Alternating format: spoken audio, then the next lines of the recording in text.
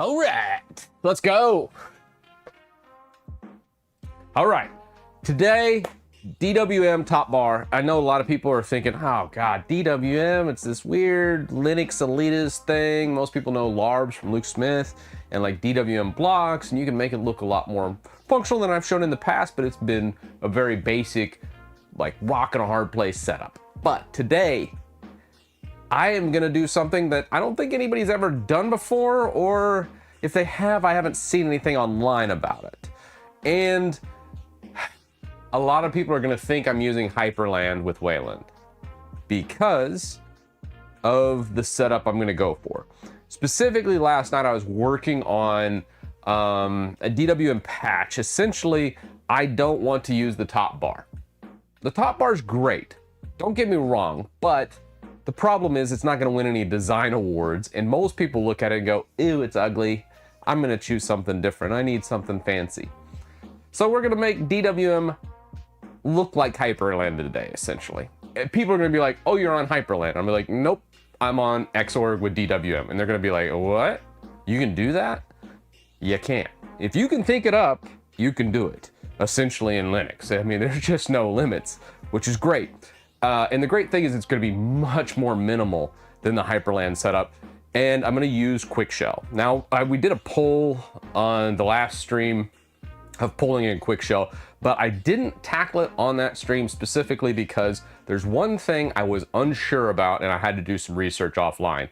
And just seeing me sit there and read and comprehend certain things, not the most engaging content for a stream, so that's why I kind of pushed it offline. Now, having said that, it was a little bit difficult to code it, but essentially what we're doing with DWM is I added a patch that will correlate what tag you're on and what applications are running. So you're gonna know, oh, there's this many applications on tag 3 or workspace 3, as many people know it.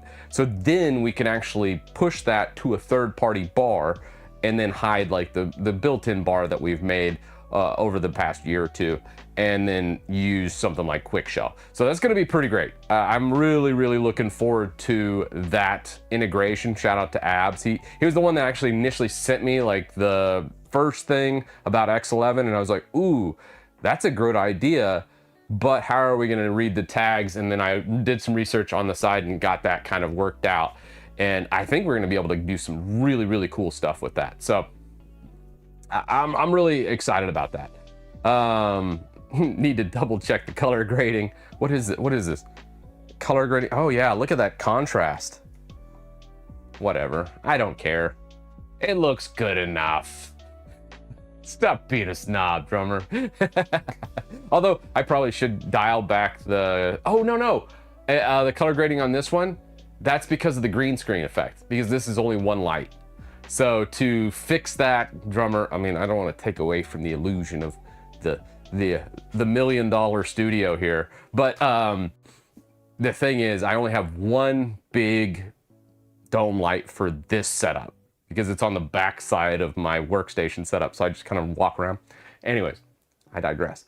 I had to like jack down the color spill so then we don't have like green screen effects like on my shoulders.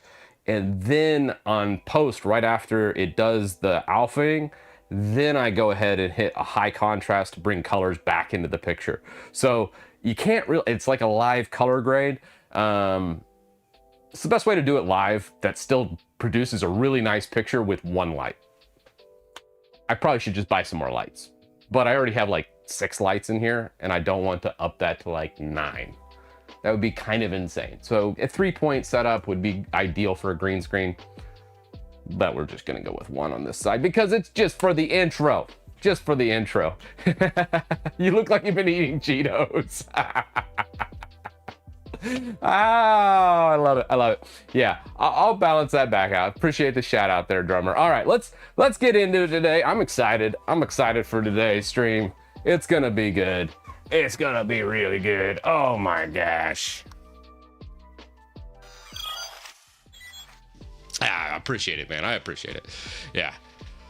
Yeah, this is the one I have most of my stuff on, so. All right.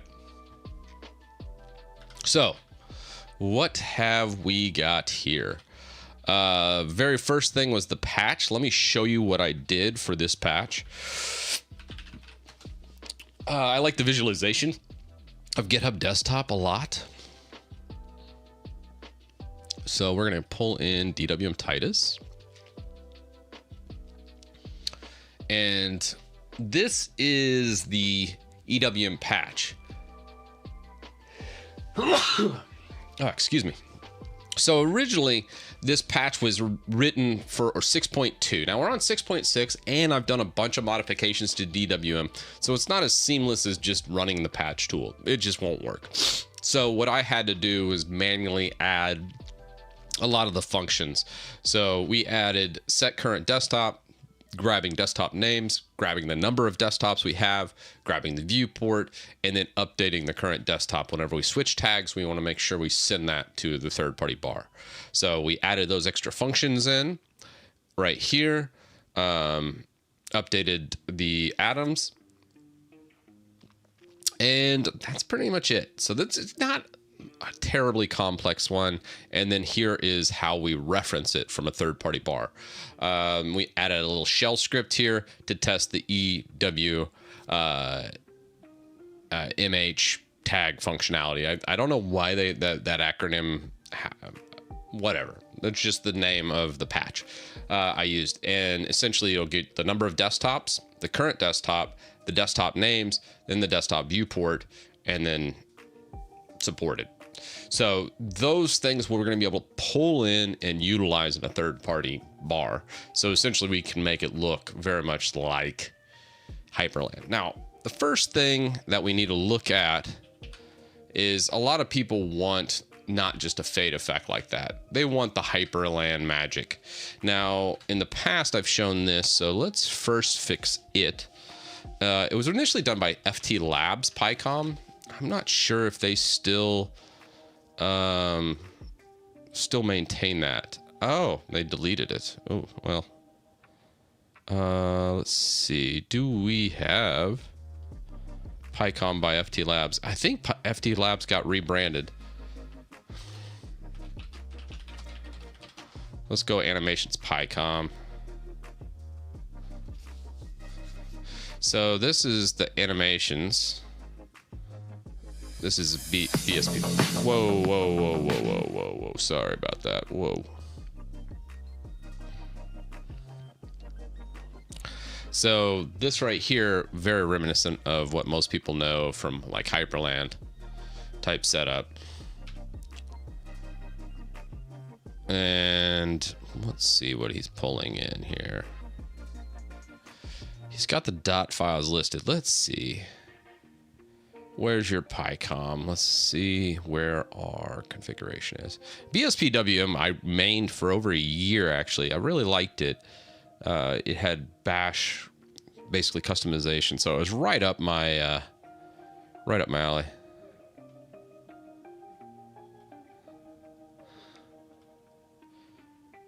Now, he says we're just using he's using the official PyCom, so maybe we don't even need to do the PyCom fork anymore from FT Labs. I think they integrated some of those animations in.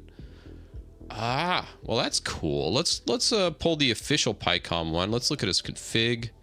We'll go to PyCom.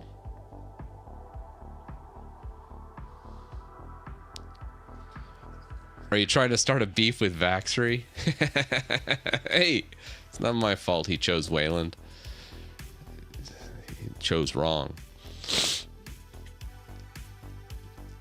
Wayland sucks. Just can't anymore.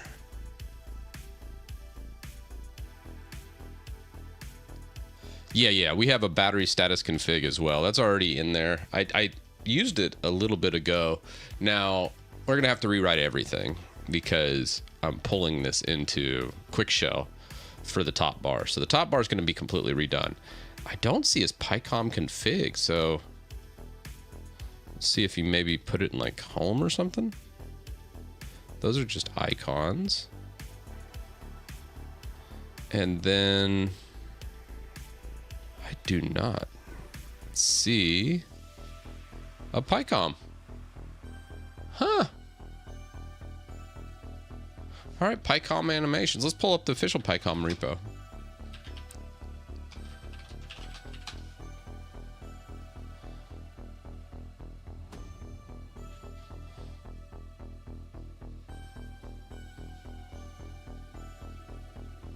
So there's the FT Labs Git, but this is, I think, defunct now.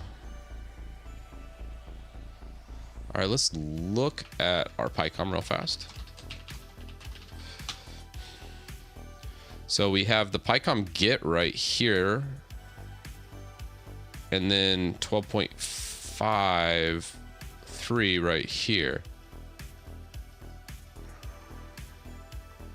I think they merged these. Well then.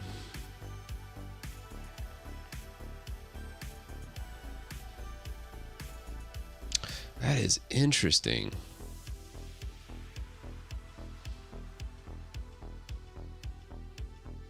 Yeah, let's see. Is Quick Shell also as solid as DWM? I mean, it also compiles, yeah. So it doesn't compile into a binary. It does read from a config file called QMLs. QMLs, this is the configuration. It's I think it's like a Go-based markup language. I could be wrong there though. Don't quote me on that. Yeah, so when we go into PyCom, where is my PyCom? Do we see, there's PyCom config. So here's shadows, fading. You have transparency and opacity, background blur.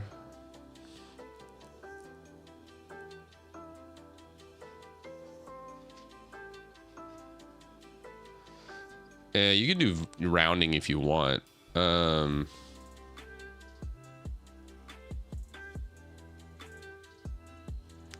Let's do a refresh rate of 0 there.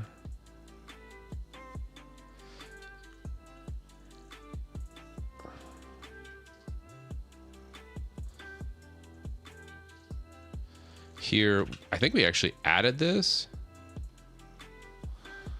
So let's just go true. So this will have more accuracy. We actually have EW, like it just is enhanced window management support now. And how this differs from Wayland too, just for those that don't know, PyCom's the compositor, and technically Hyperland's a compositor first, window manager second kind of thing. So Hyperland's like this big project that incorporates all these things, where in Xorg, most of those are very much more compartmentalized and modular. Also quite a bit smaller in my experience.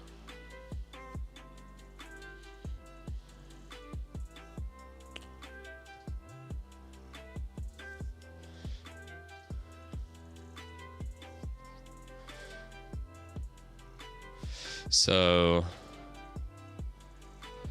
we actually want to leave that false because we want EWMH to be detected and used. So there's quite a bit here, but I think really the thing I want to try, and I don't know if this is going to work, but let's just do positive. Paste. Oh, no, actually. Just go animations. Copy.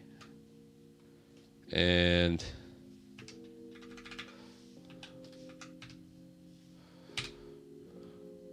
all right. So if we're here, actually, let's just go visual.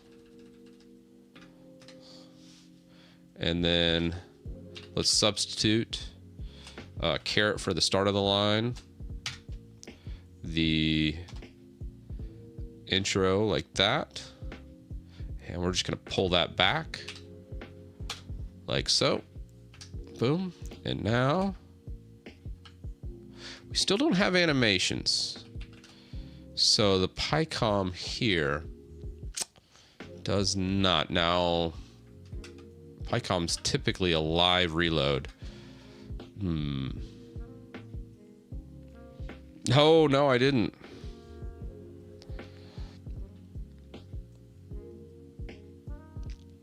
QML is a markup language within Qt itself. Thank you, TSS, for the correction there. Yeah, well, we all kind of knew Mozilla was kind of circling the drain after Google had to pull its funding. Like, I think 60 or 70% of all Mozilla funding came from Google for exclusivity for Google search at the start menu. So when Google pulled all its funding because of an antitrust suit by the US government, they had to find a short. I mean, we're talking, imagine you're a multi-million-dollar company and then 60% of all your revenue just evaporates overnight. It might have been 70% of the revenue. It was a lot of Mozilla's revenue. So I don't even know how they're going to make it. I imagine they almost didn't die, but are in the process of dying, I think is the accurate term. I don't think they made up all that shortfall. And we're just going to see the fallout. Once they can't pull any more debt for the business, I'd very much think they're a zombie company at this point. And their inevitable demise will happen. So if you work for Mozilla now, I'm sorry, but you're not going to have a job probably in a couple years. Just business. But that's why I also don't want to use Firefox or any Firefox forks. And I really hope my biggest hope, the best case scenario for this outcome is not whether or not Mozilla will die. It will. Spoiler. The thing that I hope is they hold on long enough for Lady Bird to get more maturity and Lady Bird being able to take over that secondary spot. I really hope that happens. And that's what I'm like, fingers crossed. I really hope that's the future. I think much brighter than what we got. Opera Air. Oh my God. What is that? Do I even want to Google this? Oh, gross. What? First there was Opera GX and now there's Opera Air, introducing the world's first mindfulness at its core. Is this an April Fool's joke?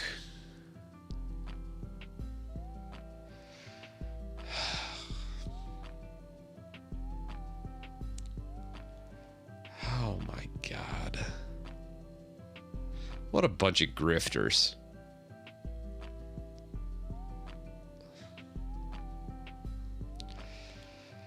It's like they just smoked all of the devil's lettuce and then just like, let's do Opera Air. Oh my God. Awful. More like an all year round joke. True. Oh God. AMSR bar, they might. I mean, KOK, you probably could get a job working for Opera. They probably would do that if someone mentioned it.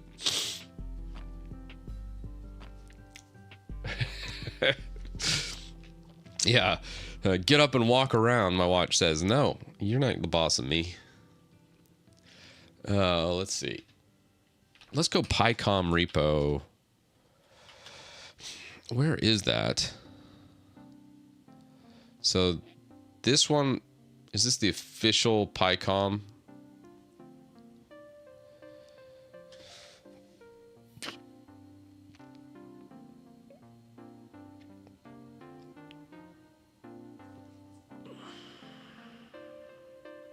Now, I'm kind of curious. I think they added the animations in the official PyCom. Let's see what their website looks like. I never even knew they had a website. Yeah, a little basic. That's okay. Basic's good. It looks like they just gave us direct information. That's all we need, right? Animations. Boom.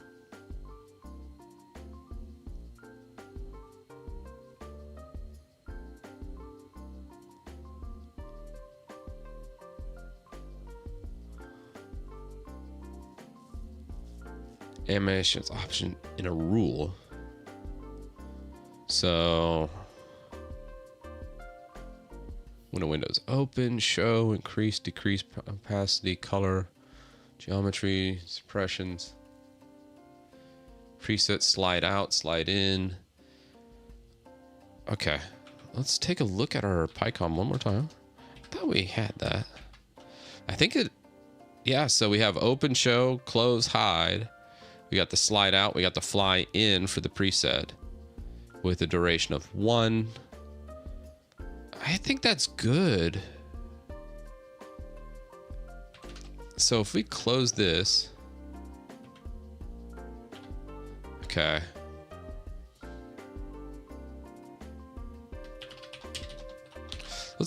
Let's kill PyCom. Let's do a no hup PyCom ampersand. Not no hub, no hup. No hang up symbol. Oh yeah. That's a little bit excessive on the animations there. Yeah. That's a little crazy. Titus is a mad scientist. Yeah, well. Oh, man. Caleb, what's happening, man? Thanks for the prime. Yeah, a little bit on the slow side. A little... just a hair razzle. Yeah, let's fix that. That's a little excessive. Good night. Let's go, what are you thinking, 0.2? Yeah, let's go 0.2. Yeah. So...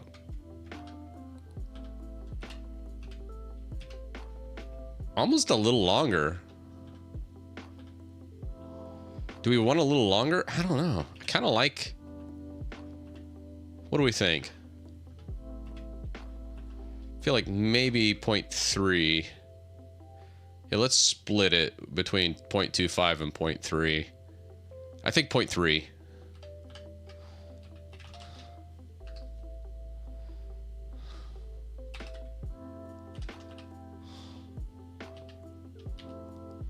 Let's replace that.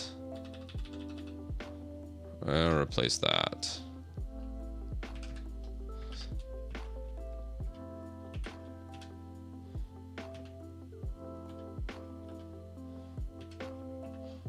Oh, weird. It's a little different. Huh.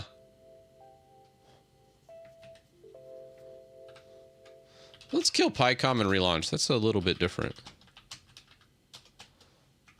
Let's just do another no hup. Yeah. Yeah, I think the changing live reload's a little dicey. Yeah, that feels good. So if you're here, let's say you pull up another browser window. I think 0.25, honestly.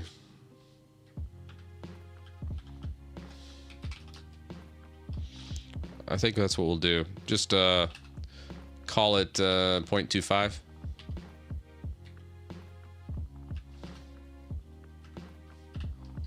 Let's go 0.25.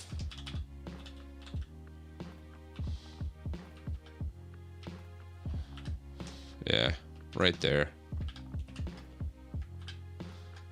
Yeah, it kind of breaks itself from all the live reloading. I have autosave on in NVim, which I'm like, I think I should probably take autosave off, but then I get in trouble when I don't have it on, so it's like, ugh. All right, yeah, that feels good. That feels good. All right, cool. So now we got some animations, a little flair for the younger crowd. I think that's good. We don't want PowerPoint presentations.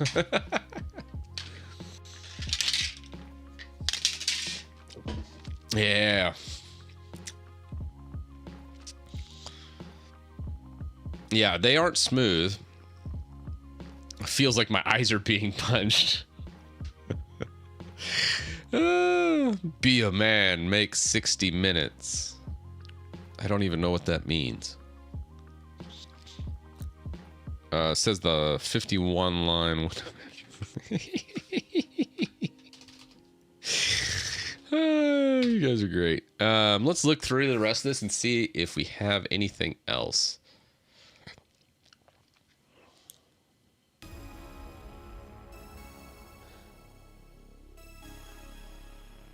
Fading.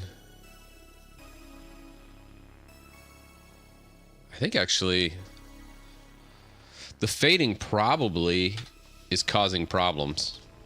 I probably would go fading false, and then you don't have the fade in and out. It'll just slide. So I think the fade kind of takes away a little bit of it. So let's remove fade. Try to detect window managers. Detect rounded corners. Right now, I kind of have it there. We did add the EWMH last night. And then let PyCom repaint at almost every 1 refresh rate second to boost performance. This should not be used with vsync, DRM, OPL, or OpenGL, or that. Okay. So we're using GLX.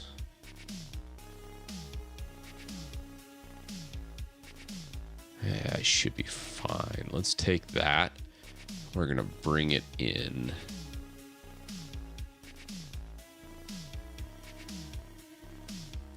Oh yeah. Let's work on the bar. I know the bar's hurting people. I feel like this is fine. I just wanted to add a little bit of flair to PyCom. One last thing though before we go. I kind of want to see if I can't boost performance on this. And right here to 1 refresh rate a second to boost performance. This should not be used with that. To do the vibes. Bojane, thanks for the tier 1. 7 months, brother. All right. Let's go. It's essential as SW optimization job, unless you wish to do that. Yeah. You know what? I'm going to leave it. We'll come back to it if it bothers us. And let's just relaunch PyCom one last time. Yeah, cool. All right, the top bar is the next we're working on. Let's pull up DWM. Now, I already kind of got this. We'll pull up our roadmap. I kind of already got this going. So we got the EWMH tags. I worked on this offline last night. Got those in. So now when we have a whole bunch of things open, I can come into DWM. And then I think we have a script. We can go test tags. So the testing of the tags looks like this. That's not working. Not found. It was working last night. Oh, wait, I got to rebuild. Oops. 1 second. I think we're still working on the old model, so hopefully this doesn't break things into a billion little pieces. We're about to see if I did it correctly or not. I think I did. All right, and I'm going to reboot anyway, so we get a nice clean launch.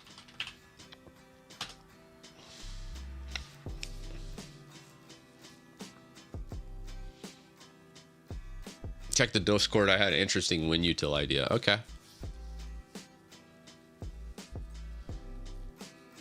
Make the animation 60 minutes. That'd be great. He'll be here any second now. I'm actually replacing my primary capture card too. Right now, my capture card doesn't have any pass-through capabilities, so I'm limited to 60 hertz on my monitor, and I want to say. People say specifically that the higher refresh rates when you're looking at a monitor help prevent eye strain. And a lot of people are always like, "Oh, you look so tired." I'm like, I don't know, maybe it's my monitor. So I switched out my monitor, got rid of the old Fire Legend. We got a decent Samsung now with a decent refresh rate. Still pretty cheap monitor, only I think about $100. And then we're gonna switch to the pass-through device. So then the refresh rate will go from 60 to I think 180. But we'll see what X-Randar gets on that. We got to update Plymouth too, because people are going to be like, "Whoa, what the hell did you do to Omarchy?" It's not looking good. When are you dailing Mac OS? I usually do Mac OS on Wednesdays when I'm at work. Like, you can't beat the portability of the MacBook. So whenever I'm traveling or doing something like that, the MacBook's great. I also use the MacBook for video editing using Final Cut. I really like Final Cut.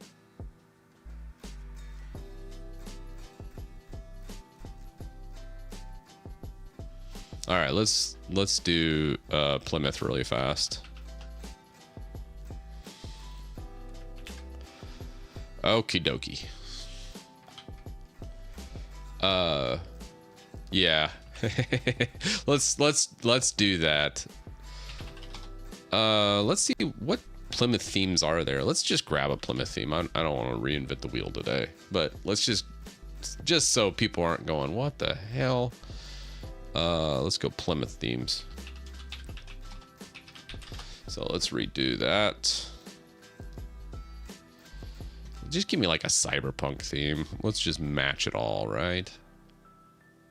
I like my cyberpunk.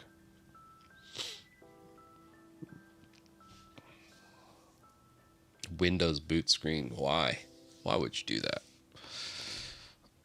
Why would you do that? That's insane. All right, let's go to the next. Come on, give me something pretty. Oh. Gross. Apple. That's worse than Windows. Don't be putting that on my system.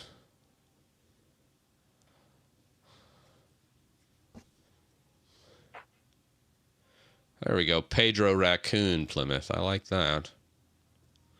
Zeus Goku. Oh, man. We'll end up making something. But for today, we're just going to pick something really nice.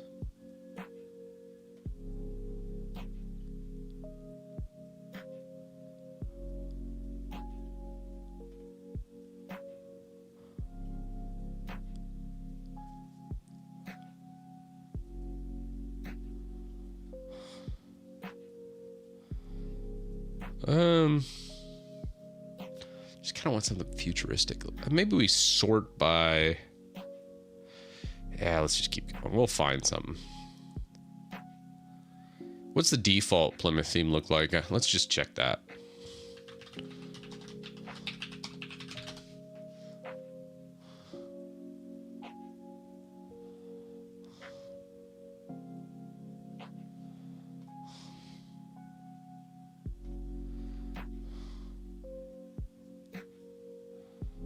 Oh, that's cool.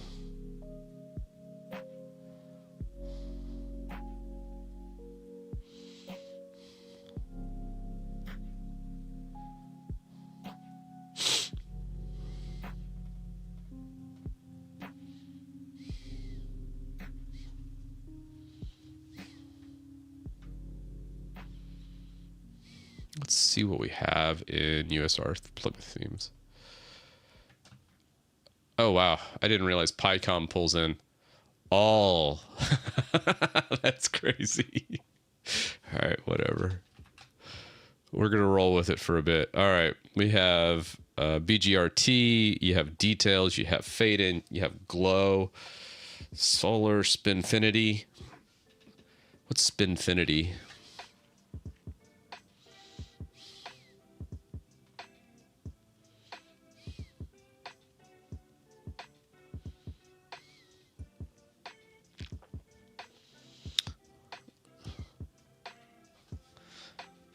Goodness of randomness.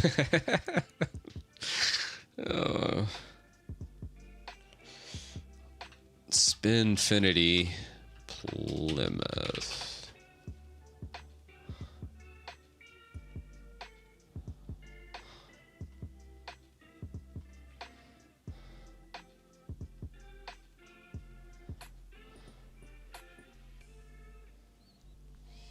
All right, let's give it a whirl, I guess.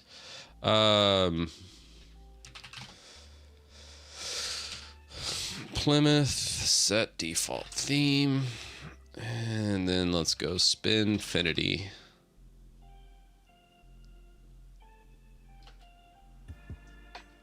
Sound good?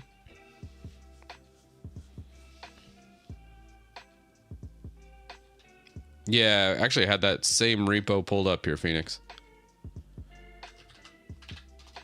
Let's just see what that looks like now.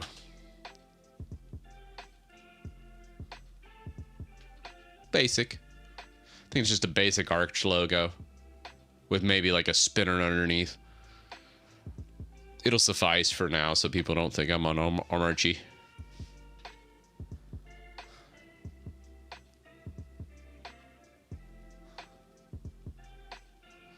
Oh God. Rux. Oh man.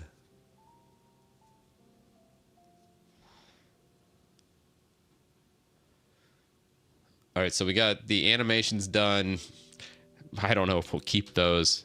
We're gonna rock them for a little bit just to add some panache. Now we should have at least some kind of Plymouth theme. Now we'll go. All this needs to be fine tuned, but really we're just trying to knock down the big things today and get that top bar.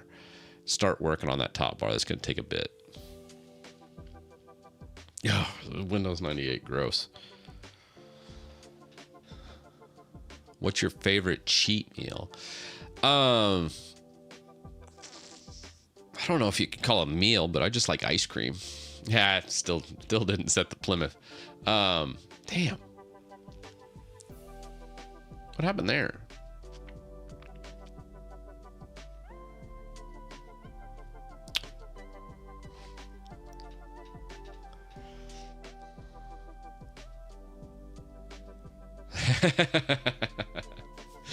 Yeah, we'll delete the Omarchy reference here.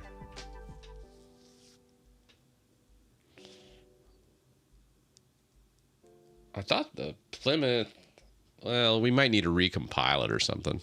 Let's delete the. Let's just delete that. Let's go into USR share Plymouth. Okay, so CD themes, sudo remove Omarchy. Just RF that. Let's go back, sudo invim Plymouth defaults. It says BGRT here. Maybe that got edited. Let's look at that.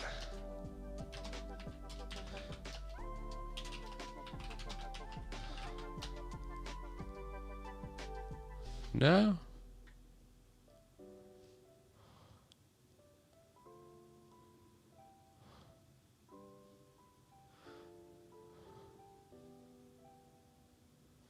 Just double checking, making sure.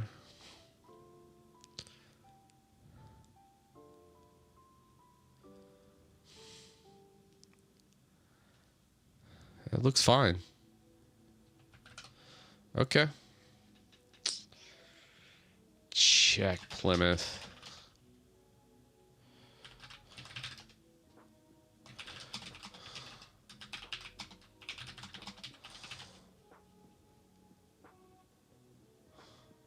Pre-ordered Battlefield 6. Ugh. Never pre-order a game, man. Not in 2025. Absolutely. Spinfinity. You have 10 available themes. Great. So, if Plymouth is set and it's still saying Omarchy, why? everything shows Spinfinity.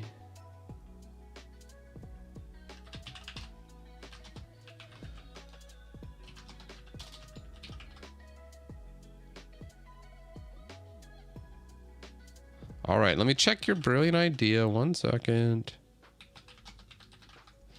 Just double checking all of this to make sure. Yeah, it looks fine to me. All right, let's check your idea.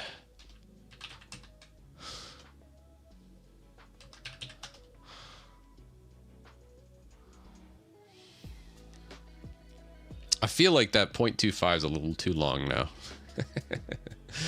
All right, let's see what we got.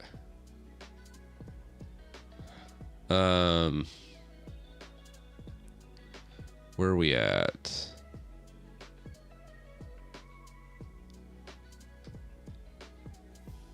General. Okay. What do we got?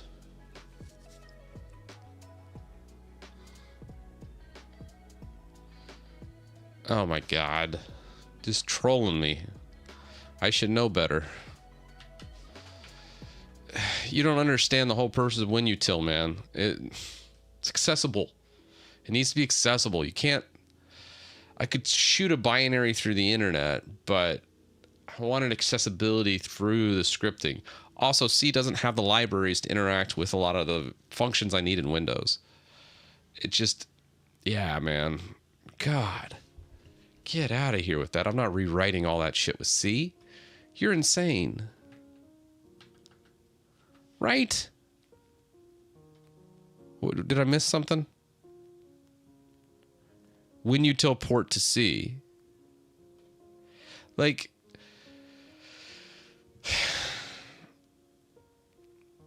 No. Absolutely not. Like, there's so much I need from Windows, specifically PowerShell. Like, how are you going to interface with the Microsoft Store with C? You are crazy, dude. Absolutely insane.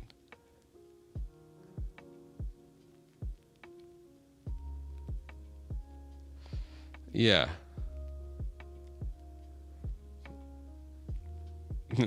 C++, a nightmare getting the UE, especially with Win32.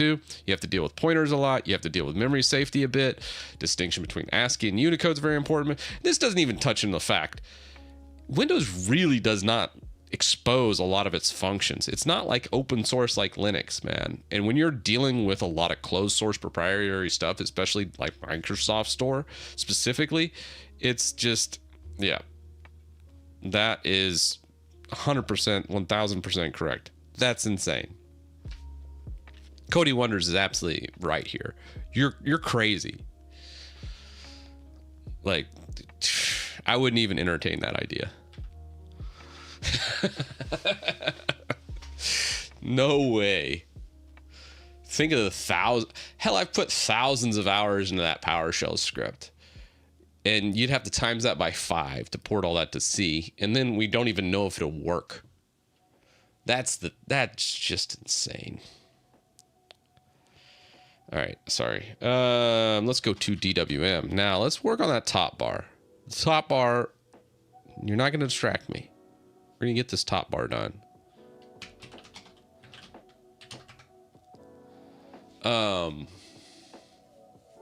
Probably config.8. Oh, we need to test the tags. First off, tags. Perfect. Okay. I didn't recompile for this system. When I tested and built out the EWMH implementation, I did that specifically on my inside system. So you can see right now we have relevant atoms are now supported. We now have viewpoint. We also have desktop names. We also have number of desktops. So with this information, we can now use a third-party bar. And then you're not... So there's a lot of different ways. Like when Luke Smith did it in LARPs, and he used DWM blocks, he was using, I think it was polling, IPC polling. And it would...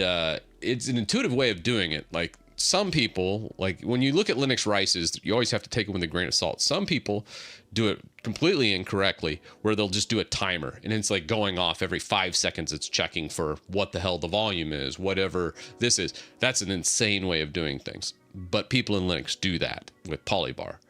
Don't get me started with Polybar. We're not using Polybar. Then the DWM blocks way with Luke Smith, how he did it, I want to say it was like IPC polling. So it would poll when it needed it, and then it would request the information. It would get the information back, and then you're good to go. This is a great way too. So Luke Smith did a good job with how he did LARBs, but I wanted to take that a step further. Instead of having to get the request back, a lot of times you could just look at the information directly. So that's what the whole point with EWMH implementation, or the tag implementation, is it will just always display that information, and that way you're not have to constantly pull for it, and you can just see it, and it's exposed to like quick shell. You could also use this same implementation in Polybar. You could use it in a lot of other ones and vastly improve your scripts. So it's a great patch. The patch hadn't been updated in a long time, so it did take some fiddling to get that going. Yeah.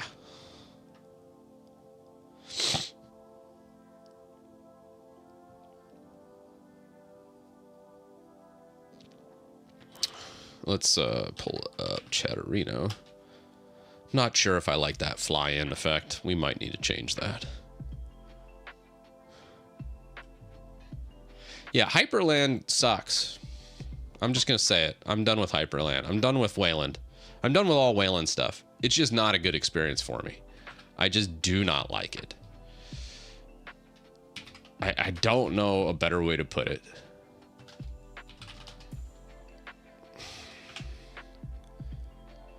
Let's bring that down to 2. Oof. It needs to be cleaner.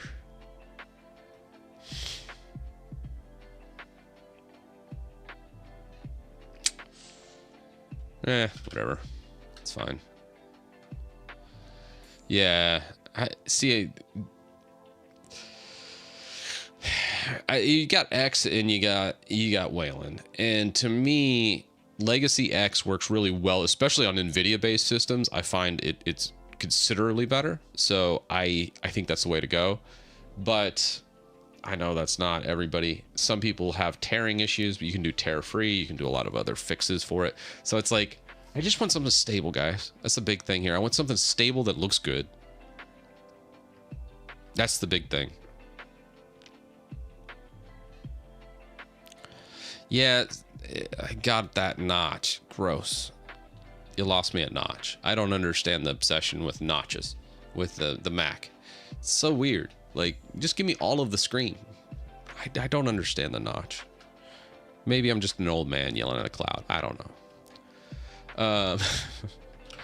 All right, so with that, let's just kill our bar at the top. So we're gonna get rid of the bar completely. Let's go config.h. I think instead of rewriting any of the C code, we can just simply disable the bar.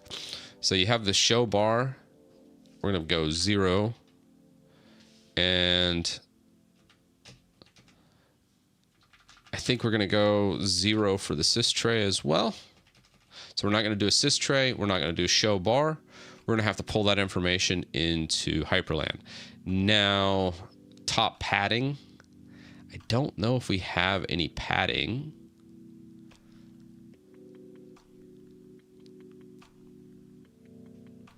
Right now I don't have a border.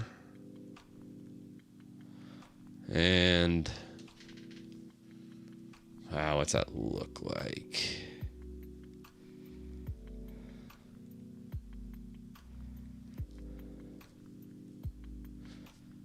That's okay. I think we might need to patch in some spacing at the top.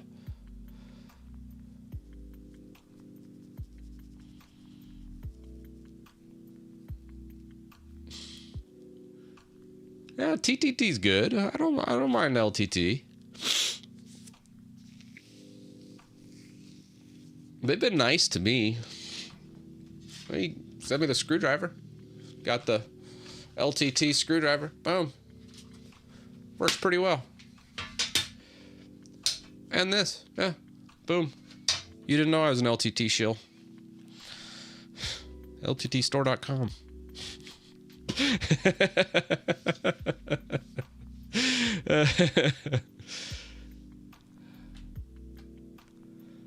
Yeah, it's a good screwdriver. I don't know if it's worth $70. I would venture to say you can probably get something a little better for cheaper, maybe. But damn, it works. It's good quality, and if you want to support them, it's probably going to be the best screwdriver you get. It's a lot better than the crap I had. That's a kind of a low bar. I was just grabbing like the cheapo, like cobalt stuff from like Lowe's and Home Depot's brand of screwdriver. So take it with a grain of salt. Probably should have invested in a legit magnetic screwdriver set way earlier, because as soon as I'm like working with like tiny screws on certain devices and I'm using that, I'm like, yeah, I should have not cheaped out all these years, because I can't tell you how many times I would sit there hunting for a screw after I drop it in the motherboard, and I'm like, why didn't I just buy a magnetic screwdriver set earlier? I'm such an idiot. God. All right. I think this will work, but I don't think we're going to get the spacing we need. So the windows are going to overlap with Quick Shell. It's going to be fine. We're going to be able to still work on Quick Shell while we do this. So let's go quit, and we shall relaunch. Perfect. So now we got a nice little blank canvas to work with.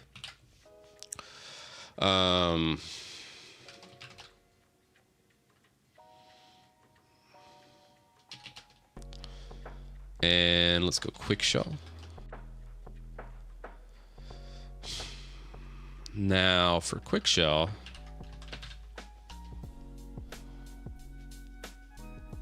I think we're gonna have to omit Rofi from that PyCom too.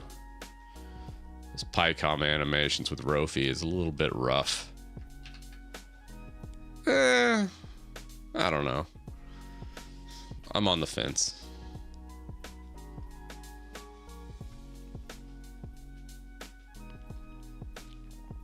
Let's open up old DWM.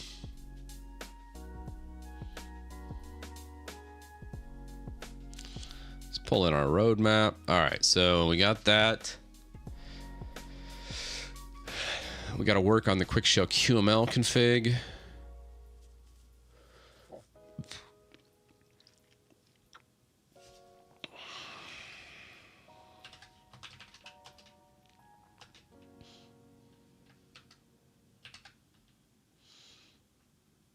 And where?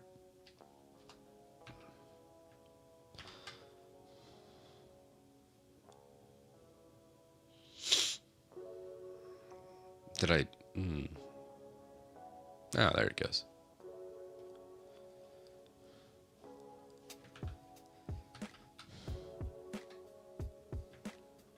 Why does your wallpaper look like an old LED panel? Well, here. What do you want? There, let's get you some mountains, so it's not so awkward. Is that okay? Is that good? I just prefer the Nordish theme, and I've got to work on theming too, so that's on the to-do list. Okay, we might need to come back to Plymouth. I think we set it.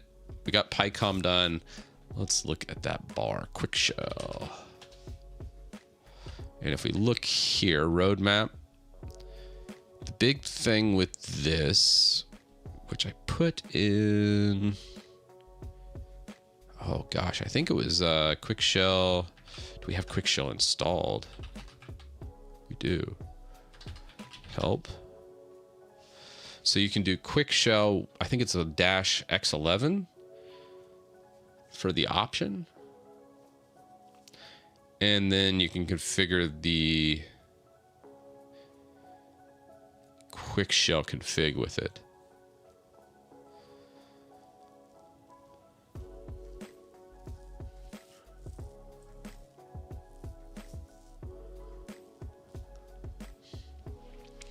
You can also debug it.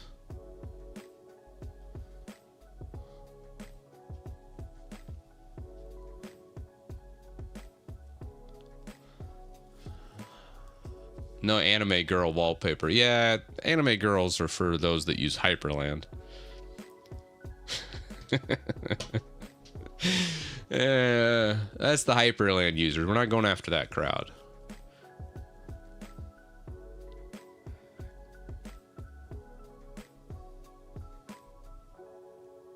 Oh man, where are we going here?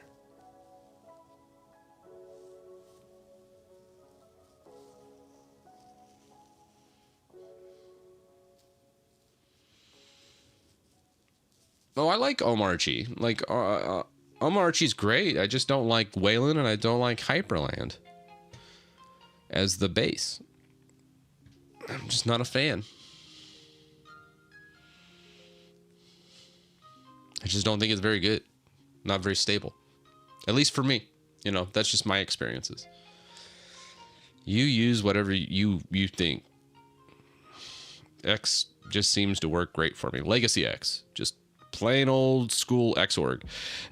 So when people say X, I don't know how this got to be a political thing, but I looked at X Libre. I am not certain this is a legit product. Like, so he cloned everything from Free Desktop, but these commits are kind of insane. Like, look how much he's committing to the master. Like, what's going on here exactly? Like, does he sleep? And it's just mostly just the one guy. And he's doing just insane amounts of pull requests, like pull request after pull request. So, like, to use X Libre, you'd have to just be an insane person.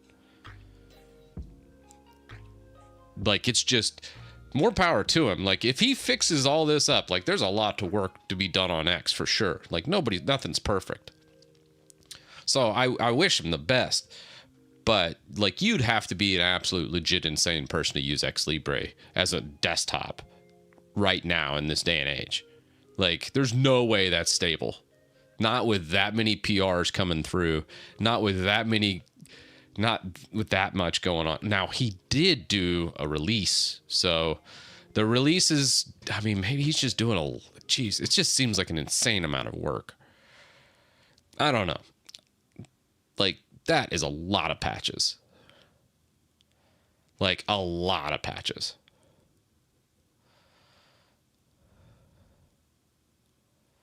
Like, look at that. But the thing that kind of gives me pause is we don't have very many contributors. It's just Metux, Stefan, Metux, Stefan, Oni. And, like, that's been most of the releases. It's just been one or two contributors. So, like, you'd have to be a legit insane person to use this as your daily driver right now. But we'll see. Like I said, I wish him luck. Good luck, man.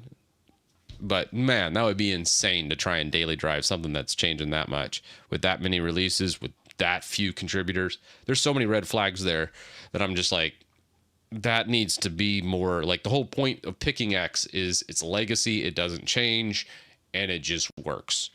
So that's my problem with X Libre right now from a usage standpoint. All right, quick shell, Chris. All right, here's quick shell. Let's go documentate. No, let's go install. All right.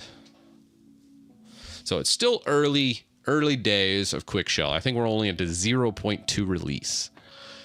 So we're not even close to a 1.0 release yet, but I'm really impressed with it so far. And I've just loved it. I don't know why I love it, but I love it. It feels right.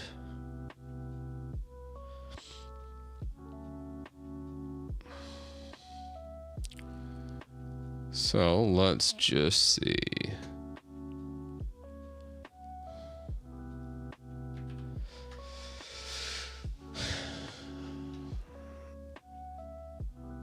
Default will be assumed, and default is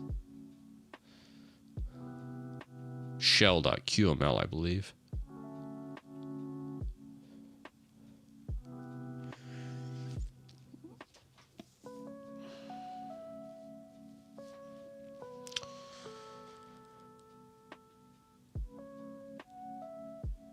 Yeah, I was using Wayland last time I poked at Quick Shell. Now, I've never used the X11 functionality here.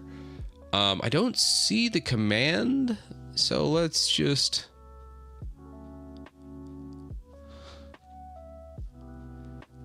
go Quick Shell. Let's point it to our QML. Let's see what we get for first run at it. This is currently what is in here. We just have a placeholder right here for the workspace indicator. We do have to add that tag functionality for DWM so it can read all of the tags, all our desktop things. Put it in here. We'll have the clock. We'll have the volume. Super basic, just using PA Mixer. And that's it. So, and I do have an existing quick shell we might actually pull that we used in Hyperland. I would just need to retrofit it and remove all the Hyperland components and references to like the Hyperland library. And then we just use the EWMH to detect our workspaces / tags in DWM. DWM people will be like, oh, it's tags, Titus. And then other people are like, what the hell's tags? Well, they're like workspaces, but they're tags for specific workspaces in that specific monitor region, where you can have workspace 1 on monitor 1. You can have tag 1 on monitor 1. You can have tag 1 on monitor 2. So they're not universal. Tags aren't universal across all screens. You can make them universal. We haven't done that though. Like we could though. But I'm at the time, I'm kind of like, I kind of like how DWM approaches it with the multiple tags instead of having independent tags. But some people with multi-monitors are going to be like, no, I hate that. So I don't know. We might switch that around. I digress. All right, quick shell. I think it's just X11. And then I think we have to specify the config file. So dash is like a -C, DWM. Yeah, so maybe not X11. Maybe it just knows.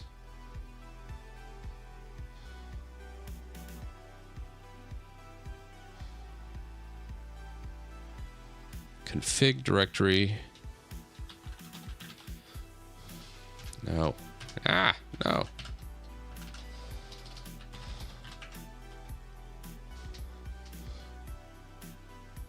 I don't think we're referencing any libraries here. We just have the Qt built-ins. So we're not referencing anything else. That should work, right? Yeah, well, the dude abides. Alex, thanks for the prime. Haven't had time to see your stream recently, but managed to view it back on Twitch. All right. That's some content. Nice.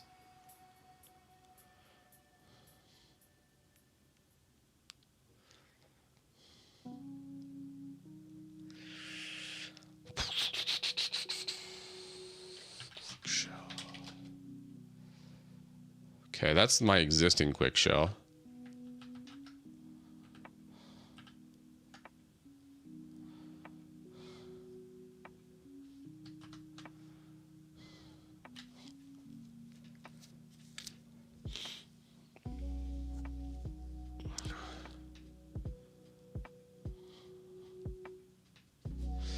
Let's see if there is a quick shell.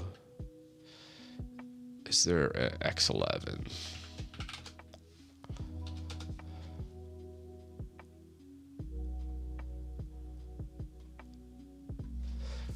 X11 Windows.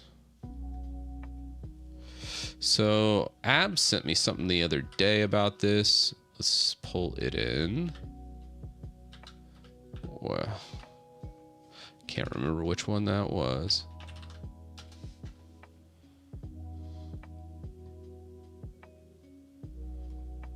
go abs. And we're going to expand that. I pulled this in as an example. So I actually didn't do any of these options that was spit out here, but I really like the idea of a lot of it.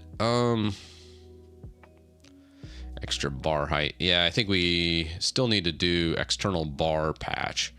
Probably should do that and then leave that spot at the bit. But I first want to try and make sure we can do X11. This one says you can just do X11. And let's see what we got. Now it said to do it before the execute of DWM, so that's kind of interesting.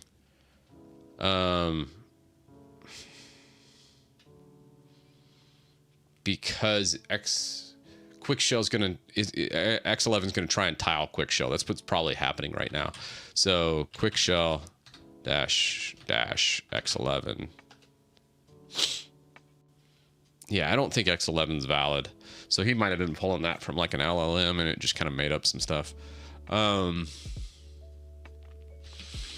as I see Quick Shell, let's just grab our current one, which is this guy right here. This is being tiled. So it has functionality. It's just being tiled. The whole thing's being blown up and tiled. So instead of that, let's start changing our DWM config.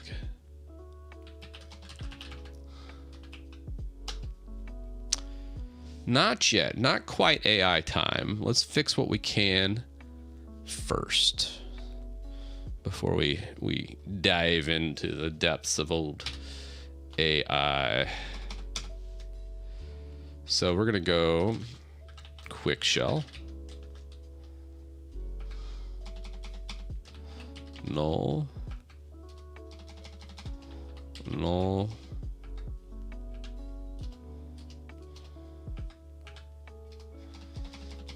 All right. It's kind of, man.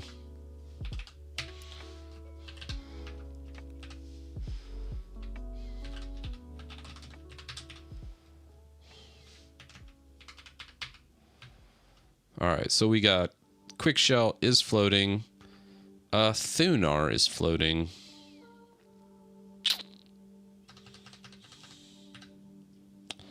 Actually, I don't want Thunar to float.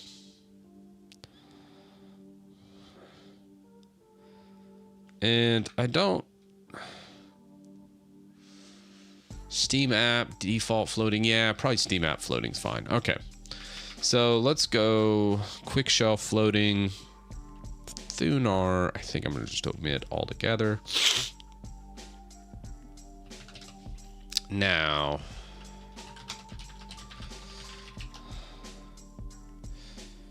And then what I want to see is Quick Shell being pushed to the top.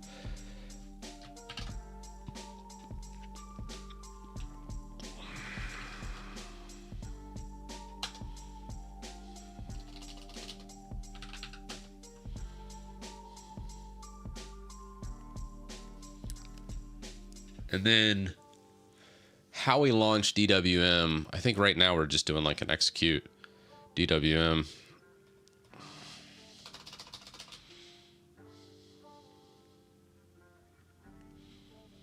Okay.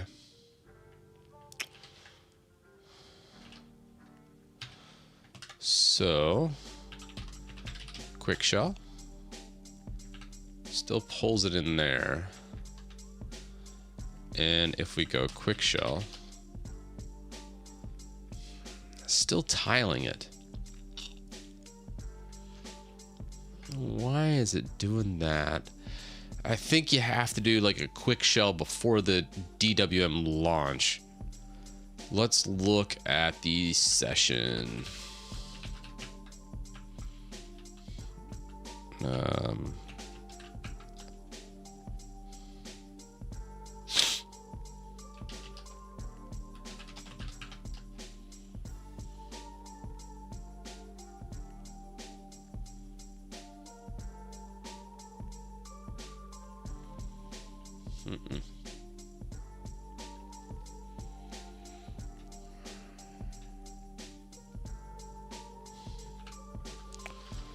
let's just see.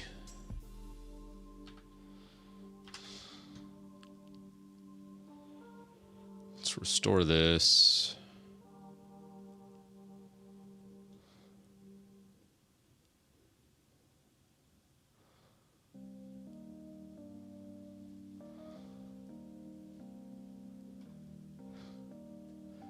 Try changing the depreciations and see what happens. I think what we need really is the...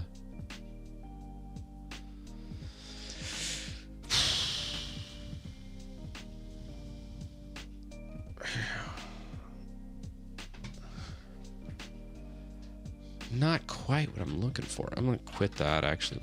Let's pull a desk card again. I think what we need to do is change the execution of DWM on the session login to be, instead of just DWM like it is now,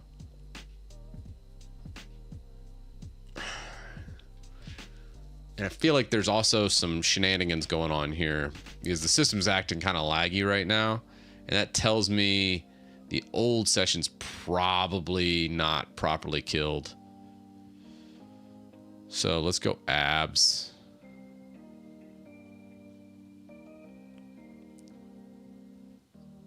And I would say, let's try to launch Quick Shell. If you try to launch Quick Shell without DWM, though, I just...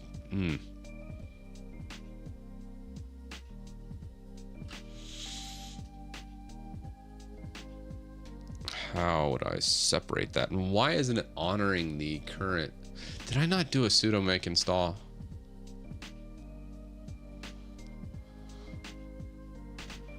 Yeah, I think I've got almost everything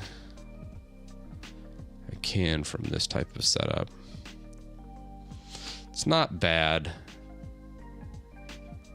I think really the big thing here, because you can't execute Quick Shell without a window manager. So setting it up would be...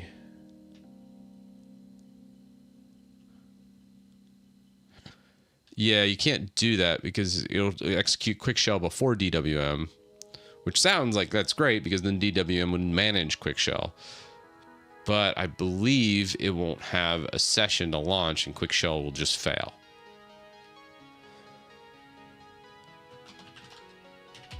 So the logic behind that, I think, is the problem.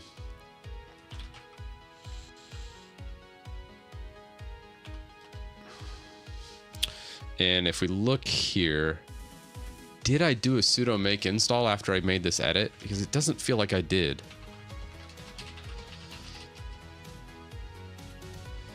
Because when I do Quick Shell, this window should be floated. Instead, it swallows it. So that tells me there's a problem there.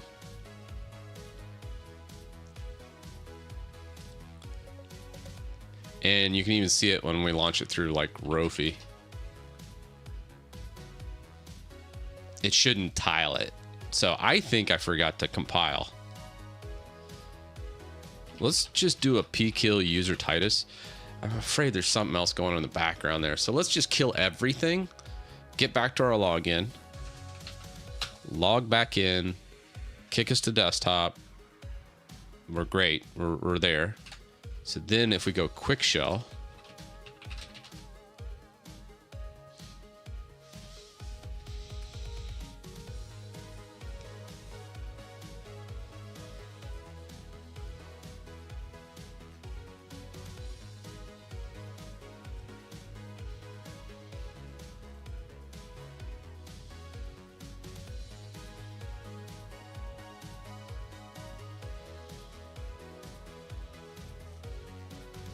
Chad WM run script. Okay, let me look at the Chad WM run script.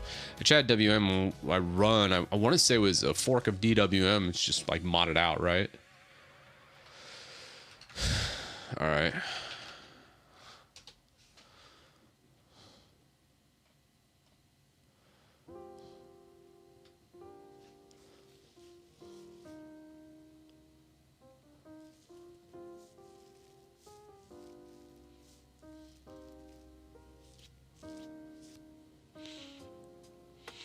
Oh, that's cool.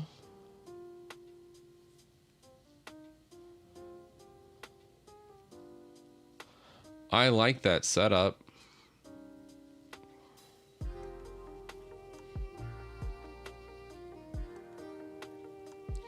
So he's doing that with it. Now, is he launching that in a session?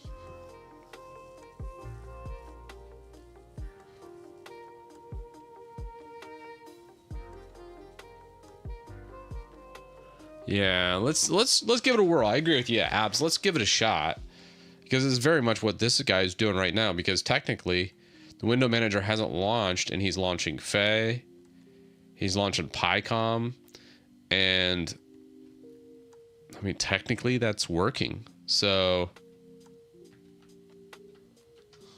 oh, don't be weird, KOK. All right.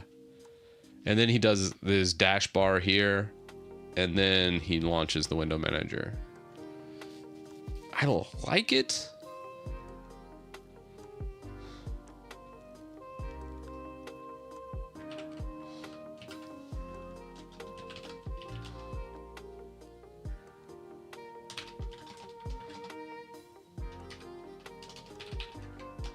So we're going to just do that as our X in it, or C.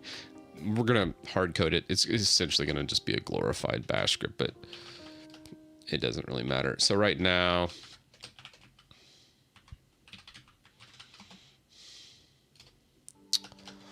let's go bin bash, and I'm going to just do quick shell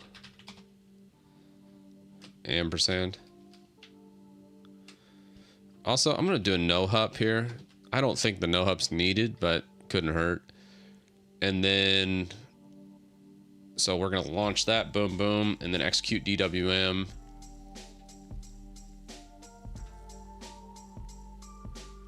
Dbus runs session. Okay, let's try that.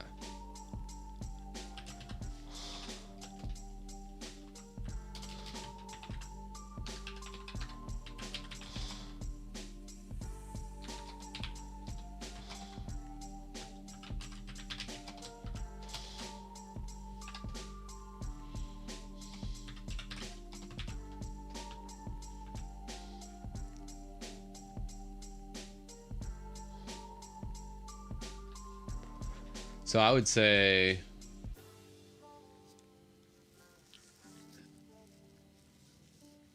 now when you're doing dbus, I think I have that launch specified in the config.h. So I have dbus update activation environment system d all. I think that's fine actually. So instead of xinit.rc, let's just specify the full path and just throw xinit.rc in there, even though we're not doing like a start x here. I think what we can do is like an nvim etc share xsesh. Oh no, etc, I'm sorry. Let's go usr. Yeah, omarchy definitely requires sudo. You got to do it on a fresh install through Arch. So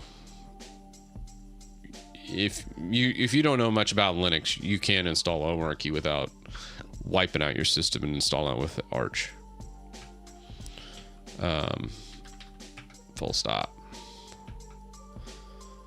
All right, DWM. And then for execute, let's go home, Titus, GitHub. Oh, you're installing through linutil. But is it a fresh Arch install through the live ISO?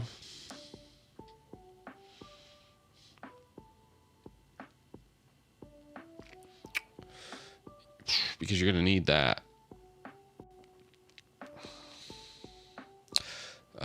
GitHub, and we're going to need to go to DWM Titus. And then X init RC. So we'll execute that full path right there. And then if we look at the X init RC here, we're doing a dbus run session. Run session with quick shell and execute DWM. All right, so it should work. Now I'll have to look at that Omark error because he might have changed it up again. They've been changing the installer quite a bit because I know they just launched 2.0. We added all the different things. I probably should just use their install of Omarky. I tried to like change some of the, because I didn't like all the bloat they added to it, but they're changing the installer so much. I probably should just modify linutil to just use the official. Only use the official. So I bet they switched something else up. And I don't want to keep updating it. So I'll fix that here in a second. Let's finish this though. So let's go pkill user Titus. It's going to kill all tasks assigned to my user. Launch me back to the login screen. We'll log in.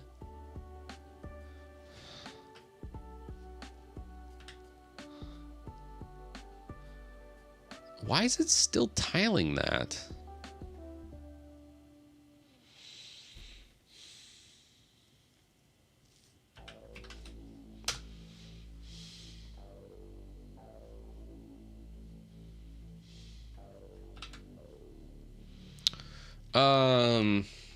X prop.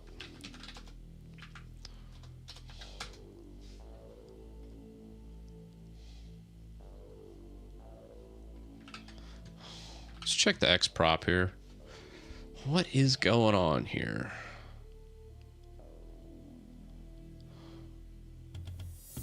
Window manager name's quick shell. What's the class? Maybe we could specify it through class.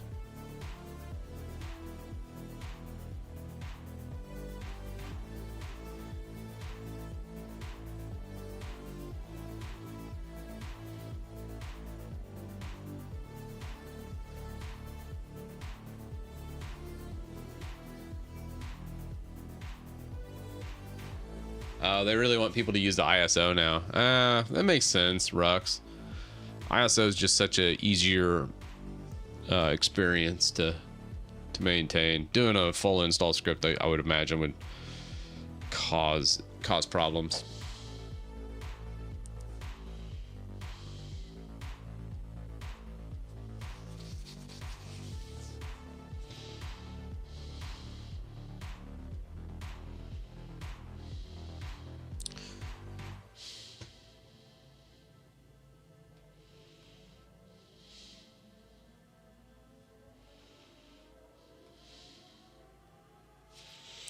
All right, I got an idea. All right, let's consult the AI gods.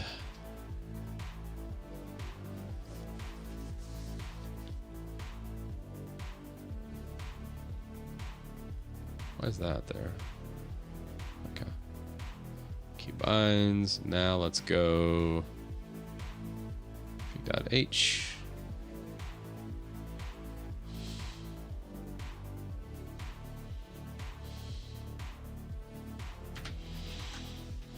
Let's go here. Let's check that. When running quick shell in DWM, I want it to be the top bar. Check the config.h and verify it will float, as right now it is tiling. Here is the xprop output from quick shell window.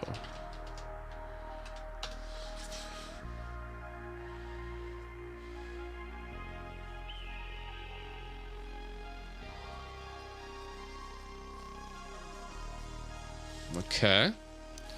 class is quick shell is floating one means, however, looking at the X output, I noticed that WM class property is not shown.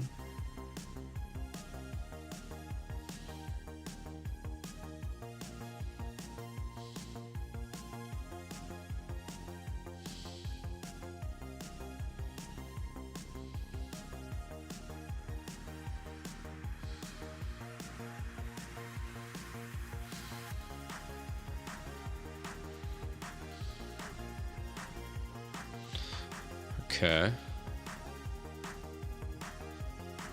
Yeah, WM class is not found in quick shell.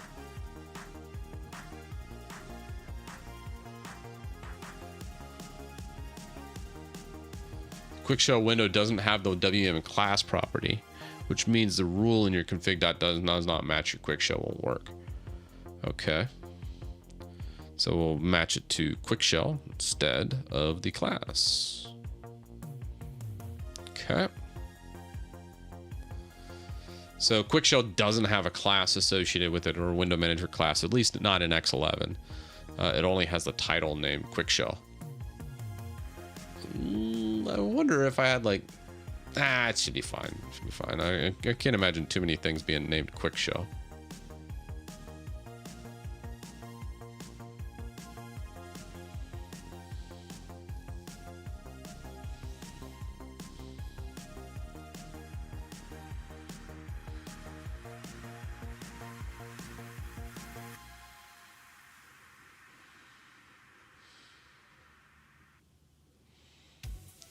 After restarting, the window will respect its net state above and net state on top properties and should appear above other windows as intended.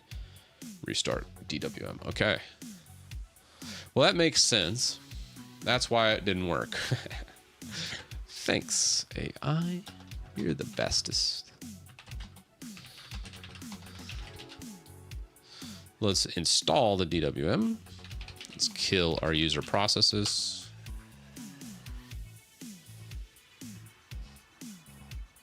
Yeah, that does make some sense. Now, oh, well, what do we have here? Ah, yes. No, actually. Okay. That's okay. We already have an all tags feature. Quick shell always needs to be displayed on all tags. There is a DWM patch where programs in tag 0 are displayed on all monitors. Make sure quick shell uses that.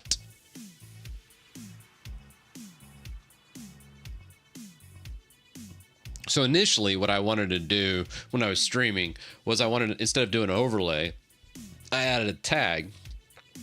I patched DWM so Chat Arena would always launch with 30% of the right-hand screen with chat at all times.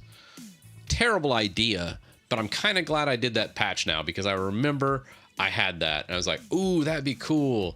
It ended up not being cool, but in this instance, I might be able to use that existing patch to fix my quick shell here, so it'll always be there. Now, what'd you change?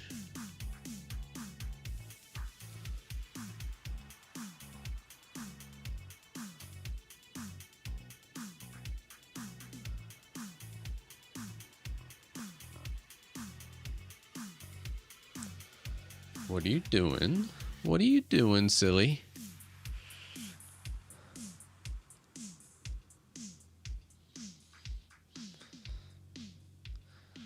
Oh, I might be thinking of an older.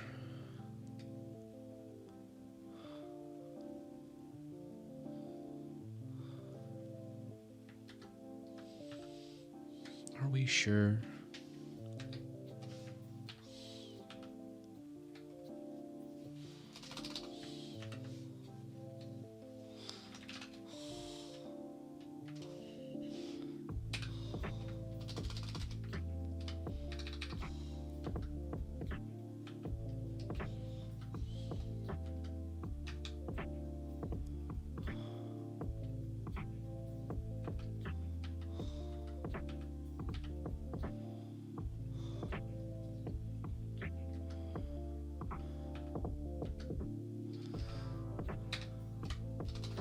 Ooh, I can't push that. Ah, it's not there.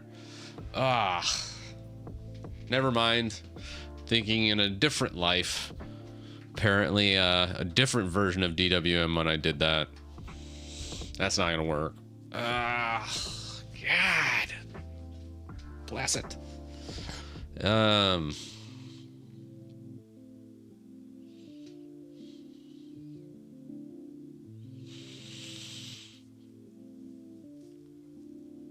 So if I do mod key shift 0, yeah, no, it just does that. Mod key shift 0 doesn't.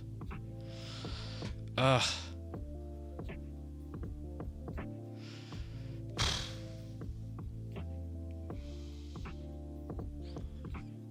think we use tag 0. That's fine. There's a better way though. Let me think this through. Yeah, I haven't accepted it yet. I'm just not sure that's the way I want to approach it. A different methodology, instead of using tag 0, we could pull I would say the window manager class, but QuickShell doesn't have a class associated with the window. It only has the title QuickShell, which I'm still not sure that's a great solution. It is a solution, but it's not exactly what I want.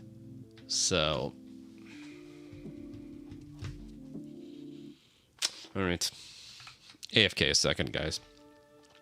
We're gonna have to take a quick commercial break, and then I shall return in 10 minutes. I'm gonna go grab some food and another drink, and we shall continue this endeavor in 10 minutes. Sound good?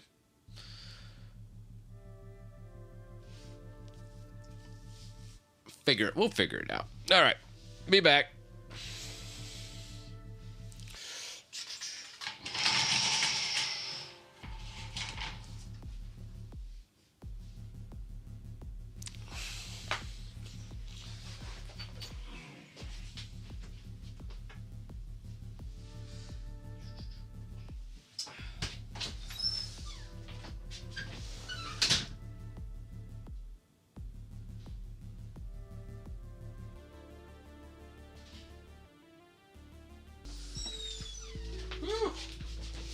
Ow, man, I thought I fixed that.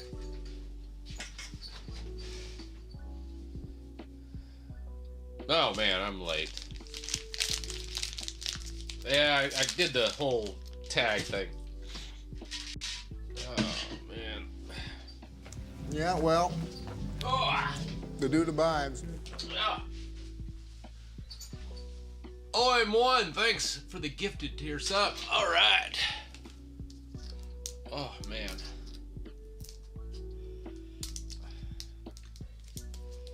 Alrighty. Let's fix this damn thing. Oh, man. Sorry I've been a little bit grumpy today, I think. I hurt myself working out Tuesday. After I did my stream on Tuesday, I was deadlifting. I pulled something. So I've just been a little bit crouchy. Oh crap. Yeah, just a little bit on the grumpy side, because I'm like, damn, my leg hurts. Oh, so I'm a little more irritable today than normal. So I apologize ahead of time. I probably should have started the stream out with that. I was just sitting there, I was getting some food, and I was like, man, I am grumpy. Jeez.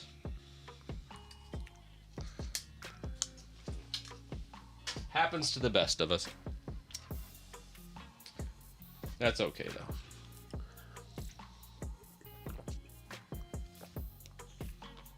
It takes longer to recover, yeah. Just part of the deal, I suppose. It's all good.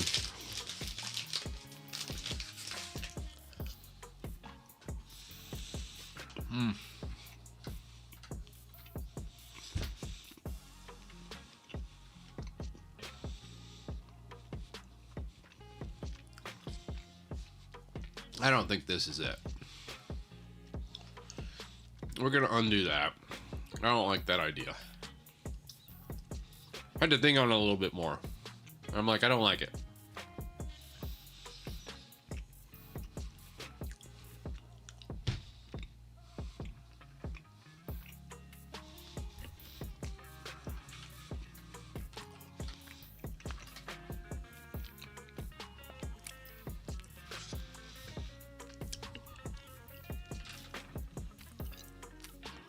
All right, I'm gonna go and look at the patches themselves. I swear there was a patch to show on all tags. So I think we put that in like a tag 0 and then have it recognize quick shell and then put it in patch 0 or in tag 0. So God, what was it?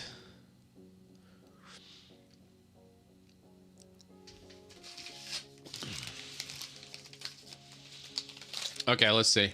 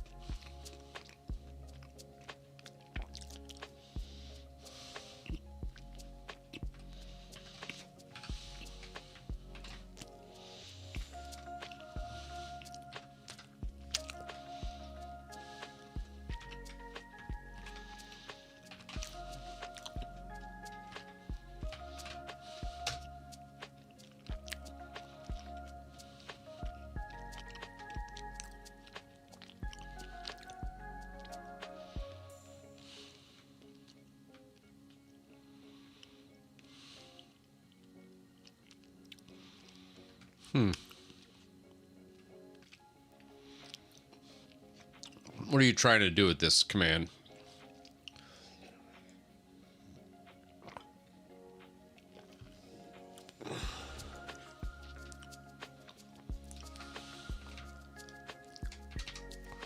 Two dashes instead of one.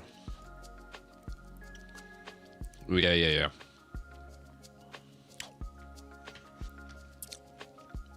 Yeah, quick shell for the name isn't like a valid argument. So like if you want to see the quick shell options here, we'll just go -- help. I imagine you're probably using an LLM to get that input. LLMs can be good for searching stuff, but quick shell's too new. So the problem with using LLMs as like a search guide, which is my favorite use of LLMs, is it's not very good with new stuff. But if it's been around for 10 years and there's tons of examples, it's fantastic. But quick shell is just too new to use an LLM. You can't use an LLM with quick shell at all. It's just going to hallucinate nonstop because there's not much in the way of examples. So it just has to kind of make shit up, which is unfortunate. I mean, a solution to that, you could just use something different, or you could just like read the documentation, trial and error, kind of hack around until we get it. All right. Always. Yeah. Which I think is what we'll probably try and do. I'll hack around on this as much as I can until we can get it all situated. We're making progress. I know it's a little slow and it's much easier just to grab someone else's work and just do it all. But when you're doing something new that not very many other people have ever done, it just takes a little longer. Just have to have a little more patience.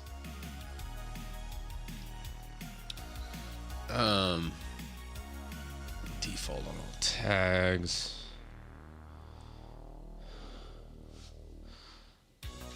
Tag. Okay. Auto start tags, blank tags, center tags.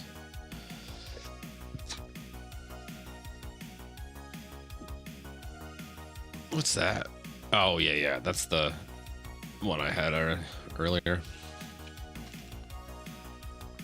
Focus adjacent, focus visible, full tag, hide vacant. Lock, move, name. Nope. Nope. Per tag, rain, reorganize, rotate, scripts, single, nope, spawn. All right. Switch all monitor tags, switch to tag, tag all. Tag all might be it. Underline.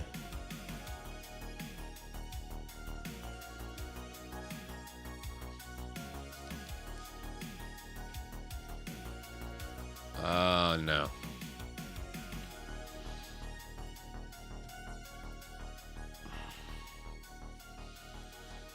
Okay. Well, we're gonna have to LLM it. Speaking of where LLMs shine, DWM has been around forever, and it's been forked a gajillion different ways. So, believe it or not, LLMs do very well with DWM patches. Let's see, what else are we doing? Dbus. I think we'd like the debut run session. Exited RC style. Changing that. And then that's just releases. Why does it keep adding key bindings? It's weird. Keep deleting that file and it keeps remaking it. Anyways. Show all programs on tag 0. Was it any bar attach?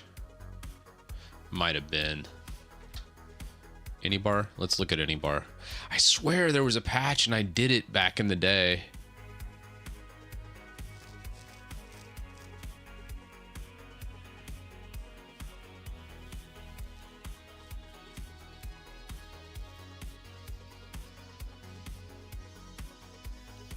Oh, yes. Yes, yes, yes, yes. Thank you.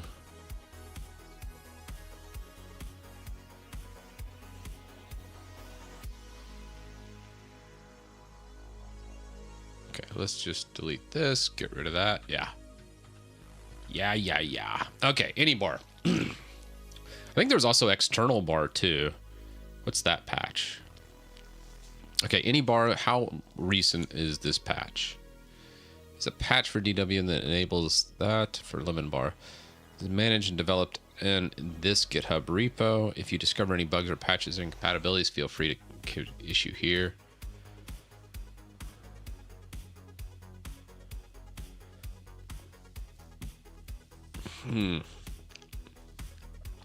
Now, this is going to be a problem with Quick Shell because there is no window manager class for Quick Shell. Again, one of the problems with using a brand new project, especially one that's not complete. Damn.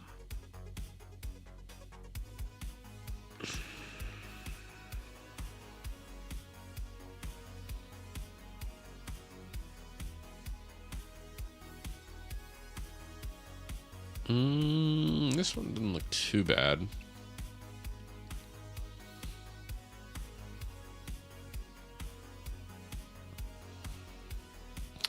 God, we could do polybar. It's been a long time since I tried polybar. What is polybar written in? If it's JavaScript, I'm going to just be like, screw it. No.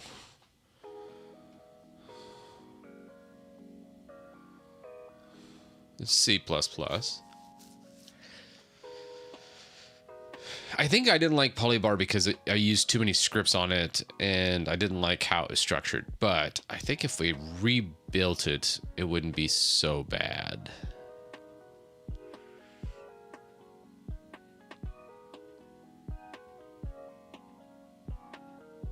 I think we can do that. What was the last release? Oh, last year. Not bad. Yeah.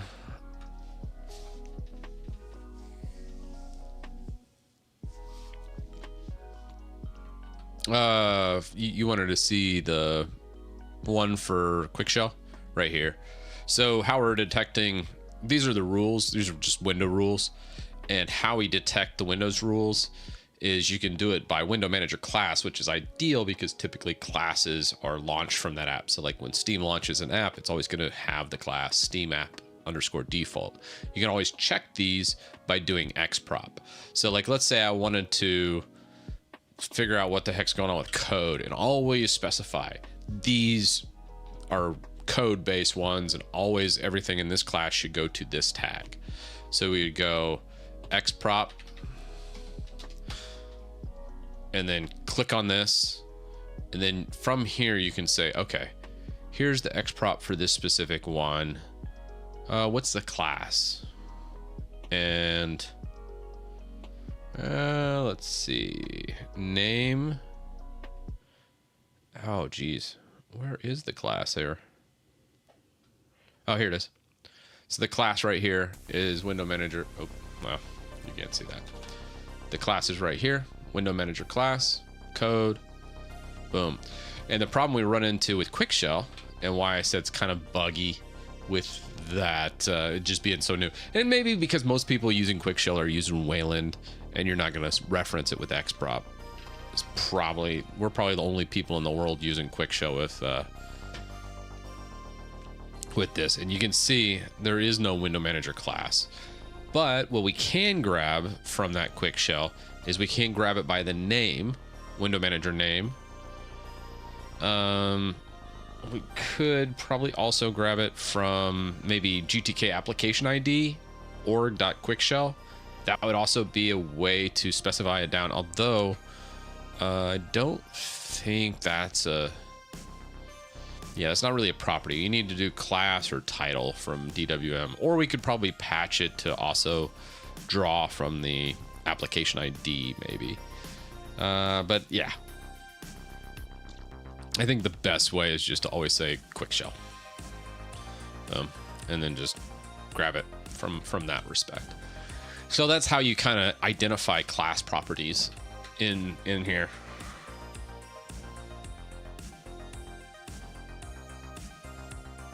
Yeah, I could do -0. Yeah, it's super weird. It's very, very weird. Again, new program. That's why I'm kind of like, maybe I'm making a mistake with Quick Shell. Maybe we should just be using Polybar.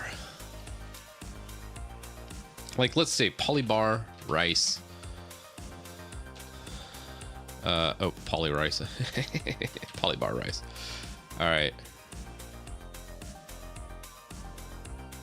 Let's just look at themes, actually. What Polybar themes are available these days? It's been a while since I looked at Polybar. Years, I would say.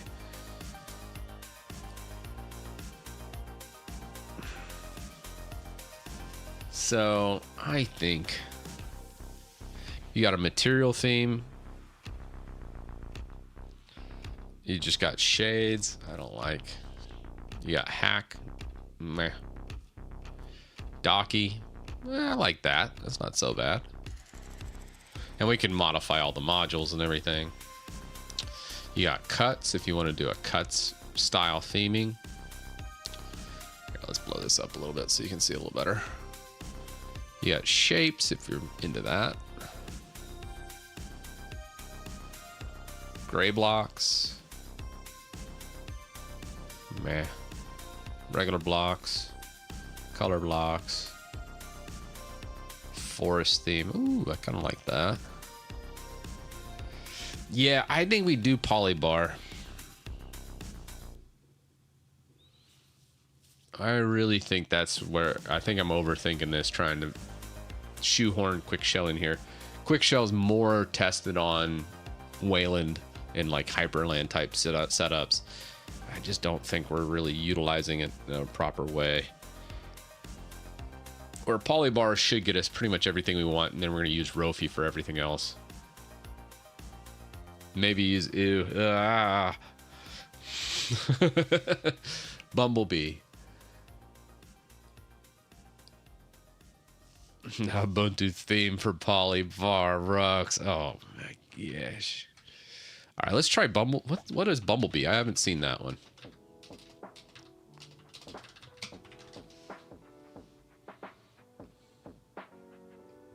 Has anybody else heard of this?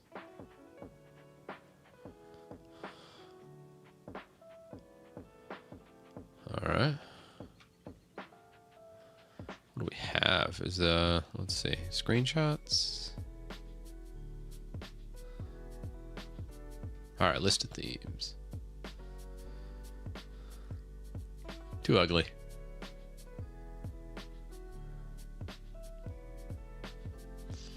No, I want it to be clean. That just looks too ugly. Polybar is what we're going with. I do like the P widgets here. That's kind of cool.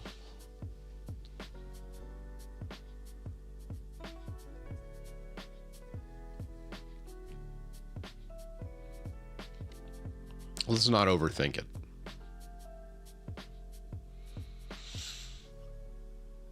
Okay.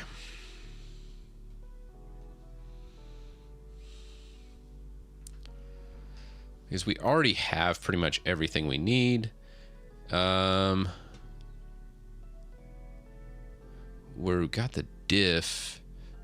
What's the repo? Let's see what the last one we got. 4 years ago. Okay, so yeah. 2021.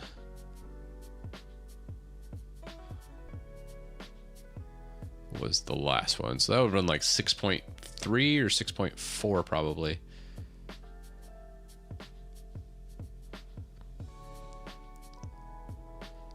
Let's see what the patch looks like. So you got the anybar, polybar, tray fix, diff 12. Okay. Let's grab that. And then what we can do with polybar, I don't think we'll get rid of this whole janky setup here.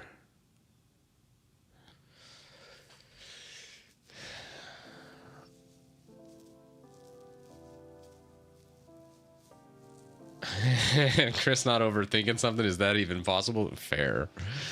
It's written in Python. Yuck, Python for that is so inefficient. Python's inefficient for everything, but it works. That's the thing.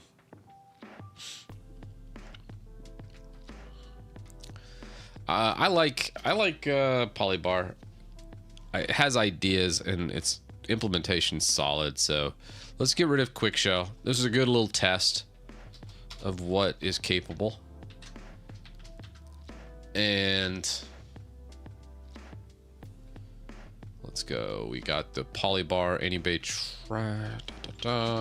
S Polybar. Let's just grab Polybar. Perfect.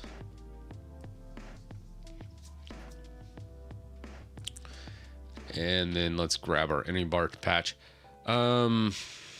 Let's see. Maybe we get lucky. Usually that doesn't happen.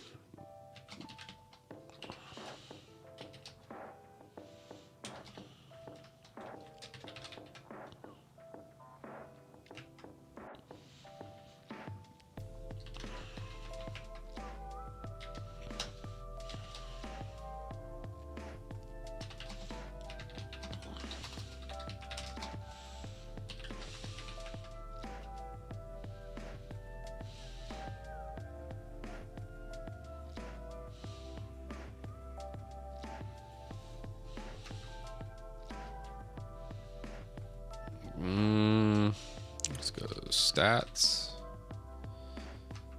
Oh, stat. I think it is.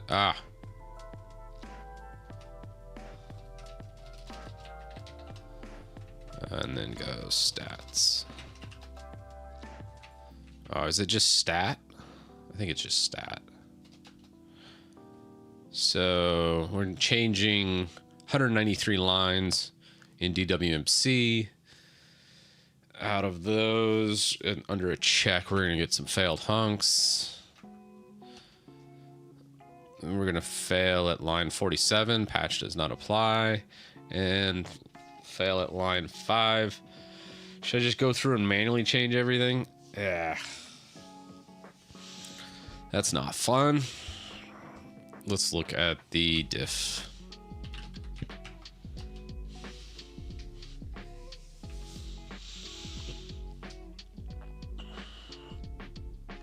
doesn't look too bad.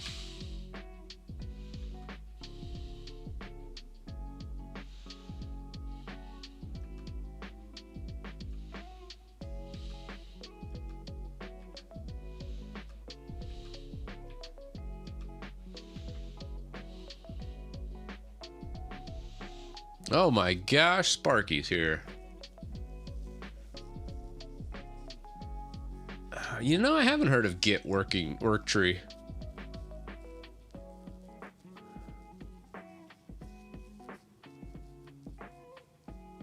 I know you put a kappa after that, do I think it would do a just fine job. Let's ask AI to fix it. I think we could need spicing up this stream a little bit. I agree. Let's go. My brain's not working today anyways. Let's see what AI does. Bam, and let's also grab diff. Apply the... Ooh, let's add some context. DWM any bar diff DWM any bar patch to this heavily modified, we'll just get to this modified DWM install. Boom. AI is gonna take care of it.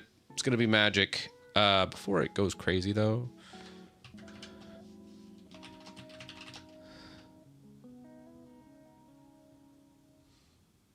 it's fine. We can always stash. Let's go. AI is going to do the diff patch for us.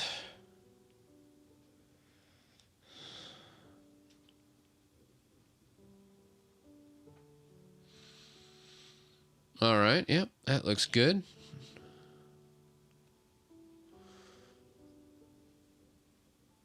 What else we got? What you gonna do to DWM?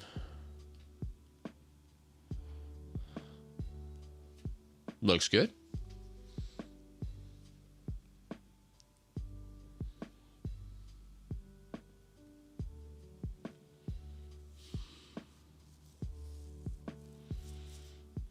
All right, next. All right, yep.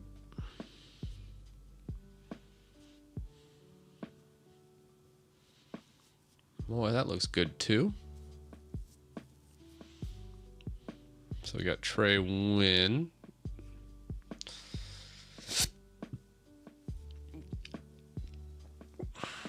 Here's the function declaration. What's the next one? All right. Now need to find the scan function declaration and add scan tray. So next up should be scan tray. You got manage alt bar and manage tray. All right, adding those. Next up, well, now we need to find the spawn function and add the spawn bar. Oh, there's the scan tray. Spawn bar, boom.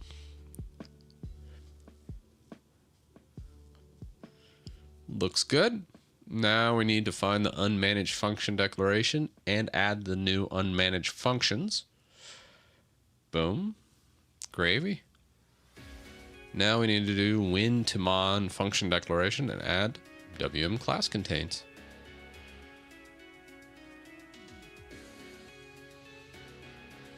Oh yes, I was about to say, where's the rest? Finish up. Okay, here's WM class contains. So now after the declaration, it needs to make the functions, right? I don't see any making of the functions yet.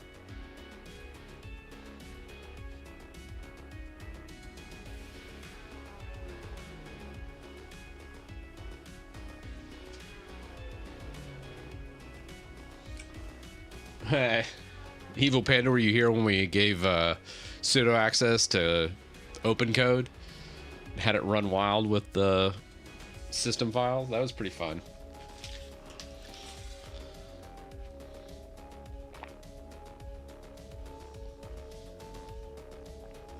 right, unmanage, window manager. So now we should start to actually implement these ideas. So here's the cleanup. All right, create monitor, just adding BH.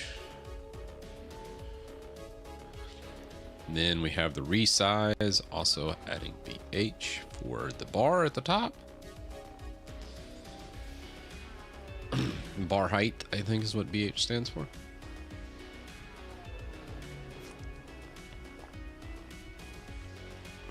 All right, now we need to modify the destroy notification.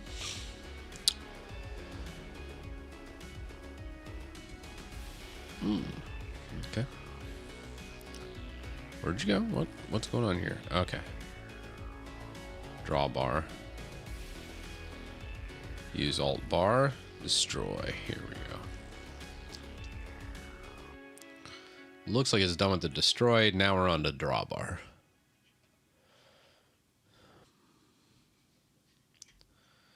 This is going well. This is going to be amazing. We're going to go polybar. It's a classic. We're going all legacy, but we're going to make it look good. We're going to make legacy look like the new stuff. So people are going to be like, oh, you're on... I don't think they're going to say we're on Hyperland, though. Animations look a little clunky. Like that.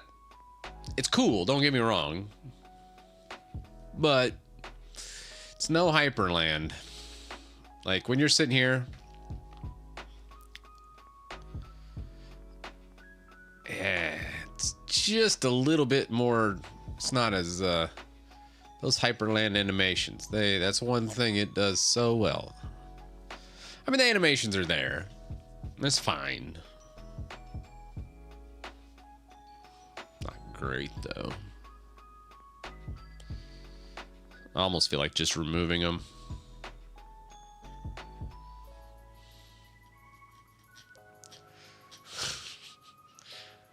I see stutter.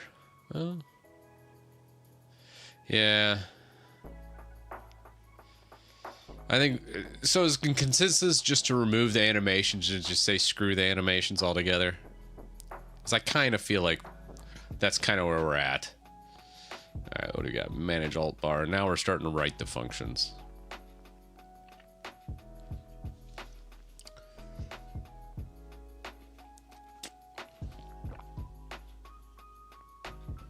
I use Hyperland without animations. Yeah, I kind of do too. I don't really like a lot of the animations. This is too jarring, I think, to do those animations, even if you liked animations. So I think we'll remove them. It's an easy fix.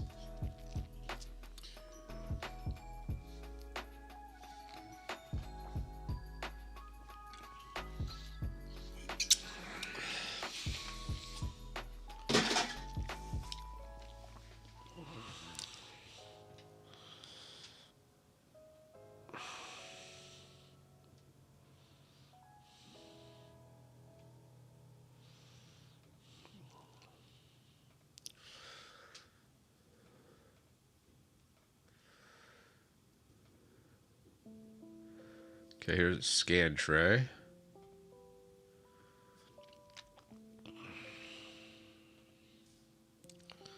Spawn bar, spawn bar. Use alt bar.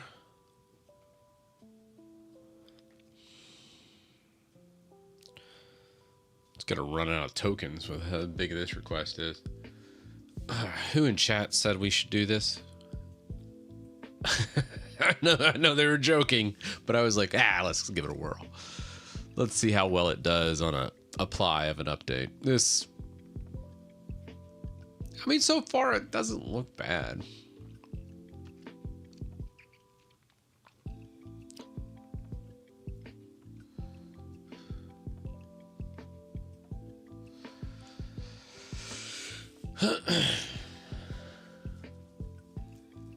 Yeah. You took it seriously. That's on you. Oh, it was Sparky. Of course it was. Why not use Sway then? Not as fancy, no rounded corner and all that stuff, but it runs on stable WSL root space. Yeah, so like I think Wayland itself is just a flawed protocol. I don't think Wayland's any good. I think the whole thing's rotten.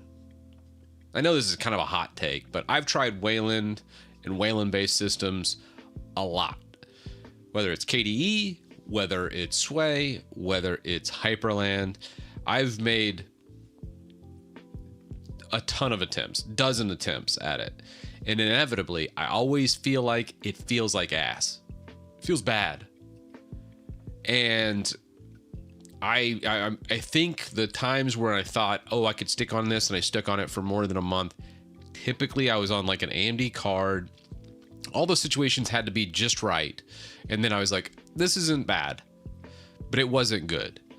And I always looked forward to going back to Xorg, just an Xorg DWM or Xorg in anything really. I'm not buying what they've been selling for 17 years saying Wayland's better. I get that it might be thought of coded better, but I think the whole structure of it, everything, I think we've been sold a lie. I just don't think Wayland's any good. I think the whole thing just needs to be scrapped. It just doesn't feel right. That's the best I can say to you. Maybe it's a lack of quality control. Maybe it's a lack of people maining it. I don't know what it is. I just don't think Wayland's any good.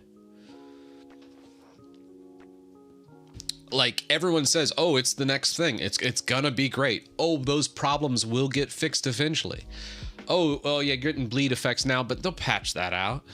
Oh, you're gonna have drag and drop problems. Oh, that's okay. You know, that's more of a permissions issue because you see Wayland's more secure. Wayland, there's just so many excuses for it being absolute shite. Every time I use it, I'm like, this isn't as good as Xorg. So why am I using it? It's trash. Oh, okay, there you go. Like that's a good one. Is Wayland HDR?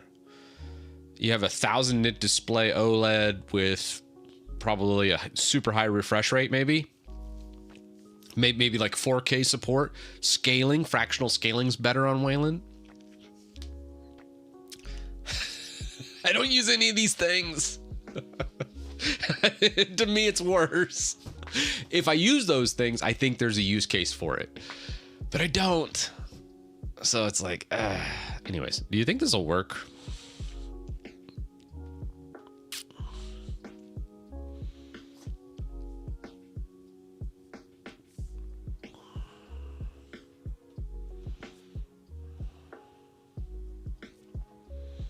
Yeah, let's give it a whirl.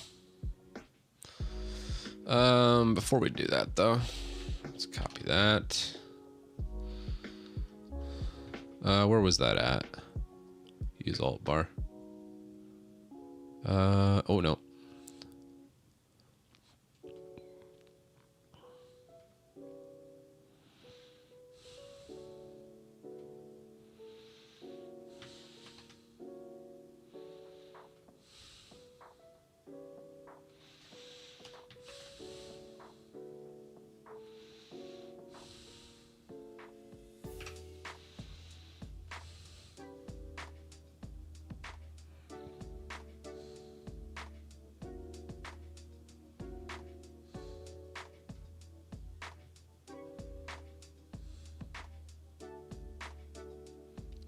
Okay, no. Oh yeah, 1440p at 2400 hertz with HDR.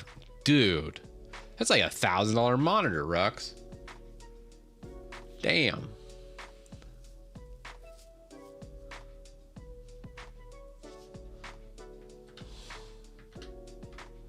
Yeah, Wayland doesn't claim to have better performance than X11 yet, but theoretically it can get there. It's still being developed.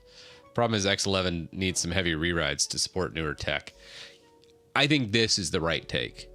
If you have brand new tech, like really, really nice monitors, Wayland probably will make sense for you. I don't, because this right here, how much you pay for that monitor? I got it on sale for $750. Ha! $750 for a monitor. Whew. I'm too cheap. I think that's my problem. I just use cheap old stuff. What's the brand? Is it like a Samsung Odyssey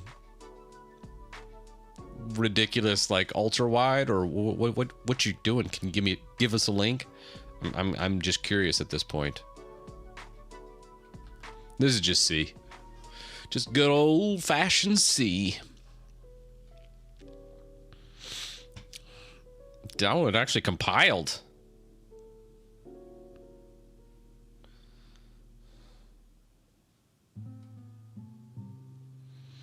All right, great. Yeah, I was like, ooh, let me fix that. Now it did say in the defense right here, show sys tray, show top bar. I think those should be 0, honestly. So I think I'm gonna leave that as is and see what it does. I think when we use alternating bar, it will disable these by default, but I don't know yet. We'll have to play that by ear. Let's do a compile. Do you think this will work? That was kind of wild.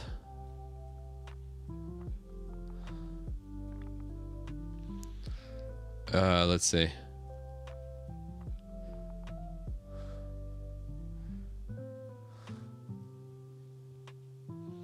$1440p at 144 at 350. I think those are actually cheaper now. It depends on what you got. The first Odyssey Arc was $3,500. Oh my God, you got 2 of them. I wish I hadn't. Oh, they look cool. Wasn't the Samsung Odyssey Arc, wasn't that the one that said you can do 3 screens like vertically in like portrait mode, or you can do a big wide monitor? And then what they didn't tell you was in the 3 screens you can only have like 1 input into it. It was something stupid. Like it pretended like it was 3 monitors, but in reality it was only like 1 or 2. Yeah. Oh my God. Yeah. I thought it was so cool. I thought about buying one too, Abby, until I like did some research and I looked at it in the store. I'm like, okay, I currently have a 3 monitor setup. I have 1 computer I need to pull into this output, and then I have 2 more inputs I needed to go into these sections, and then I just want to go vertical with it, because I was like, that would be so awesome not to have this whole crazy setup I got right now. And then I was like, yeah, it only supports 1 input. I was like, whoa. It sounded like you just said it only supports 1 input, because that would be absolute bonkers insane if it only supported 1 input. He's like, no, it only supports 1 input. I was like, what? That's insane. Samsung Arc. Samsung, what are you smoking?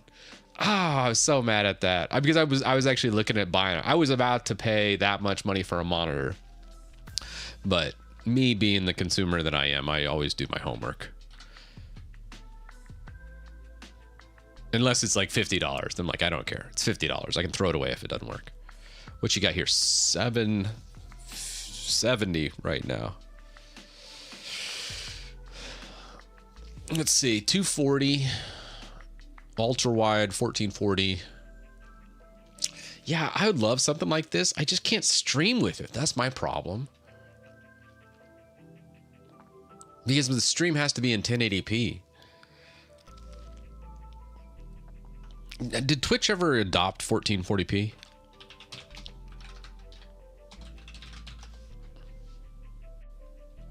$2K streaming. So you can do 2K now, but it's still locked to the 6,000. Oh no, they're still doing a maximum bit rate of 6,000. So you have to do, to meet the minimums, you have to do the enhanced broadcasting. Now I tried enhanced broadcasting and I just fundamentally hate it. Because the whole point I did Twitch Partner was because I wanted to make sure I get transcoding. Well, if I'm doing all the transcoding, what the hell do I have Partner for?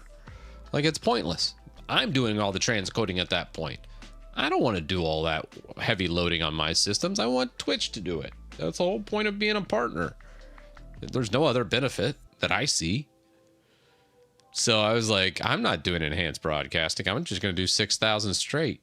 And then Twitch can transcode all that. Okay. Would I make the cutoffs here for it? You got NVIDIA 2000 series or newer. What is my... So it does do 1440 now. Yeah, I got a 2060 on my ingestion PC. So technically I could do that with the 2060. 1440 at 60. And then pull in the bit rate of 20 megabits per second. Woo, doggies.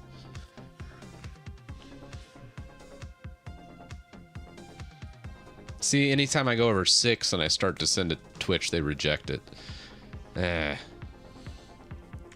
But apparently, if you're under enhanced broadcast, they give you special privs.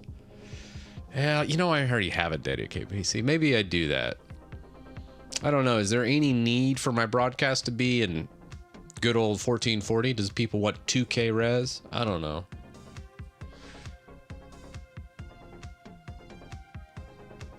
Yeah, maybe I do it. It might be that time.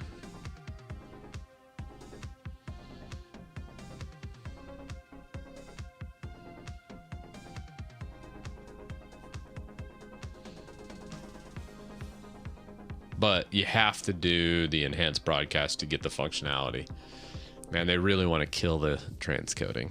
I get it. From a cost perspective, it would save them a ton of money. All right. Yeah. We want to piss your ISP off. All right. All right. I don't know. Me and high res, I don't know if that would mix. Although you could see what's on my screen a little easier. Maybe. I don't know.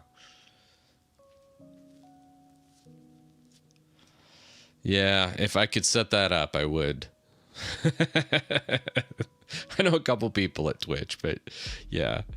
Not like on the record, though. Just in passing, whether it's programming streams and other stuff, I can reach out to them and probably get somebody if I needed. More than I can say about YouTube, that's for sure. Yeah, I could look really tired then. HD eye bags. All right. Oh yeah. Let's compile this. I'm not gonna do a commit on this because, frankly, I don't think this is gonna work.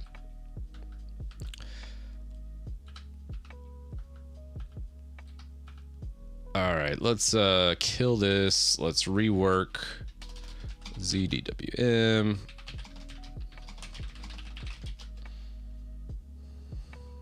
Cool. Let's double check. Right now we're using Xinit. I probably am going to change how we institute this, but right now it makes it very easy. I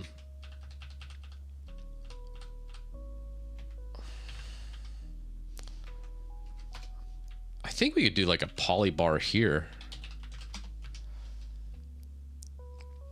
I feel like that's fine.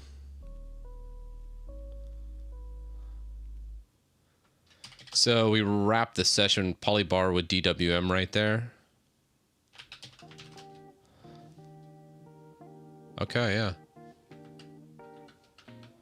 Cool.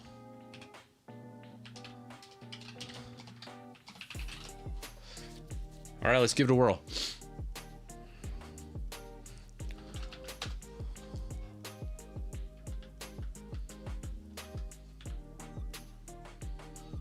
Making waves.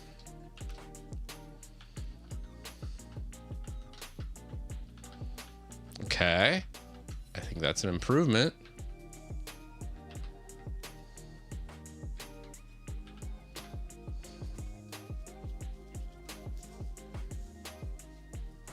Yeah, that's pretty nice.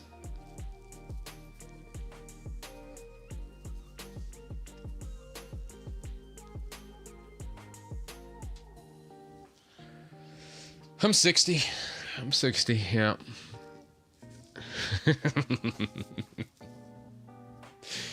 I know it. Born in the 60s. All right, let's see what the window launch looks like.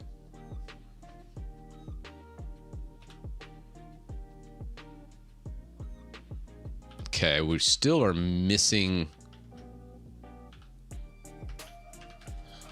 code.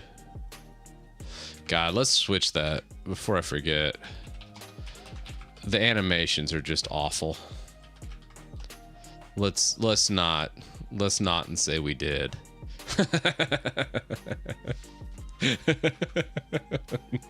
You know what I'm saying? Because, bro, let's not pretend like that's better than Hyperland. It's not. Yeah, we're just gonna add comments there, right? Yeah. Oh, it did it for everything. Wait, no, it didn't. No, we're good. God, that was awful. All right, that's good. Yeah. Now let's fix that bumper at the top.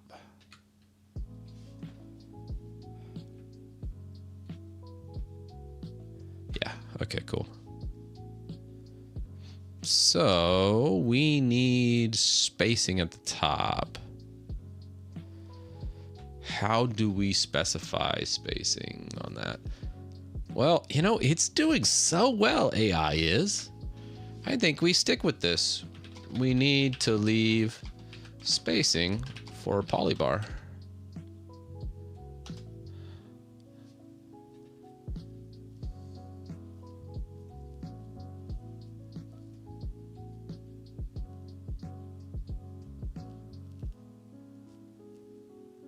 Show bar is set to 0, no bar.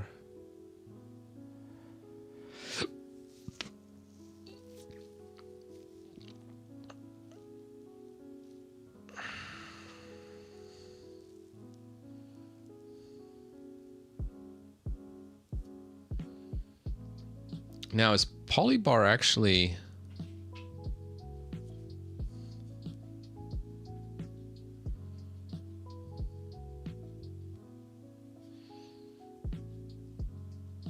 Okay.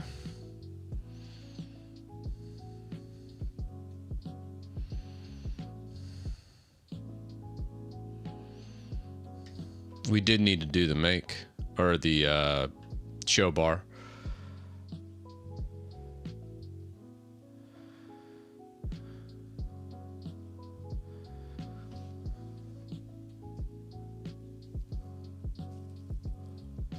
So we'll have to still pull in the sys tray into polybar.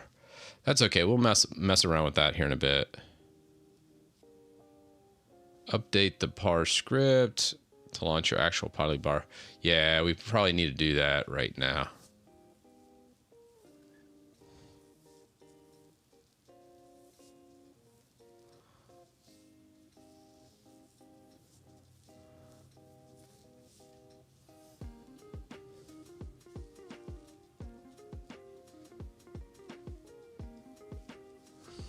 That's pretty impressive.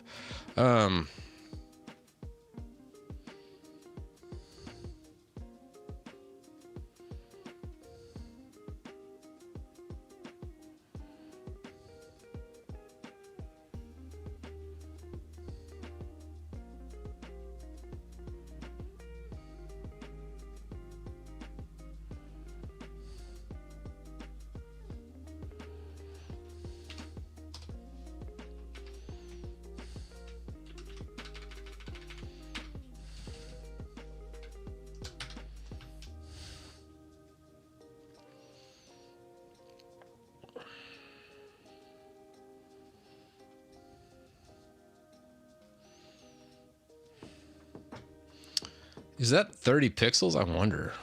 Yeah, we'll tinker around with polybar once we get this nice and nailed down, though. I'm feeling good about it, though. That's pretty solid. let's fix our launch scripts.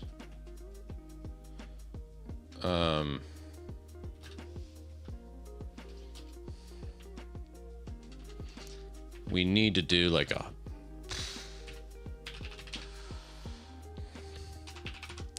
right now. I'm gonna hard code this, but God bless, don't let me forget.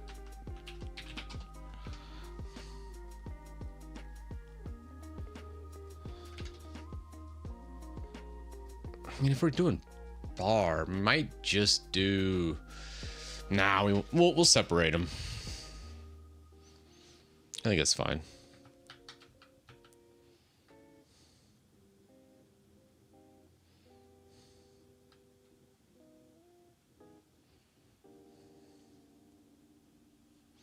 "20 years from now, did you use LLMs or AI to create code? You may be entitled to compensation." Class action. Everyone gets a penny. Lawyers get billions of dollars. The typical legal system for you. All right, cool. This looks good. Man, we're jamming today. I know it's been a little bit of a slog, but you know what? I feel like we're making waves. Did I do a make compile on that? I did, actually.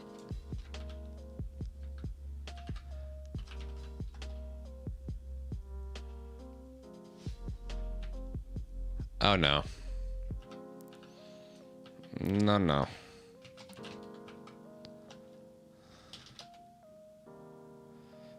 That is still no good.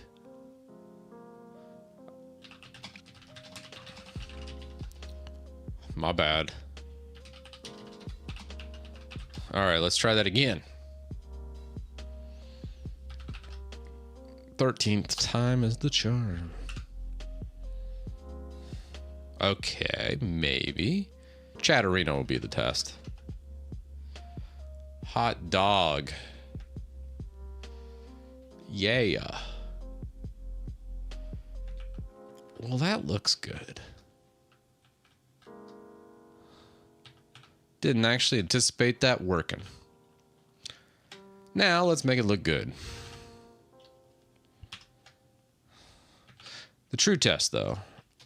The problem I had with Polybar before was Polybar, I want to say the modules were using independent scripts and it was calling, so Polybar was taking up like 2% of my CPU, which is stupid on a Xeon.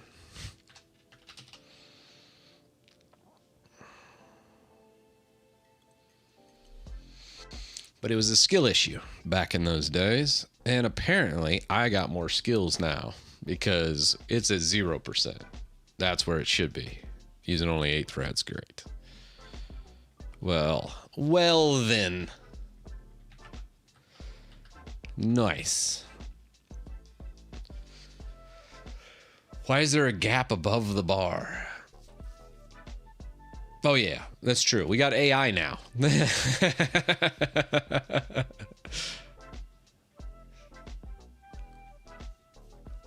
Yeah.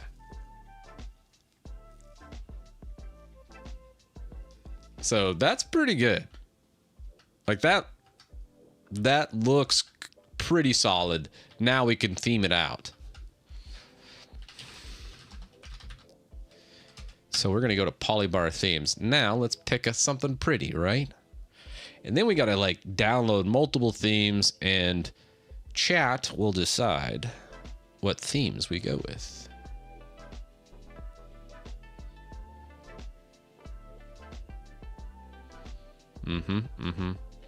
Material theme's a classic.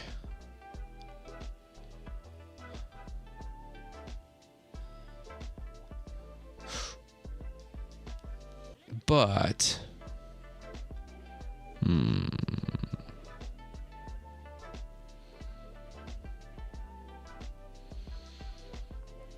that's kind of nice.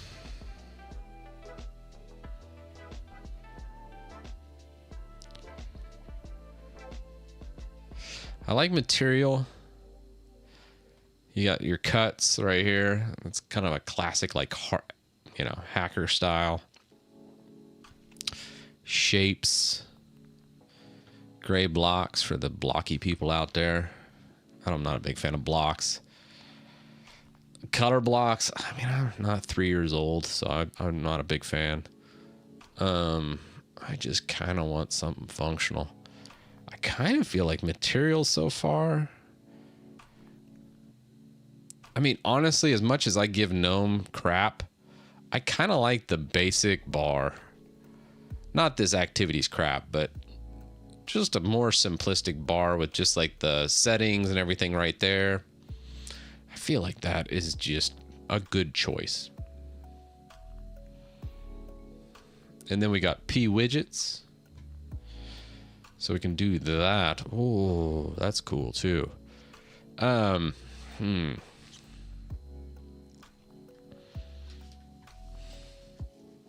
Material is so 2015. Do we need to track down a Nord theme? Well, it would match my scheme. All right. Well, let's I think I like this though. I think we'll download this. Somebody out there will like this type of thing. So your material.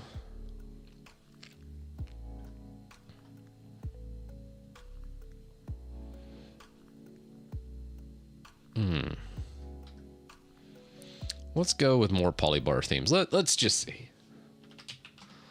Before we go crazy. No.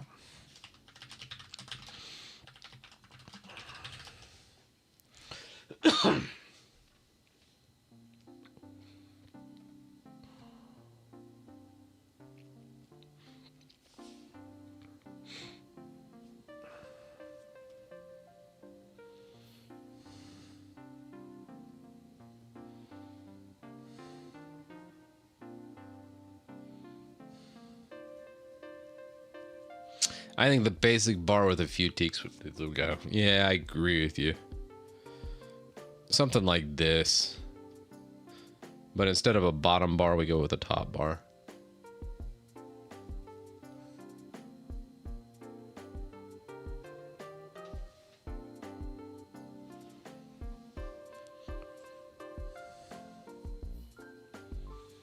That looks kind of cool.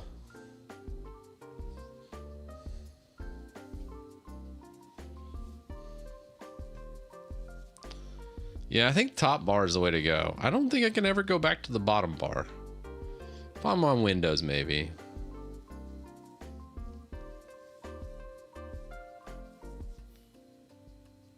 I really like this guy's themes, though. Very vibrant. And pretty simplistic, too. One dark. That's pretty close to Nord. And we can change all the module locations and stuff. That's super easy. Here's your Nord. Why does Nord look all funky, though? With all these colored icons.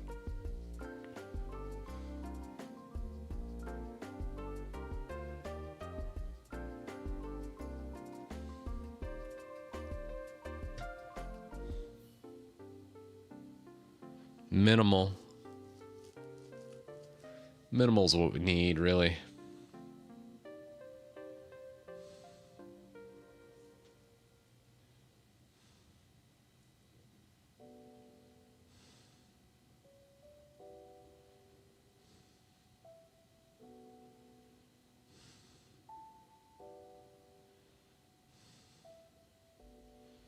Or even this one looks pretty good, too. All right, well, let's download these and go. We're going to clone that with a depth of 1.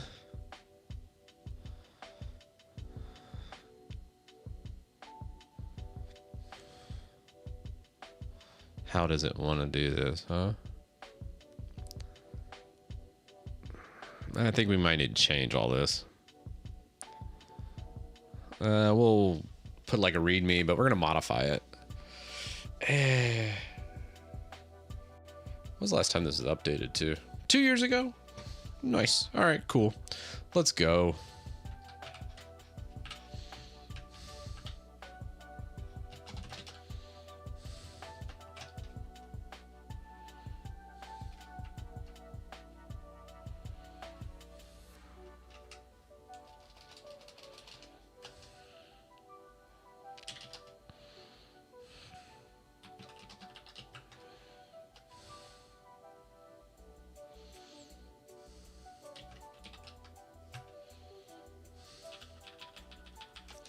Go to launch.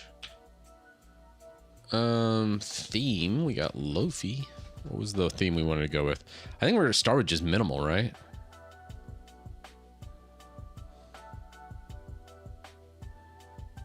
Lofi, that's the theme it picked, but oh no, not material.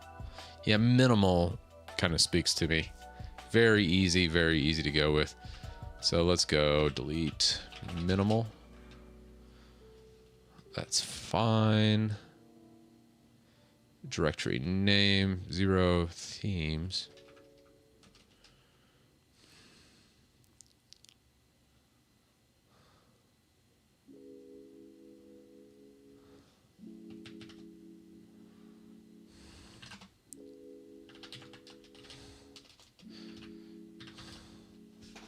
Just looking at what we got here for basic configuration. So we can change each module. They're basically just INI files, so super easy to change, and you can change the color schemes as well. So I think I might just take these as the base and then just do some modifications to them.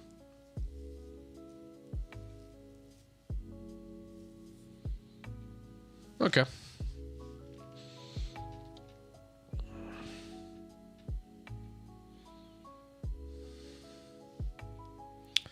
I looked up Polybar Dracula has a popular theme. What do we got here?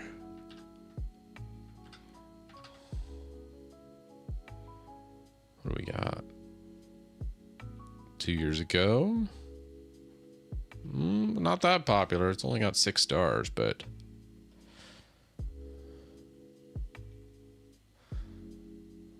too basic. It needs a little panache, a little flair. Need to have some zip to it. You know what I'm saying? It just needs a little something. Anyways, let's go in Vim. Actually.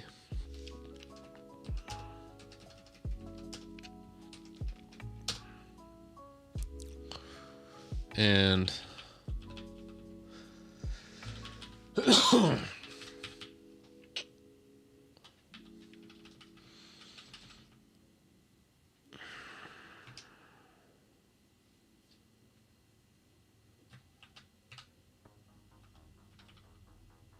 colors, let's go. Okay, modules should be loaded through. I thought it was a config INI, but maybe not. Include modules.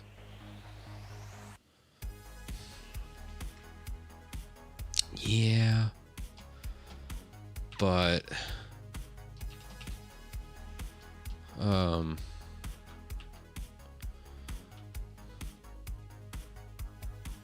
yeah, it has to be here. I'm just missing it. Screenshot, change, reload, pointers. Nope. Include file modules. Yeah, but the modules are organized somewhere, right? Is it colors? Why am I drawing a blank here?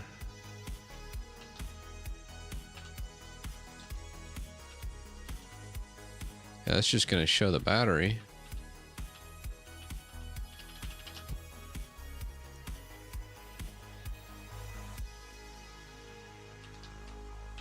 So yeah, it has to be config, but I don't see it. How strange. Oh, you know what it is? It's probably here. Yeah. Okay. So now we can go. Okay. Yes. So date, let's go. Date should be here. Is there a clock as well? Nah. This should be title. I don't care about that. We'll have a configuration so it'll add these things in. Okay, I'm getting it. Date, no weather. I don't really care what the weather is outside. Who goes outside? Slackers. Never gonna touch grass. We're good. Yeah, we got walls. I don't know what walls is. Temperature, session, pulse audio. Ooh, okay. So I think we'll put that at the end, but we could put next to date. We do need pulse audio. And I don't care about memory and CPU. I think just bloats things up. So I don't think we're going to do that. The EWMH INI is interesting. I kind of want to look at that.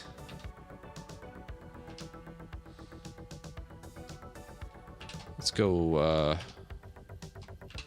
new tab, EWMH. And let's go to minimal internal workspaces. Okay.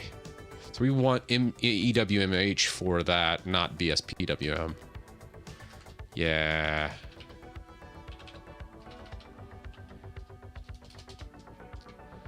EWMH. Perfect. You can also add margins too. So we'll do workspaces, title. Do we want the title in the center? I think we actually kind of want the title right after.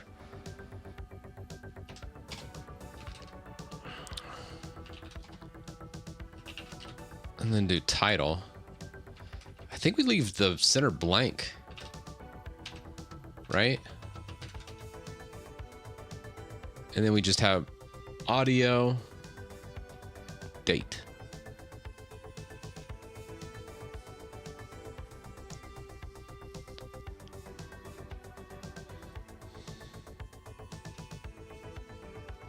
Okay.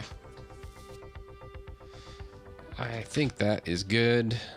Double checking EWMH. Margin isn't here.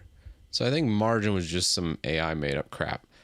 There's a way to specify the margins. That's fine. So we'll remove margin. We'll put title in. We got pulse audio. Then we got date. I don't think I'm missing anything there. I feel like that's a good beginner setup.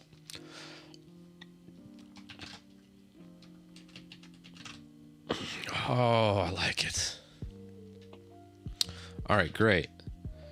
Now on the launch command, I think this is wrong. The config directory should be, I think we make that like,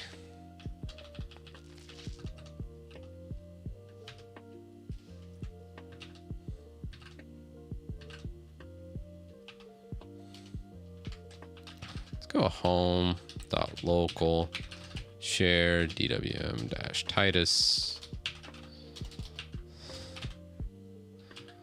polybar themes.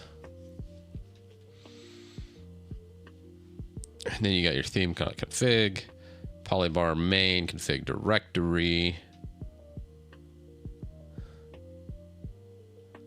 It's kind of weird that the config directory would be that INI, but that's okay. And then if we look at the config INI itself, let's make sure there was no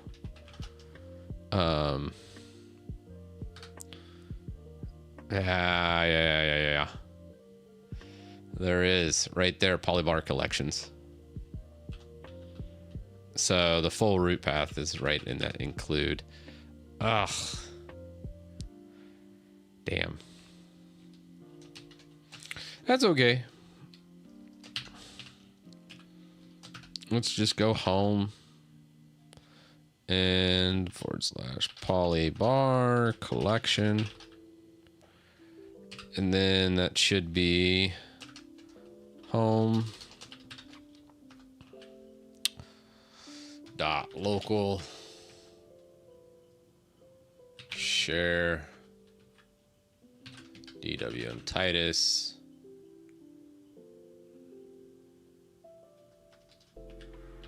polybar. So that would be good. So then whenever it gets installed, it would be something like that. I need to do this like recursively for every single file in here. You know what? We got to fix up every file anyways, so we'll touch on the themes as this goes along. Let's do this. Let's remove all of git. And then remove git ignore. Let's disconnect this. We're going to just change it all.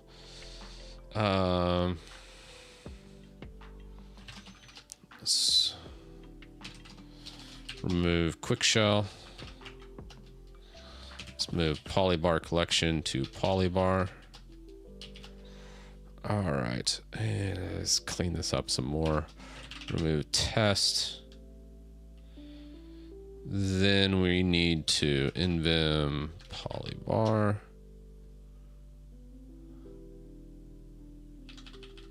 What's that launch command? Yep, perfect.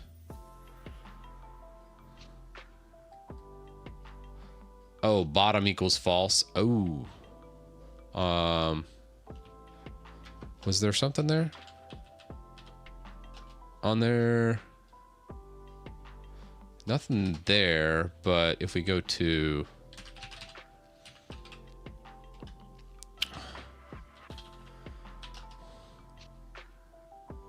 oh yeah, thank you chat. False. Fixed center true, height 30, width 100, offset y0, so we're not gonna have any space on the top. Like our current bar has space at the top. I always like, what are you doing? You're wasting screen space. Why are you doing that? That's silliness. All right, great. And then let's remove that patch, right? Do I have a patches directory? Nah, I got rid of it. It's not like you could recreate this anyways. Not from an original state. Anywho, let's got that, got the roadmap.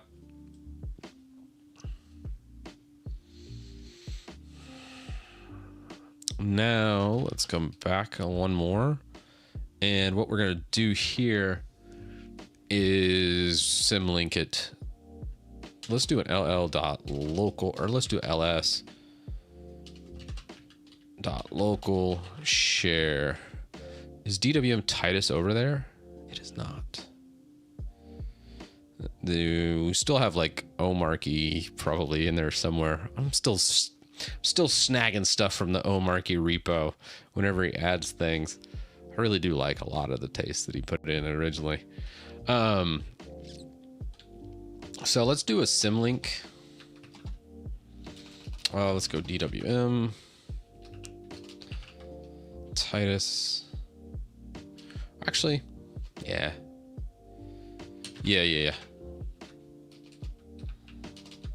Titus. Let's do a symlink because I don't want to install it here because I'm working out of my GitHub, but I want to pretend like a user installed this. And I want to be working out of the .local and making sure we update all the references in real time. Just trying to go back and fix all this after the fact would just be a nightmare.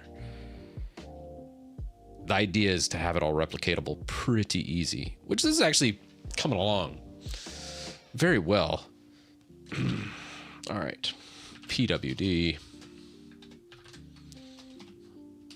So this is going to grab the entire DWM directory. We want to put this symlink into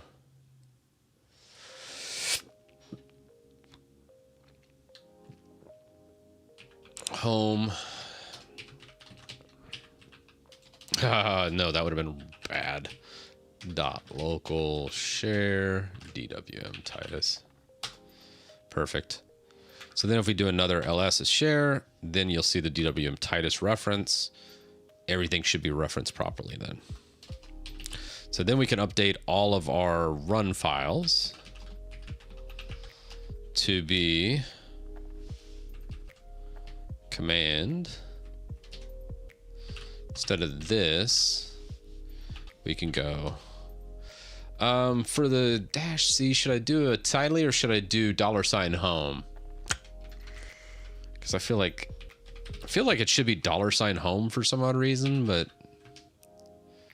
I think it's fine.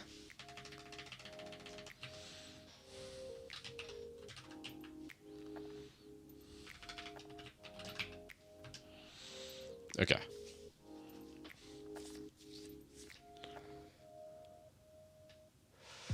Did I misspell config somewhere? Confog. Line 10. Oh God, when was that?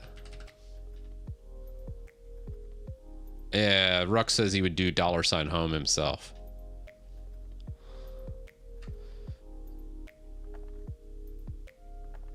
On the config, we did have that. Okay, so if we look at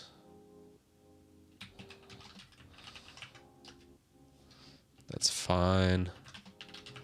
Polybar.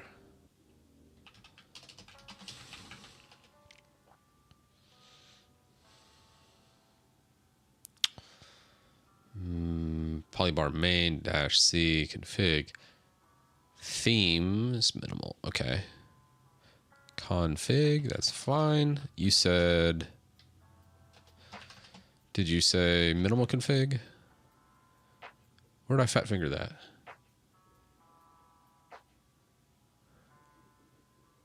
Oh, I got you. So single quotes, you can't do $home. If you do a double quote, then you can do home. It's a good point to put out, Duo. Oh, that was on the bottom true. We fixed already. And okay. I don't think there's anything else, is there? I think we're good to go.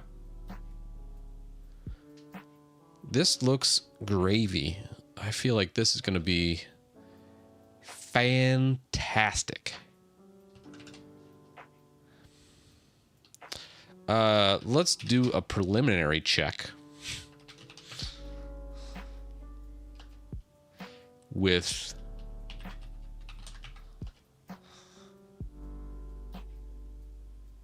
colors ini no such file.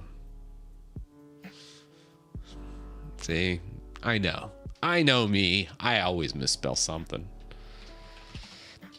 All right, let's go to colors.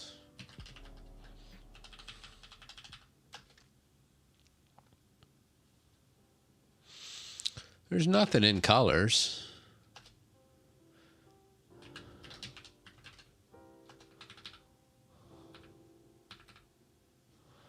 Huh.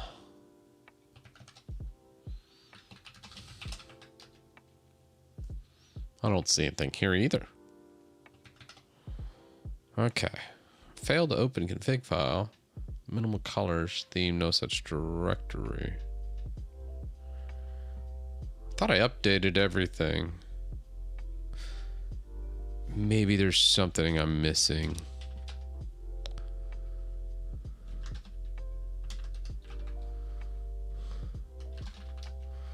Walls and weather. Must be a dependency in one of the modules. No.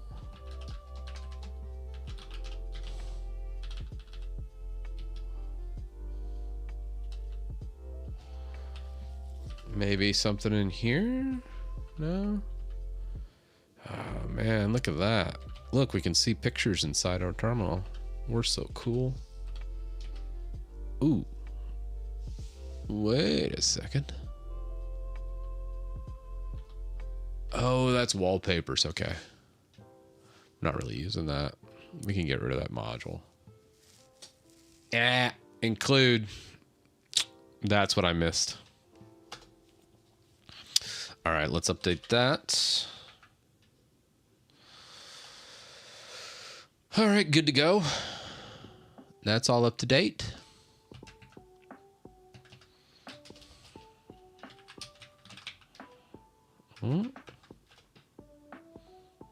All right, so this is what we got right now. No gaps, minimal, straight to the point. Now, that title sure does look awfully small. We got to expand that. I do like it, though.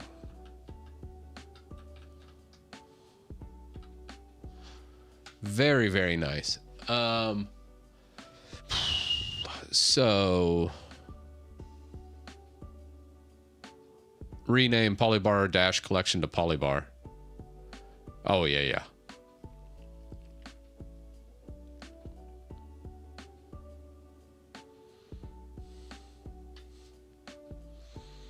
God, this looks great. Let's just fix that one module.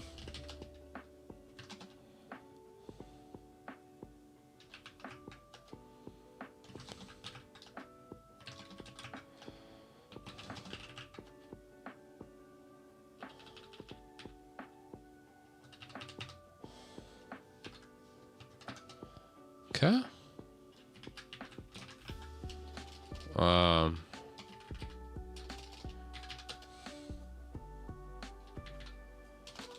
Let's go. Launch. Nice. So now, dang, honestly, we can go 120 on that length. So I'm not really using that center. Shoot, I kind of want to go longer than the 120. You know what I'm saying?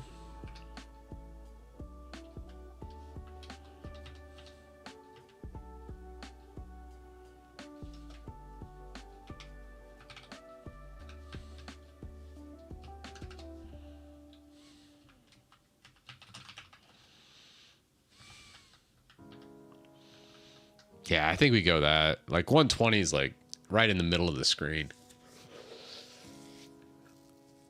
It does seem a bit small. Now the font. I gotta change the font a little bit, I think. I think the font needs to change to a Meslo or a JetBrains. Yes. But I think this is the way to go. This gives us a lot of granular control over our menus. Everything's just right there. Do we have clickability? Oh, it's so nice. Perfect. Mute, unmute. Right click, Pavu control. You can control application volume. You can control output volume. You can disable certain devices. Boom, done, done and done. Oh, that's so nice. All right, so then when you go here, that's good. We got our binding search. Perfect. What else do we need? Fixing. We need let's fix that font. It's just the whole font itself, isn't it? Would that be under config? Fonts. DWM Polybar fonts. So just straight up fonts. So it's a global setting.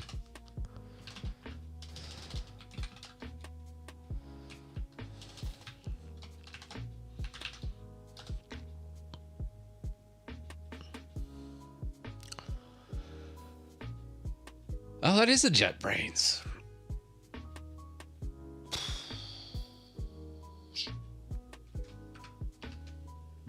All right.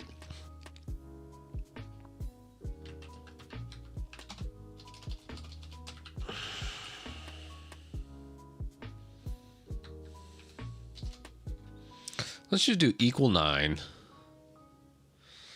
Let's bring it up to like a 14. Currently, yeah, it's like 9. I'm thinking 14. I'm kind of an old man, so that's kind of where I'm like, I kind of feel like I really want to be able to see it. I really want to read it. And then I'll tell everyone, oh, it's because I stream and I want my audience to be able to read where I'm at. It's all lies. I do it for me, not you. I'm sorry.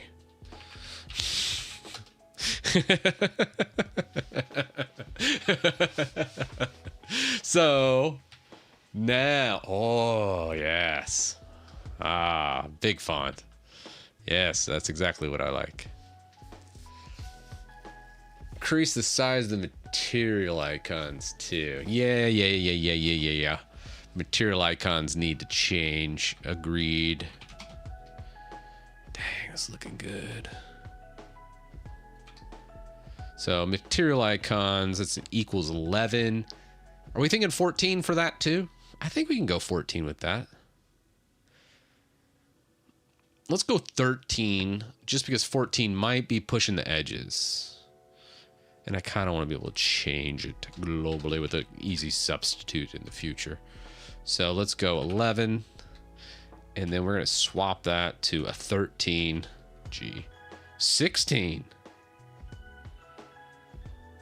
Well, all right. You want to go big with the fonts.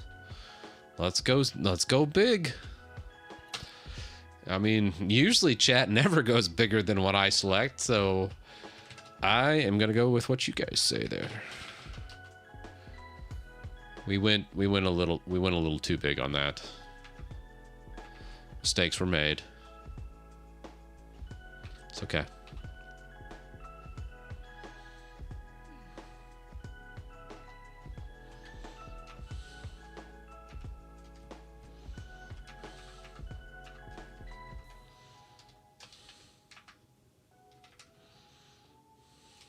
Let's go 16. Let's try 13 maybe. Because that didn't change in size, did it not? I don't think it did. I think it was just too big. Right?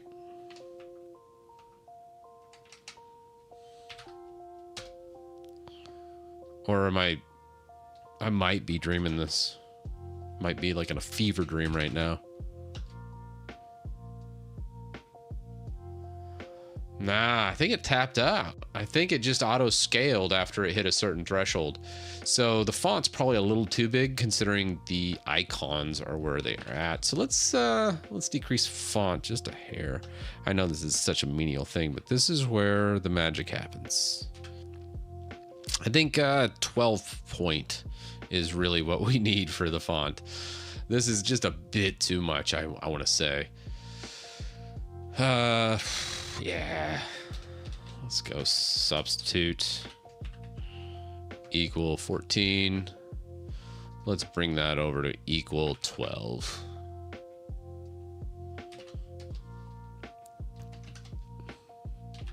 And that should even things out. Boop. Yes. I kind of want to go Meslo on that.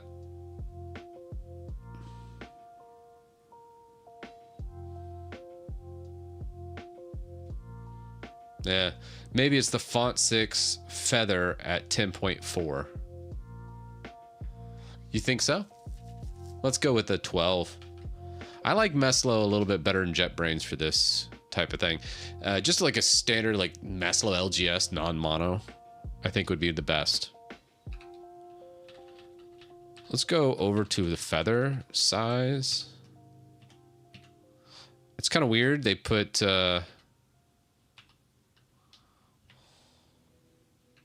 just put that at 12. The feathering size at 10 point whatever. That was just odd, right?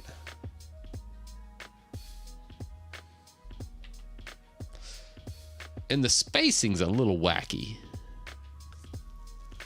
At least on the right side. I don't like the spacing.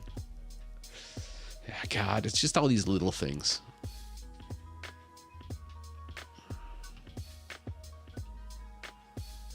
Yeah, so let's switch that JetBrains too.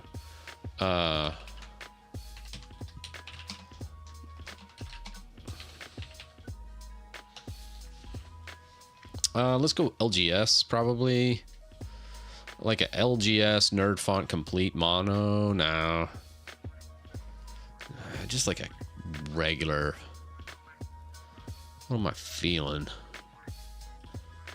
Yeah, I think just like a Meslo LGS nerd font right there. That'd be the one. You'd have to be a fool not to choose that. Actually, let's just get Meslo LGS. And let's substitute us JetBrains mono. Yeah. That's what we need. That's exactly what we need. Chef's kiss there. Ah, so much better. I know everybody in chat's like, it's the same. But I noticed the difference. I'm going to disagree with you on the mono fonts. I think mono fonts for that is fine. But a Meslo font, it's almost like mono and regular fonts had a baby. It's very clear, but it's not like bricky. And it just, I love Meslo LGS. It's just my favorite. It's got that crisp, clean feel to it. It's unique enough to where not everyone has ever seen it, but everyone can read it. It's a fantastic font. F#, man, we need to get back into some F#. God, more than 1,000 developers were infected with malware this week, losing 20,000 sensitive files to public web. I'm shocked. Thanks to a devilish, effective, rapid, and AI-assisted software supply chain compromise. It's got AI in it, guys. JetBrains Bond mono is all you need. Absolutely not. You need Meslo. I think Meslo's better. I agree with you, Rux. Rux has good taste. Yeah. Facts. We're getting a full-blown Omarchy style operating system, but man, are we gonna make it look good, super fast, super clean, just is amazing. That's what we're doing. It's really coming along well, though. I gotta say, this is really, like, we've got our help, we've got almost everything. Let me fix that stupid margin. What do we got for that? Is that a font? Or is it a modules thing? Probably modules. There's not much configuration there. So let's go to themes. Minimal themes. Wait. That's wrong. WM restack should be EWHM or MH.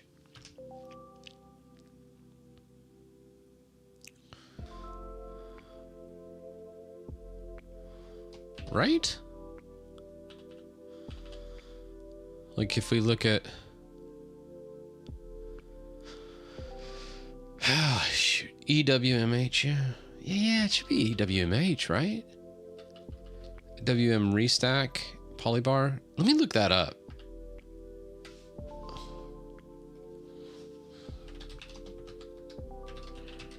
Because I'm not sure what the WM restack is.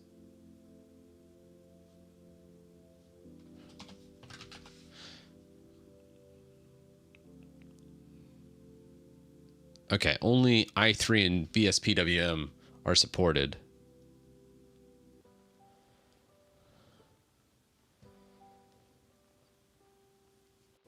I don't even think we need... Do we even need to do the restack?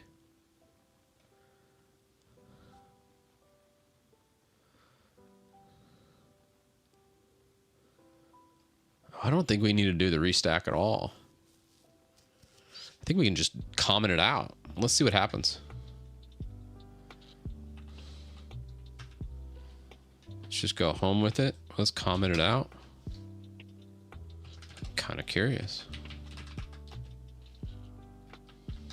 Yeah, we don't need that restack. So like a lot of those consistencies, like if there's something I don't see or recognize, we're going to just remove it and see what happens. How we programmed in the EWMH like enhancement, it just auto detects what, like as soon as we press it, it's hard coded in DWM to broadcast to XProp, hey, this is where we're at. This is everything going on with the window manager. So then anytime Polybar needs to know anything, it can just look at XProp and it's just all right there. So there's no like massive requests or scripts that need to run, and it's just so clean. Oh God, it feels good. That is just amazing. Okay. For a bar, list all the things you want with an accompanying bar for my window manager. You're looking at it right here. Volume control, time, sys tray, workspaces, and the title. Anything else is bloat.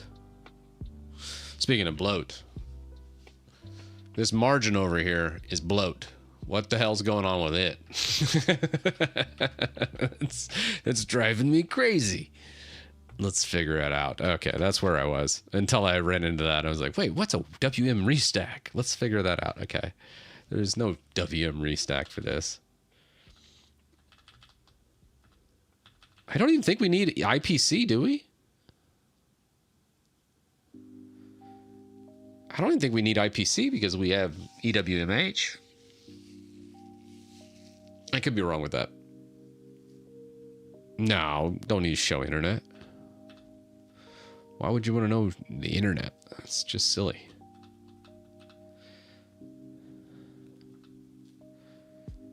We do have a max size on the tray. Screen change reload. Polybar modules, polybar fonts. I think the width 100, yeah, that's fine. Let's look at include modules. No. Huh.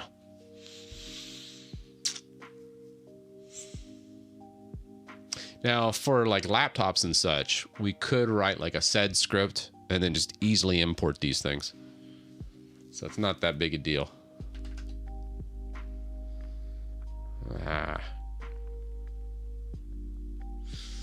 And just to double check this too, I think we can remove that IPC.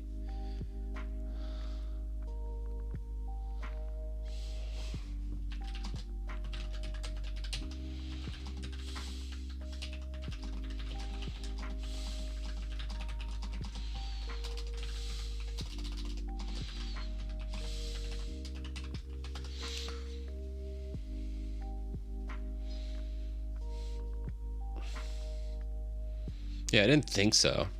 So DWM exposes window managers to standards EWMH properties. Polybar can read the workspace tag information, window titles, and WM state directly from X11 properties. This creates a standardized communication that doesn't require custom IPC. It's just so much more efficient.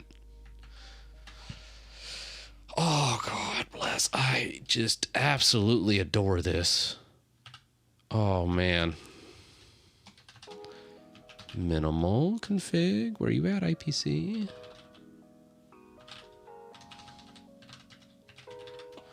Oh, yes. Even better. Launch. There we go. Oh, yeah. All right. Next up on the agenda. Still fixing that stupid font. What do we got here?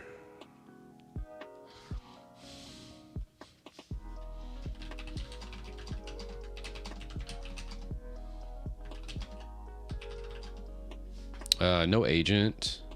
Let's see. It's Jippity 4 though. Yeah, let's go Sonnet 4. We're gonna run out of requests soon, probably. I would have blocked me a long time ago. Modules have to find much spacing.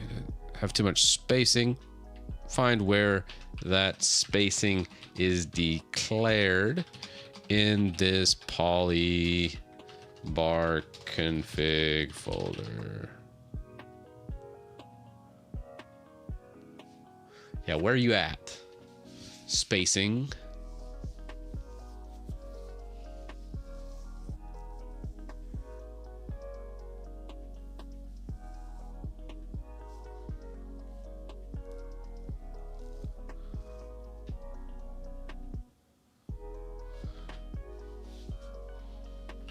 What?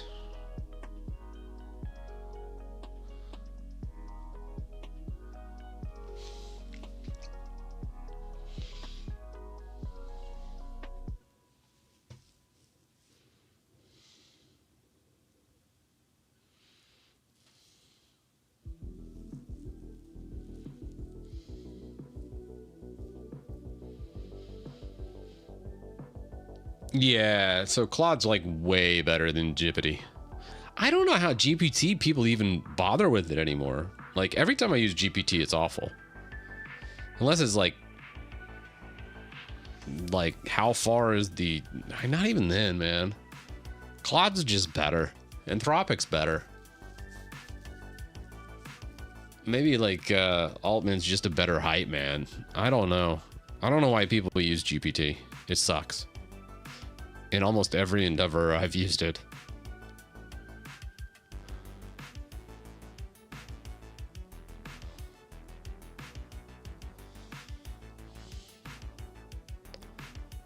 Where is margin?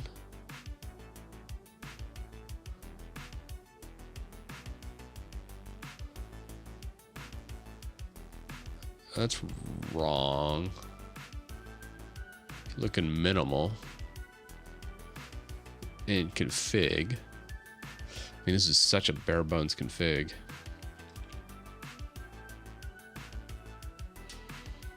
Cursor click, reload. I don't see any modules. Where the hell is that?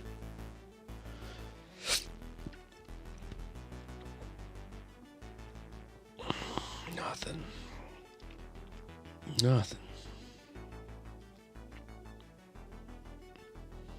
Let's look at volume, maybe.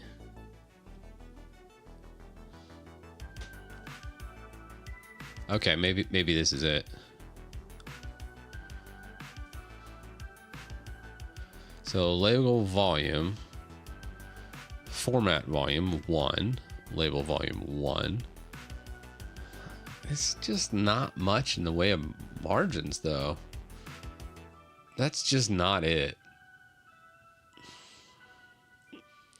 And then if you look at the clock, the date, interval 1, update, padding 1, that's 1. There's not even a label here. Like, yeah, it's just, no, man.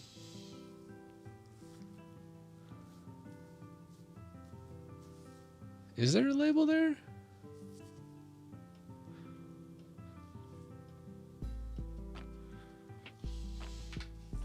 Wait. Could be something stupid like that.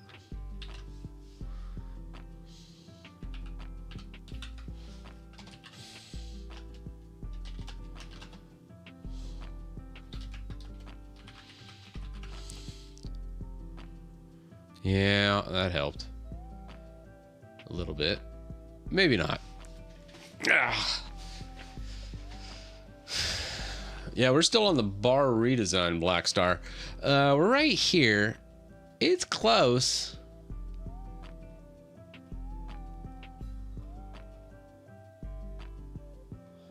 You can expand it with a click. You got the vol 100.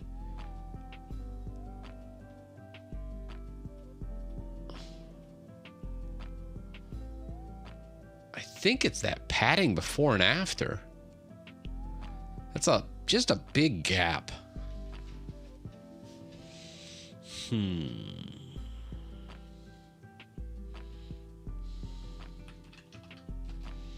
What if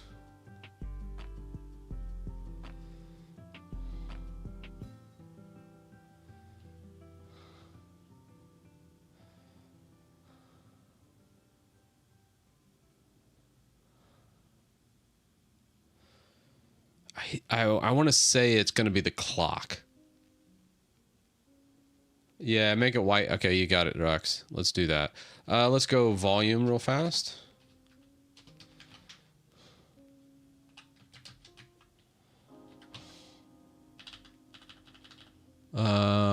We got date. Let's first fix Rux's solution here. Volume percent.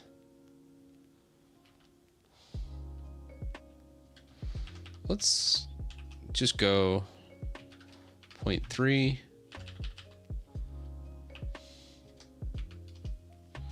0.3. For the volume that says T2 volume percent.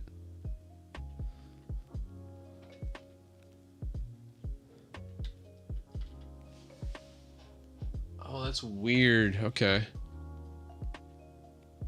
T2 minus T2. So what's T2 percentage?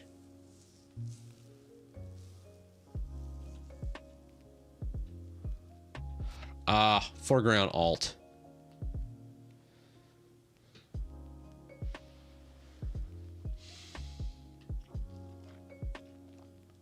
So when we go red for that, it all goes red. It goes white. Okay. I think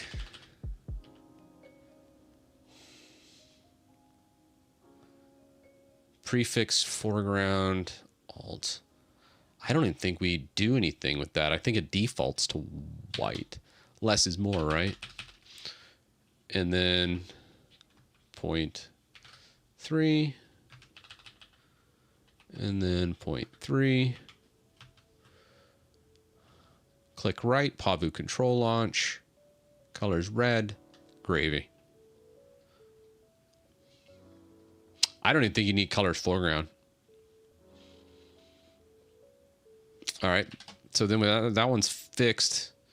Now let's go minimal modules, and then let's grab that date. Interval label padding. I think just like a 0.3. I feel like that's just gonna tie it off great. So close.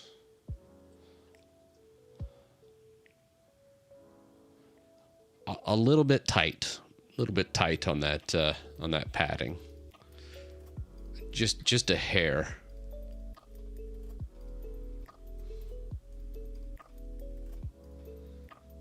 I mean, it's close though. I think at 0.5 and it'll be fine.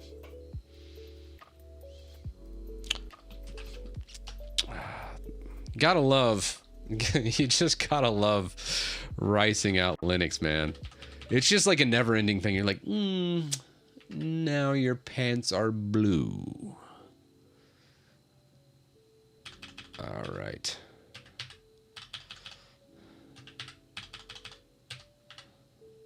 Yes.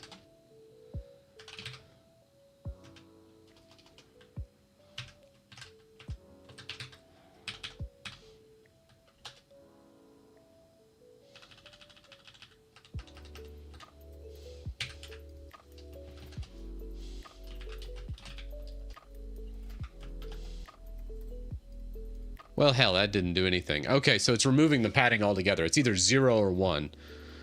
Ah. Well, shucks.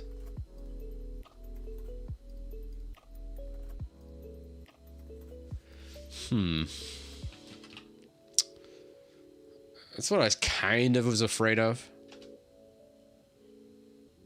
Oh, well.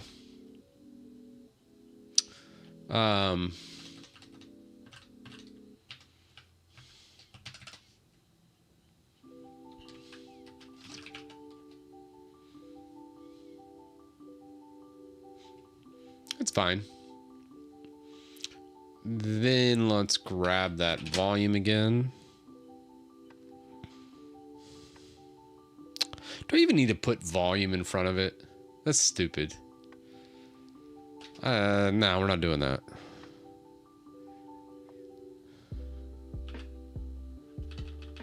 This whole thing. Not about it.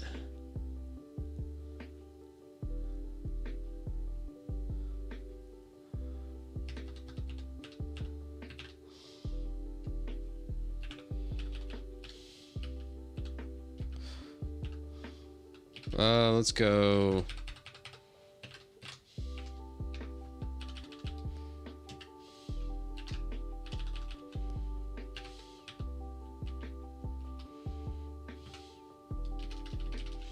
Okay. So we have that. Still this volume percent business, which is silly. We're gonna grab nerd font cheat sheet. Audio. Give me. I feel like we should have a speaker. I want like an audio in and audio mute. Speaker. Ooh, okay, so we could go. Let's just copy the icon here. And then no speaker. So let's go there. Paste. And then there. Paste. Perfect. Now.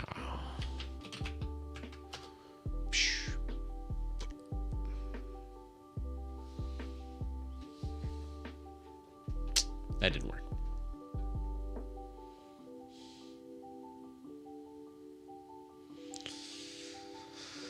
Yeah.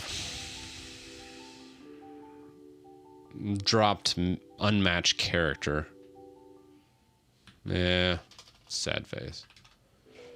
We're using a nerd font up there. Maybe it's like an extended nerd font or something.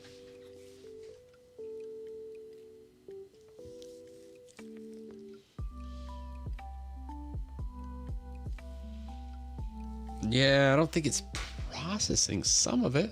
Like this should be nerd font MD speaker off, nerd font MD speaker. Maybe you could classify the UTF code maybe that I'd read. No, I definitely have the fonts.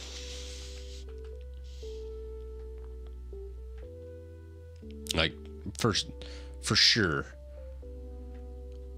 Unless that's not using a nerd font. Ooh, it might not be using a nerd font. You think that might be it?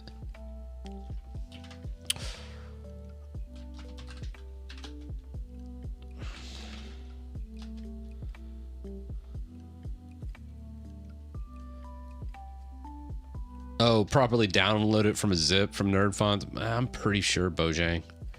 I'm like 99.9. That's exactly what I've done.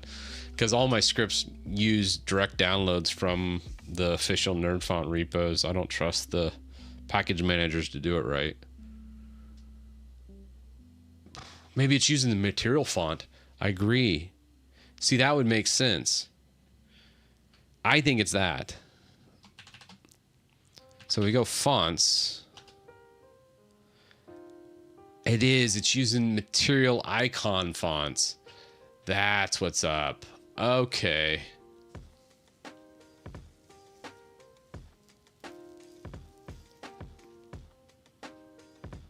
So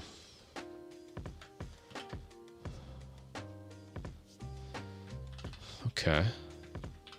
If we look, FC. Let's go FC list. Grab icon. What's maybe emoji? No.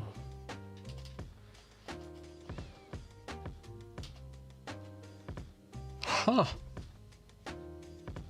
Should have emoji in there though, right? Yeah, there's emoji. So you got Noto emoji.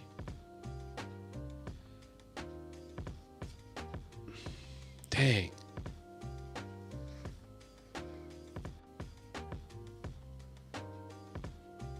Yeah. Let's just use the material icon. It's fine.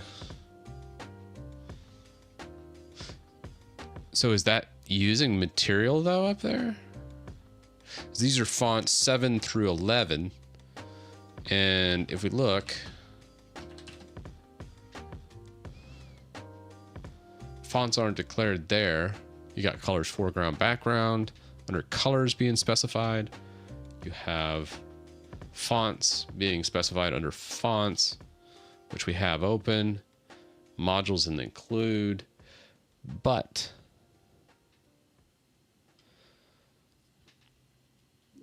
if you look under date, let's see. The only thing we see here for the labeling is %T2.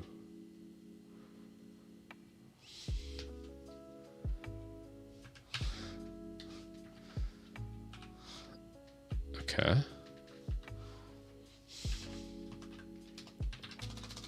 Well, let's have AI decipher it.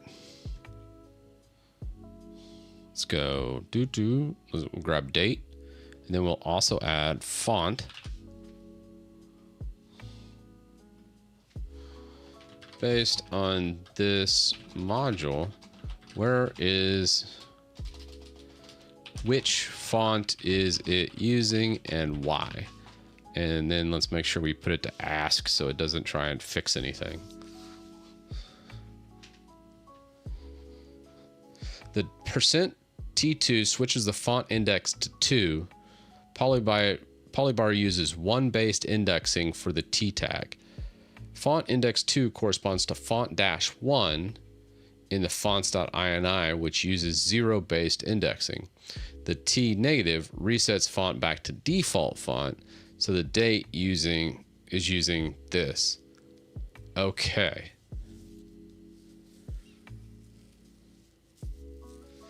So it goes from T1.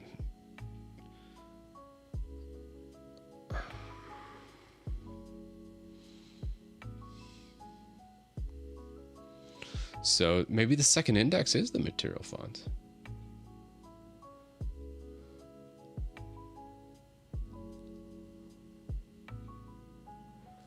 You know, I did hate Polybar Coffee Maker, but I'm starting to grow a passionate love for it.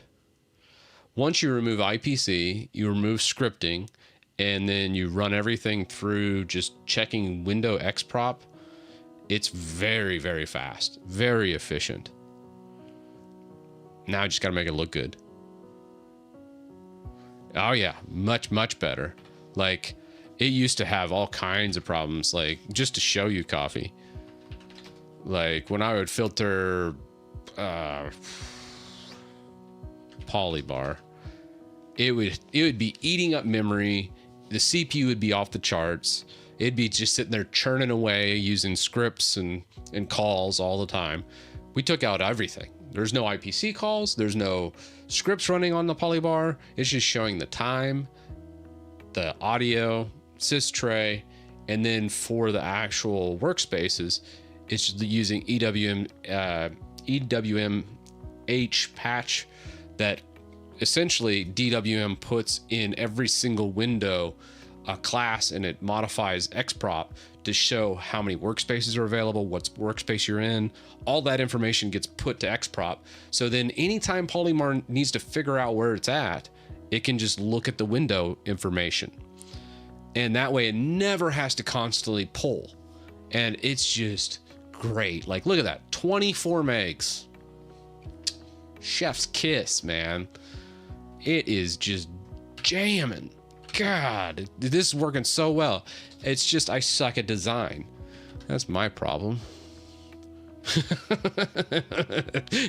Actually, getting everything working was actually the easy part. Now it's just making it all look good. Which we have now we have the foundation. Like this, I love this foundation. I love how it's written. I love how all this is working. Beyond my wildest dreams, this is working so well. Now it's just making it all like functional. Yeah, so I'm working on this project. Once this project's done, I'll make a installer file for everybody, and it's just going to be great. People are going to be like, damn, this is fast, because it's just using almost no resources. Because you got Polybar at the top and you got DWM, but man, it just you can fly just as fast as you can go. I got to fix that font.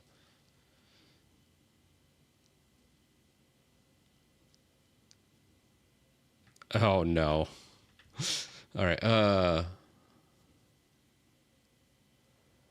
It says it's using Meslo Nerd font here for font-1. Doubt on that. Yeah, I don't think that's right.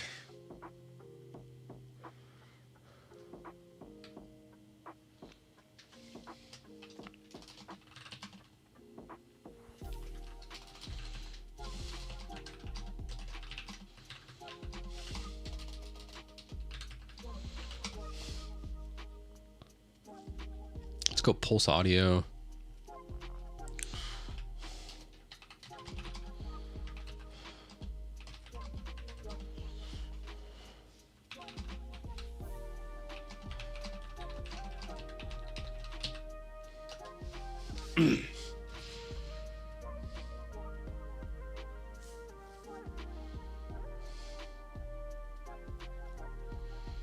In volume, check for T2 and icon.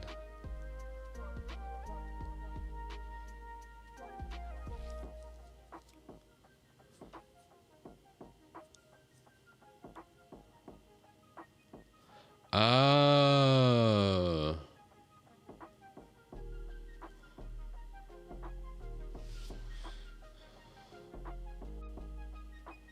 Or you can use a larger font. Okay, so the medium font might not have contained all the glyphs. So if we look here, instead of doing a file, let's switch it up to font 5. So instead of going T2, yeah, let's switch it to T6. Okay, I'm down with that. That makes sense. So let's go T6 for that. And then T6 for that. And that should grab the file. Boom. Yeah, no, that didn't work. How long will you stream more? Maybe another hour. Not much longer, probably. I usually start tapping out around this time. I swear, this just not... I think it's pulling in like Feather or some crap.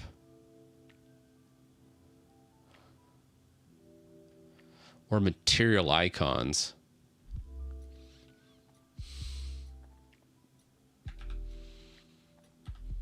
I'm going to try something real fast just to see. I'm curious if, let's say I remove this completely, right? What happens if this is all gone? Volume prefix is just that. We're not adjusting at all. A little trial and error here.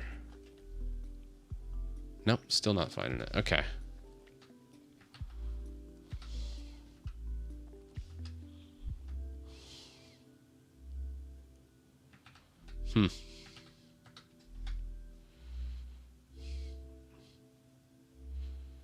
Did I miss one T2? Did I? Nah, I didn't. Did I?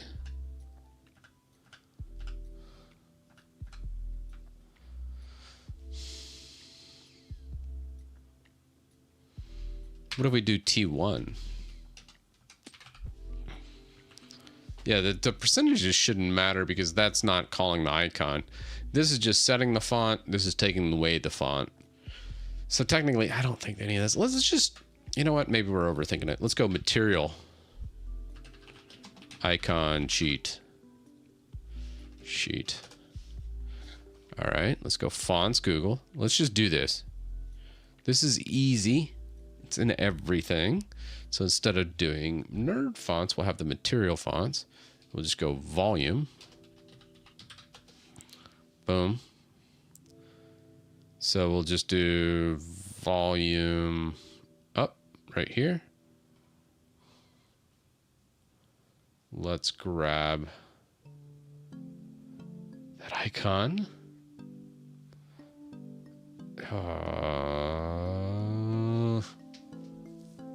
Just copy. It's like, where's it at?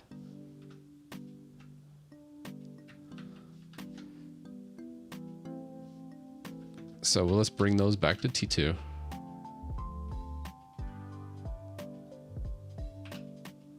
Oh no. That's the whole SVG. Damn. Where's the icon? Can't we not just copy the icon? Code point icon name. That's the web. That's crazy. Okay. And I don't want to download SVG or PNG. What am I missing here, y'all? Surely I can just grab the icon.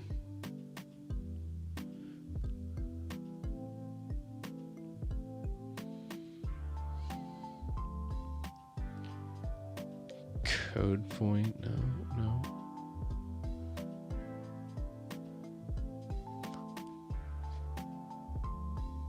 You just put label volume muted? That's it? No, that can't work, can it? I mean, I'll try it. Yeah, icon volume up right here. So, label volume, label muted.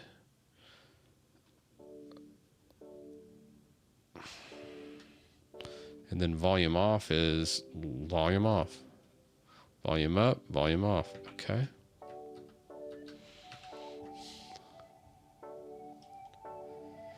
Yeah, it has T2, which technically should be this nerd font. But I don't think it reads that right here. So you put that in, it's just going to write the text volume up. That's what I'm like. You got to put the icon in. The actual glyph.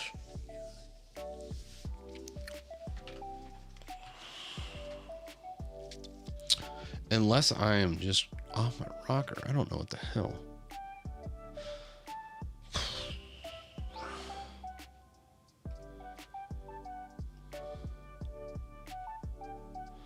No, frozen food's awful.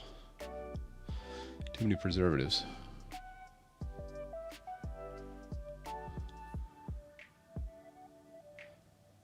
Different font size for different characters.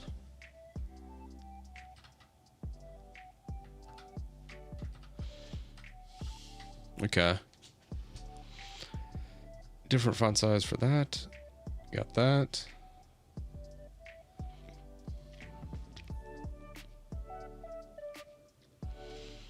Yeah, that's kind of what we're thinking. So font 0, but T1 would be replaced with font 1. Or no, T1 would be this one. T2 would be this one.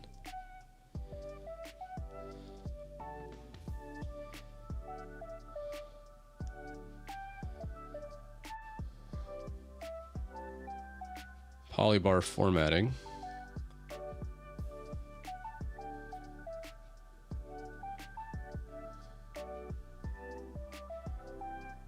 Oh, here we go.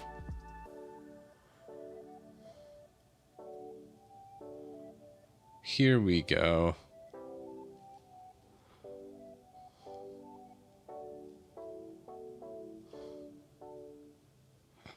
Just copy them.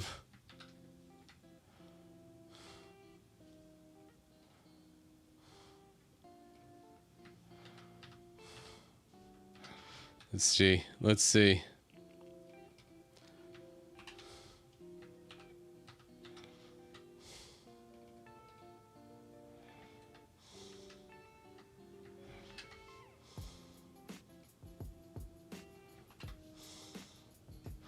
I don't necessarily like those icons, but whatever. Let's see what we got. And then I'll continue. Ah, still didn't find them.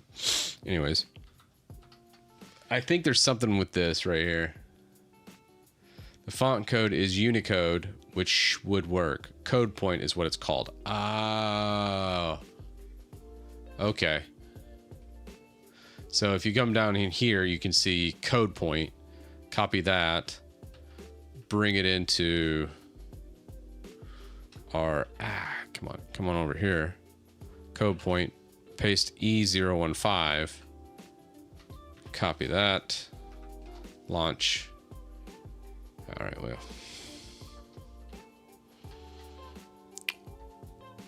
Good night. Why is this so difficult? It's always the stupid stuff that you run into. Ah!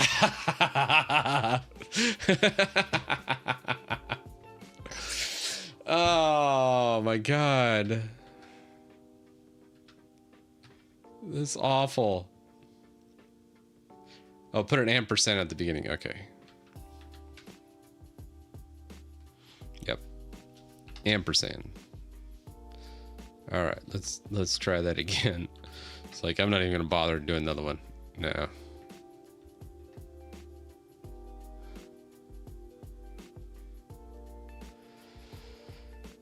Yeah, Font Awesome's what a lot of people use. Man, that's wild. I kind of just want to use one font though. That's the thing that I hate about most Linux Rices is you end up installing all these damn packages, and I feel like everything should just use nerd font.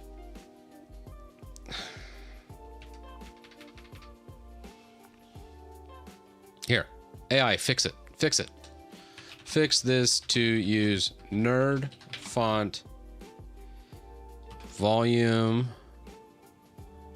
and volume mute for the format.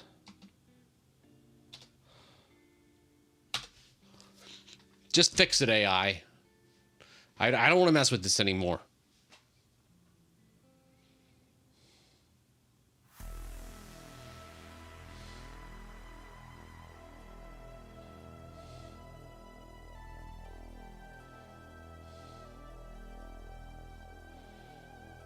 Okay. Yes. Keep it. All right, let's see if AI fixes it. Does what I cannot. Ah, shit's still broken. Ooh, Ubuntu mono? Gross. Get out of here, Ashlyn. No way. Not doing that. I think you need U plus something with that code point. Is the U plus in the INI files? I feel like there's something here. Right here is what we need. This is the formatting. Formats. Look at the module and decide by the format.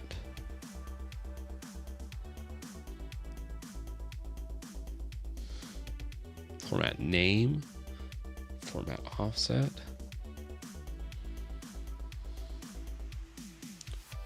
Labels. Ramp.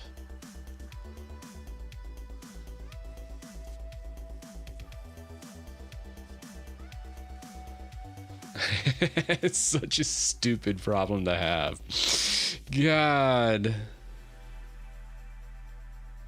Format tags inside of polybar config. Okay.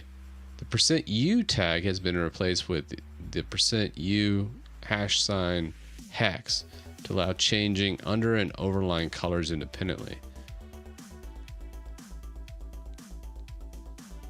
You know what? Let's just feed this to AI. Have it make sense of it. I don't, my brain is broken. Here is proper formatting for polybar INI. Pull that. Fix it.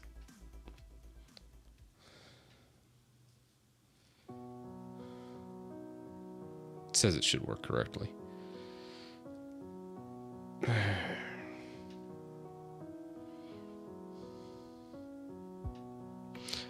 Says it's correct according to the documentation. Okay. Fine. I see it's correct. And I raise you. Warning. Dropped unmatched character. Now what? Nerd font glyph is not found.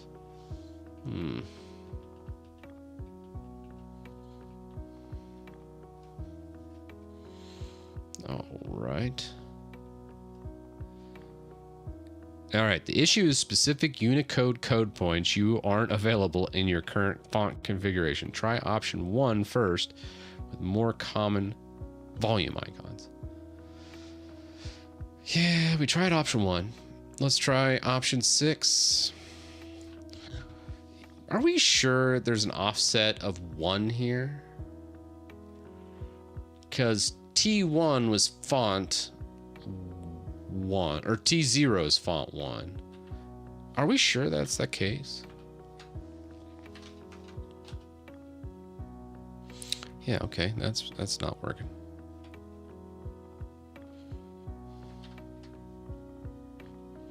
Okay. Ramp volume, label volume. Oh.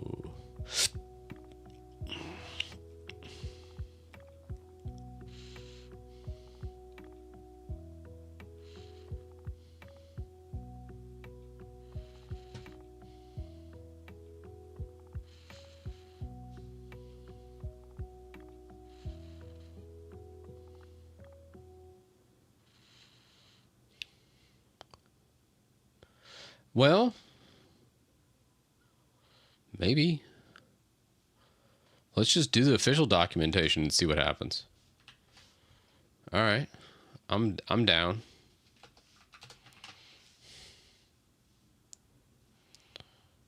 So you got format volume. Boom.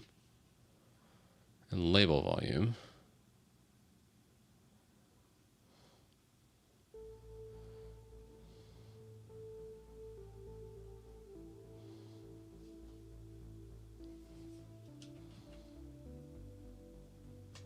Okay.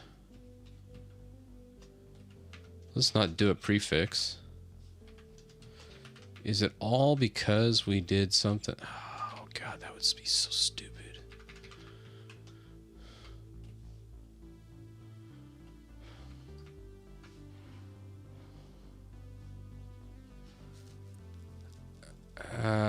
Label muted.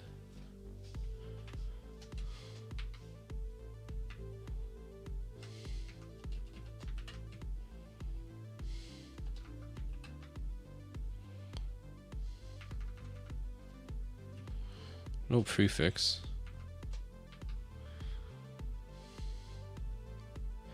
Oh, okay.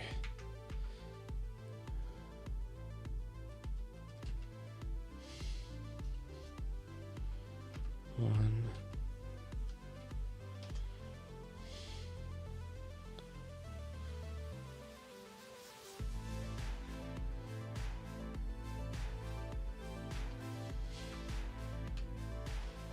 Zero.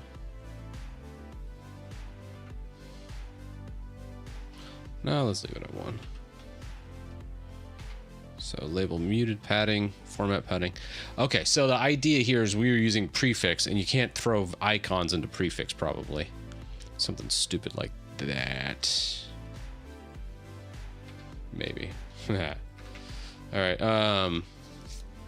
Only applies if ramp volume's used. Ramp volume, format volume. Boom.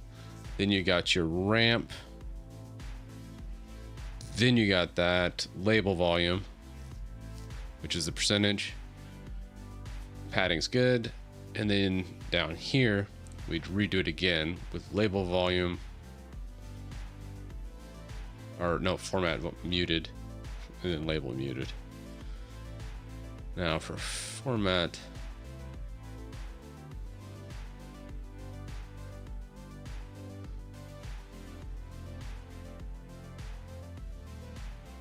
Let's make this more universal.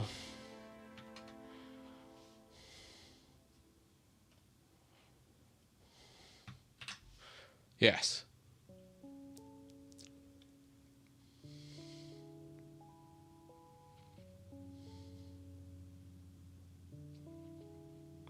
Right. So I think we were using the prefix for the format. So we were trying to stuff an icon in a format prefix. I don't think you can do that. I think what it is you need to do an icon. So that's why we use ramp volume and label volume instead of an actual prefix. Where before we were doing like format muted, and then we'd format muted prefix and trying to append an icon, where it should just be this, where you can see label muted is just this, and the only thing we're putting out is label muted.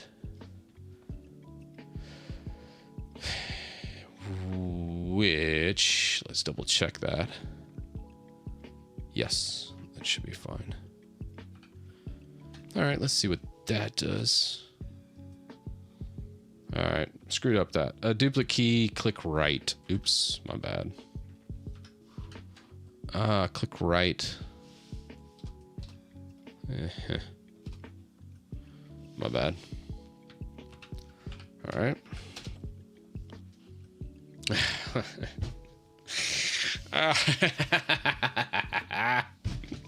I just don't have the fonts installed. That's got to be it. It's just like the only thing. Look at line 17 and 22. I don't think I have the fonts installed, man. Literally. That's got to be it. Like the icons that these are using, it's just not reading the font pack.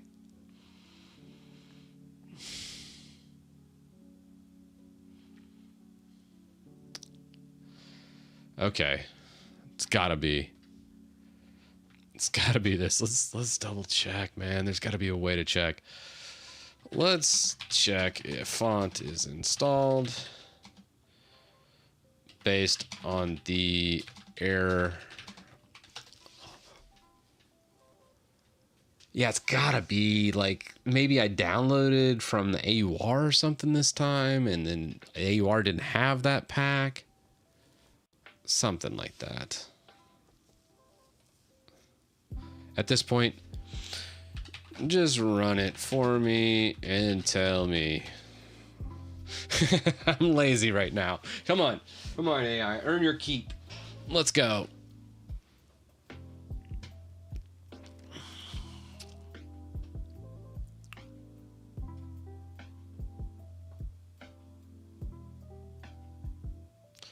Yeah, okay. Meslo LGS nerd font is properly installed. You have both the CRG UI and Noto color emojis. Issue.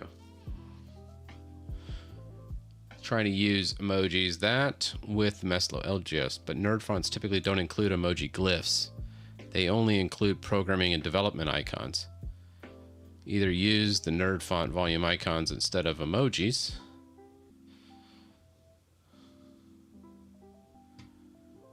or add the Noto color emoji in fonts. Yeah, change it to the nerd font icons then.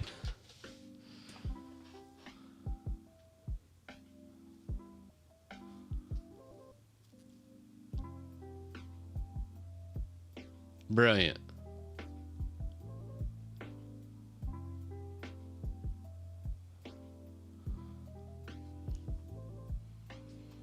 How have we been stuck on this for like 2 hours?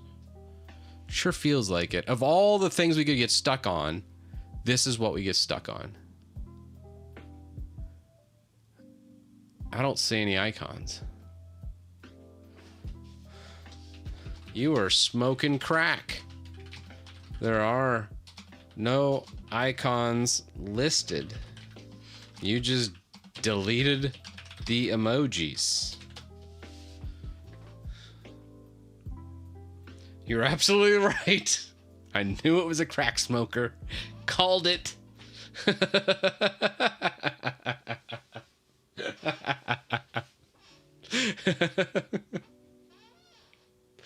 Oh, Lord. Yeah, you just left empty space. I would like an icon in there. Can we get like a... Hey, there we go.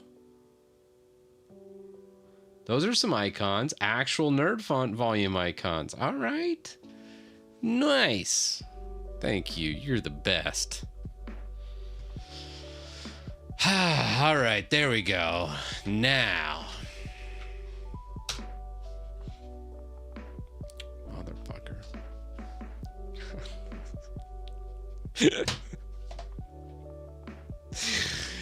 Oh, God.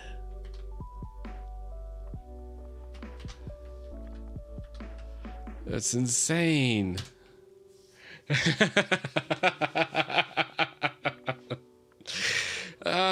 It changed the icon.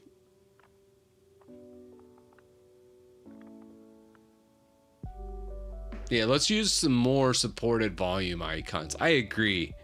You know what everyone has? A space. Space is in every toolkit.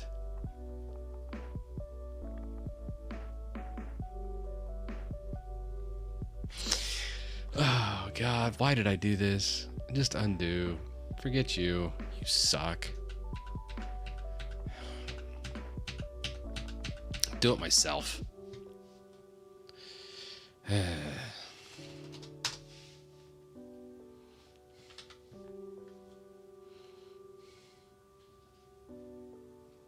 Let's go fonts.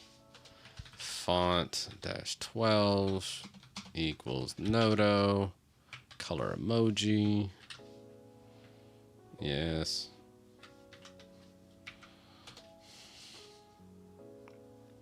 There it is. Perfect. We got an icon.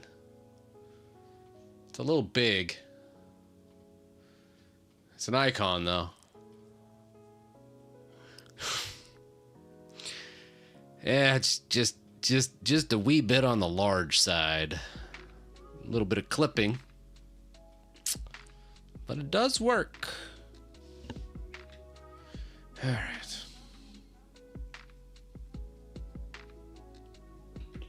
Feel just absolutely defeated by icons today, of all things. Good night. All right. It looks fine to me.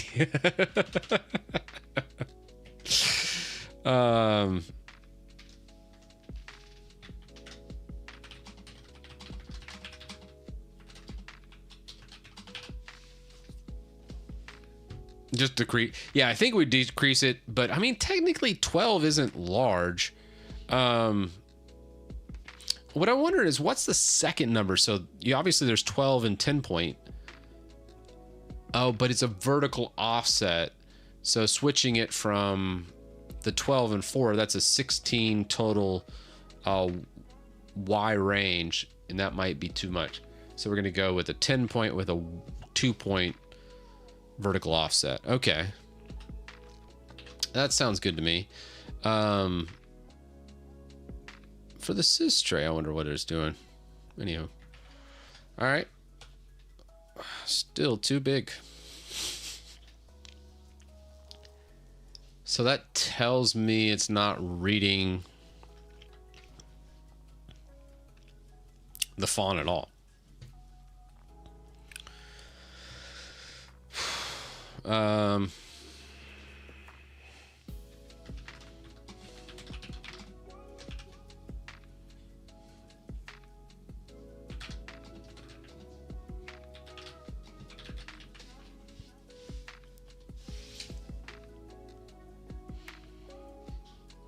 Yeah, I think it's T13.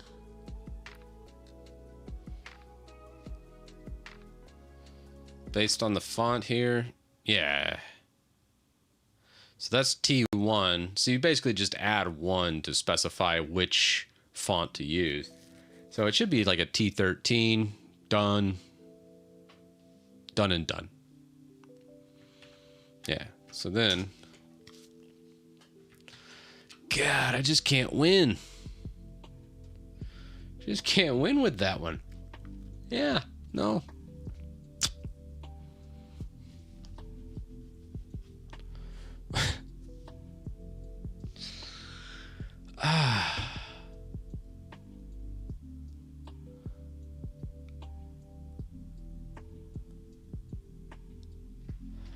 Yeah, that's just wild.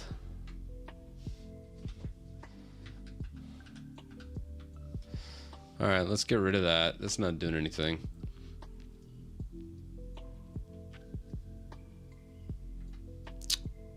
Volume font. Ramp volume.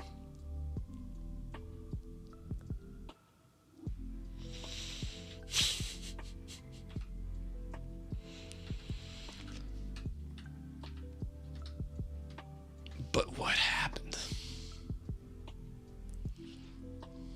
Debian's a solid daily driver, man. Can't beat Debian.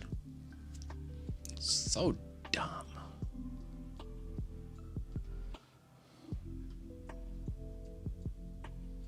Use UI max false.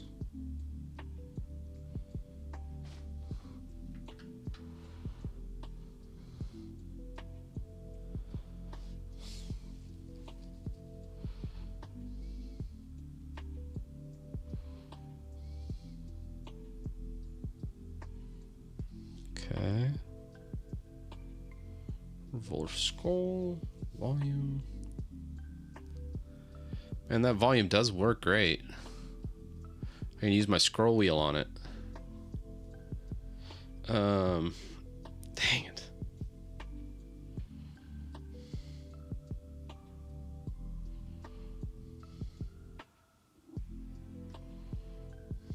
I'm about to just say screw it.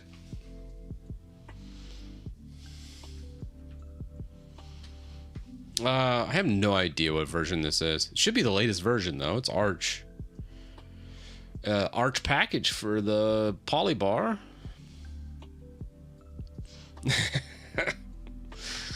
That's why I'm like, man, come on. I was just like, screw it. We're just gonna do Pavu control. Contain formatting. Let's go formatting.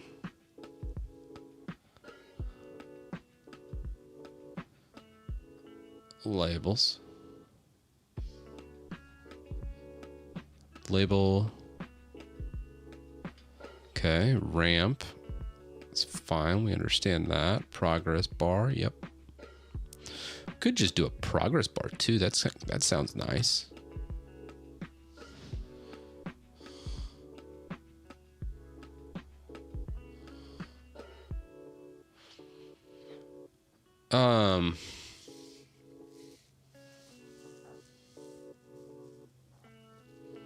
It's 10 spaces. Oh, we could do padding by pixels too. So if I wanted to dial in the pixel padding just a bit more, we could do it by that. You could also do offsets, formatting tags, F. I wonder what F is.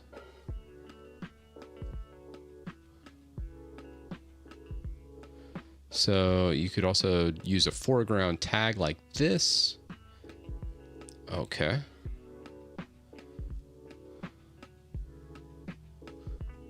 Can't use like specific variables in there though. If you want that behavior, you would need to do a % F and then $ color FG. Okay, yeah. Man. All right, here we go. Font. This uses font -2 with the T3. Okay. Yeah, we figured that out. Uses first default font. Offset. 0.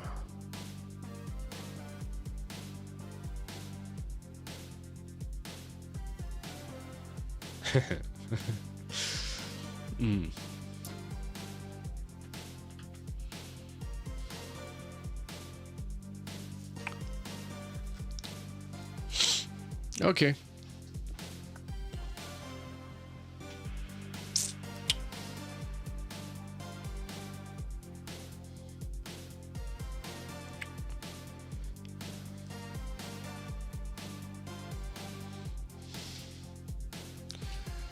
All right, screw it. That's what I say.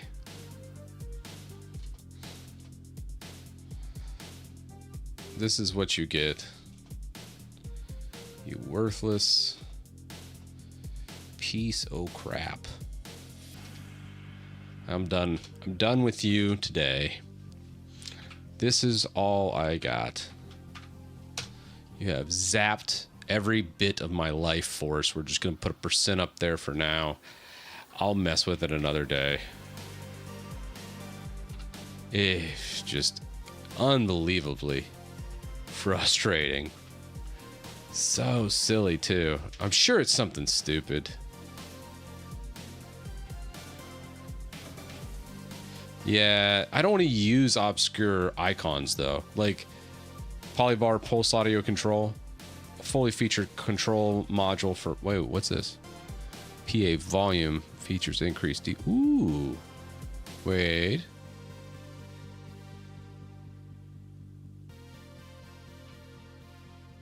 I don't like it from the AUR though.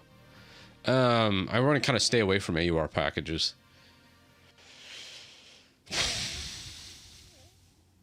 But I mean, this was maddening. I gotta say, absolutely maddening. I was like, what is happening? It was just kind of wacky. But I'm going to leave it as is. Again, the whole point of this is to stay as minimal as possible. I don't want to be pulling in a bunch of scripts or a really large project or anything from the AUR. I want to stick with stock Polybar, stock everything. And then obviously my DWM, but that's completely compiled and currently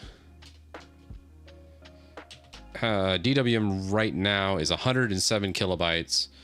Polybar's less than that. So when we go X init RC, you have the Polybar launch with executed DWC. Let's do a reboot real fast. I know we got lost in the weeds there with the audio.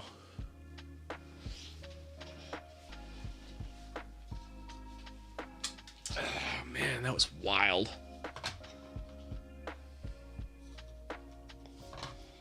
Hey, the Plymouth string got fixed. That's cool.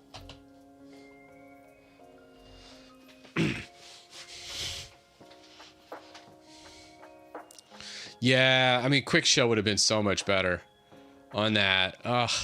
Yeah, I think that's... Yeah, Black Star. But that's okay. I mean, Polybars with every single instance of Arch. It's there. I gotta tweak it to look really good. I think that's gonna require, I'll probably put in some hours offline because I know it's not the most engaging content, just seeing me sit here, pull out my hair, just going, oh my God. So we'll work on it some more. But the idea here is just to try and keep it as minimal as possible,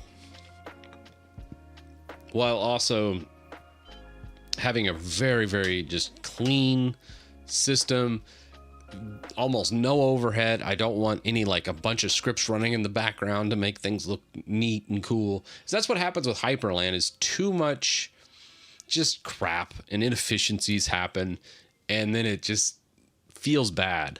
I want to make sure we maintain, at the very core is the mission statement here, absolutely zero overhead. It has to just be bare minimum. God, I can't get rid of it. It's just there. Have I even deleted the Omar key? It's got to be like a script or something on the startup, or maybe it's a service. Where is that?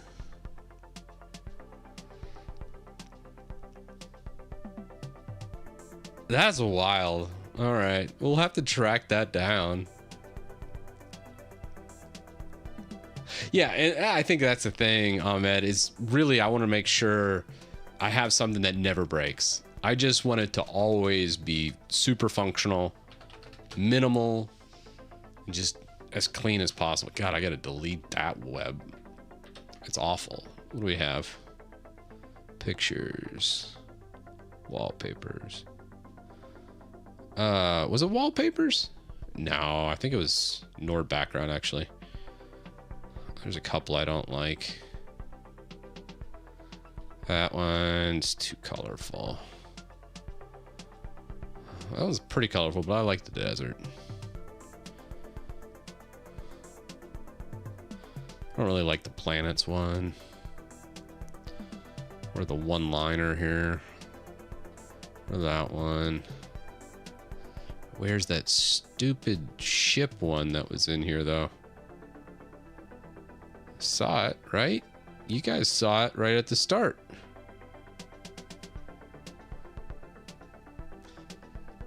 Huh. Was it? Oh, you know what? I think it was in here. I think it was in backgrounds, not Nord background. I think I cloned that another day. Yeah, there it is. Ugh, terrible.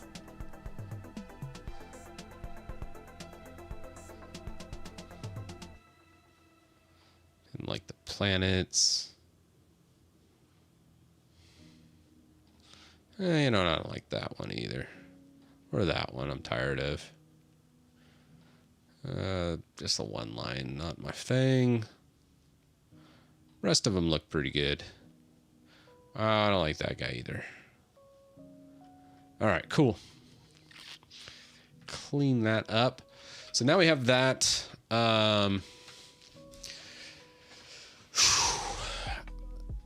It didn't feel like we finished a whole bunch today, but let's go over the roadmap here, because and we'll do a final submit once we're done. All right, bar improvements. Essentially, we finished this. Keyring was fixed. This was EWMH integration into DWM code. EWMH integration into polybar, replacing DWM bar / sys tray. And we still got work to do on that. I'll clean some of this up. Like this isn't by far like the final thing. Like I still probably want to add a little opacity to this and then kind of clean up the bar a hair, as I think that would be good. Do we have a title here? Not showing. Let's hit restore. And the title's actually not showing on this. Oh well. What happened with the title? I might have fat fingered something there. Really?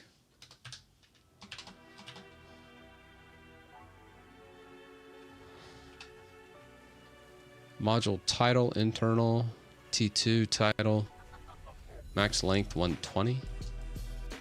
Maybe change that to 60. Oh, that's weird.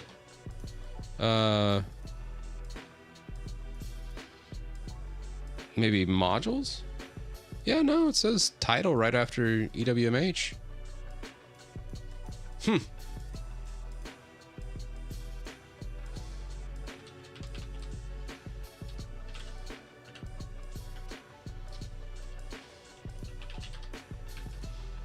Interesting. Well, we'll put it in the center and see what happens. Anyways, I'll mess around with that some more. We got that. We still have to build out the defaults for XDG utils.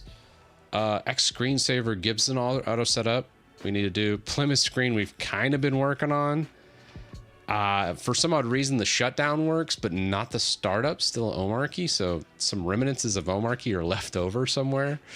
So I got to figure out what the hell's going on there. Install scripts, we still got to set up most of this and get it working.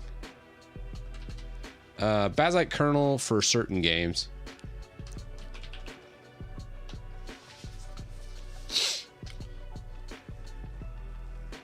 Yeah. We could do Catchy OS kernel too. I think they're very, very similar. Yeah, take it easy, Rux. Thanks for hanging out, man. Staying with me today. This is rough. That was a rough one. That was rough. The polybar pulse audio control. There's a lot of ways to skin that cat, but the big thing here is not all solutions are good ones, and most of the Linux ricing community has a lot of bad solutions. And the solutions they come up with are like band-aid stuff that is inefficient, slows your system down, and above all else, we have to make sure everything is as precise and clean as possible for putting it in.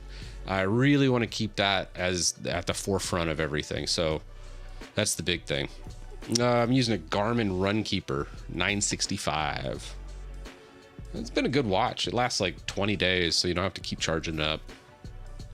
CatchyOS kernel has a bore scheduler. I don't know about the Baslite kernel. I don't either. But yeah, I've heard good things about the CatchyOS kernel. CatchyOS team does a pretty good job. I'm still just using Standard Arch though, but it looks pretty good. And I mean, as it even though from a viewer perspective, it probably doesn't seem like much happened today in the way of things. It's just basically just like laying the foundation here and just making sure that foundation's as rock solid as possible. And then the customization can come in. Adding that extra flair sometimes takes longer than the foundation, but it's worth it. It's worth it for everything that we're doing here, because at the end of the day, the thing that I hate the most is whenever I find like a Linux rice and I'm like, oh, I want that rice, and then I use the rice, I'm always like, it looks cool, but it kind of feels bad. It feels kind of slow comparison to just a regular DWM setup. And what I want to achieve here is a rice that looks good, very minimal, easy to set up, intuitive, and then anyone can use it. And it feels just fast as hell. That's what I want out of all of it. That's the perfect setup that I'm going for. I just hate the clunkiness that happens when too much crap's added. Yeah. It's to its own. Like JCoolIt, it's big, and there's a lot of configuration to JCoolIt. That's why I covered it on the channel. I liked it. And anything in Linux can be modified, and there's a lot of configuration that can go into making everything work great. So like no matter where you start, you can fix up anything. I just want the fastest, most minimal starting point, and I don't see that today. That looks good. So you got two massive ends of the spectrum. You have the Linux side of things where it's super minimal, but oh my God, is it ugly. And then on the other side of things, you have something that looks and is just amazing to look at, just a piece of art. But then you start using it and you're like, it's kind of laggy. Animations kind of take a little bit too long, or it doesn't feel quite right. You can't really put your finger on it, but you're just like, this isn't quite as fast as the minimal piece, but I'm giving up some of that fast to have the hot, sexy look, and I don't want any compromises. I feel like there is, I know, a good in between here where you can have a marriage of the two. And while it probably never will achieve the absolute prettiest of all, I think we can get pretty damn close. And that's what we're going to do. We're going to get there. And by golly, we're going to get there. Yeah, I just use XFC or Mate seriously. Hey, Mate, I get it. Yeah. Yeah, Ahmed. I mean, it's rock solid. You're not wrong. Yeah, FZF's install of apps. Actually, Jared, that's in my bash, so you could do YAF, and then you can install it directly here. So that's in my bash. I've had that for a while now. Someone actually in chat set that up. So then, like, if you wanted to install, you got all the different Omarchy chromiums and stuff, and look it up. So we have all that. We're pulling in all the features I see from Omarchy that I like. Oh, that's cool. We're going to pull those in. And there's other features too from other distros and other ideas that we're going to kind of get going. Specifically, my favorite from Omarchy was ChatGPT on a hotkey. Even Grok, although Grok's kind of worthless. I still have one day, maybe it'll actually not suck. I'm still waiting on that day though. I think Elon was complaining the other day. He's like, it's never been #1 in the App Store. Apple's holding us back. And I was like, no, your LLM sucks, man. It's not good. I'm thankful you're trying, but let's not pretend it's something it isn't. It's not good yet. Maybe it will be good though. Yeah, we can keep working on the model. I mean, I encourage them, but to say it's like #1, it's not even in the top 3, man. I mean, hell, there's some regular open source ones that I'm like, this is actually probably better. I mean, shoot, I'd rather use like Quinn code compared to Grok. So I was just like, okay.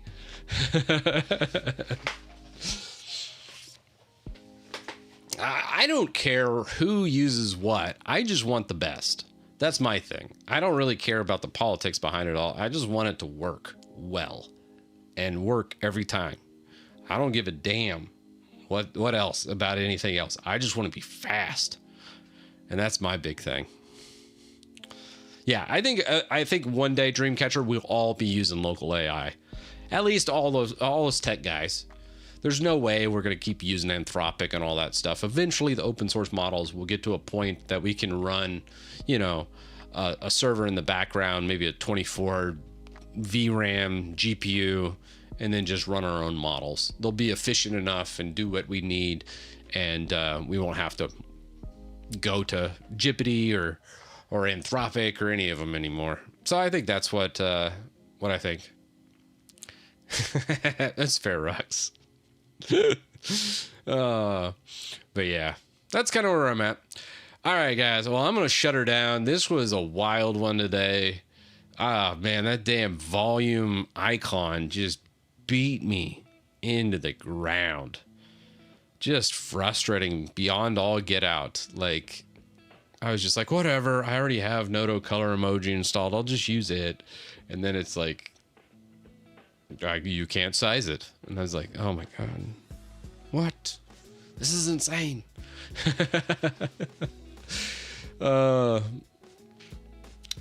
It's gonna happen. I think it's gonna happen on Mad. Just watch out. I think open source LLM made by a chat, that's gonna happen in the future. I think it's gonna be fine. Until that day, let's just keep burning through all this VC money for free using Jippity and Anthropic. And then whenever that VC money runs out and they're like, I'm sorry, it's going to be $100 a month, and be like, deuces. All right, I guess we're spinning up that server now. And just be ready to jump ship whenever that happens. Which, hey, that's all good. All right, y'all. Take it easy. Have a good one. See y'all. I probably will stream before next Monday, but if I don't, we'll see you on Monday for sure. I'll try and catch a late night stream in here, or I might just work offline trying to get some of this stuff. If I think there's going to be something really cool or something people will enjoy, I'll definitely stream it. But if it's me working on volume icons, I'm not going to stream that again. That was maddening. I'd rather just sit there and throw my chair in my screen and punch my screen just without being live. So, all right, y'all. Deuces.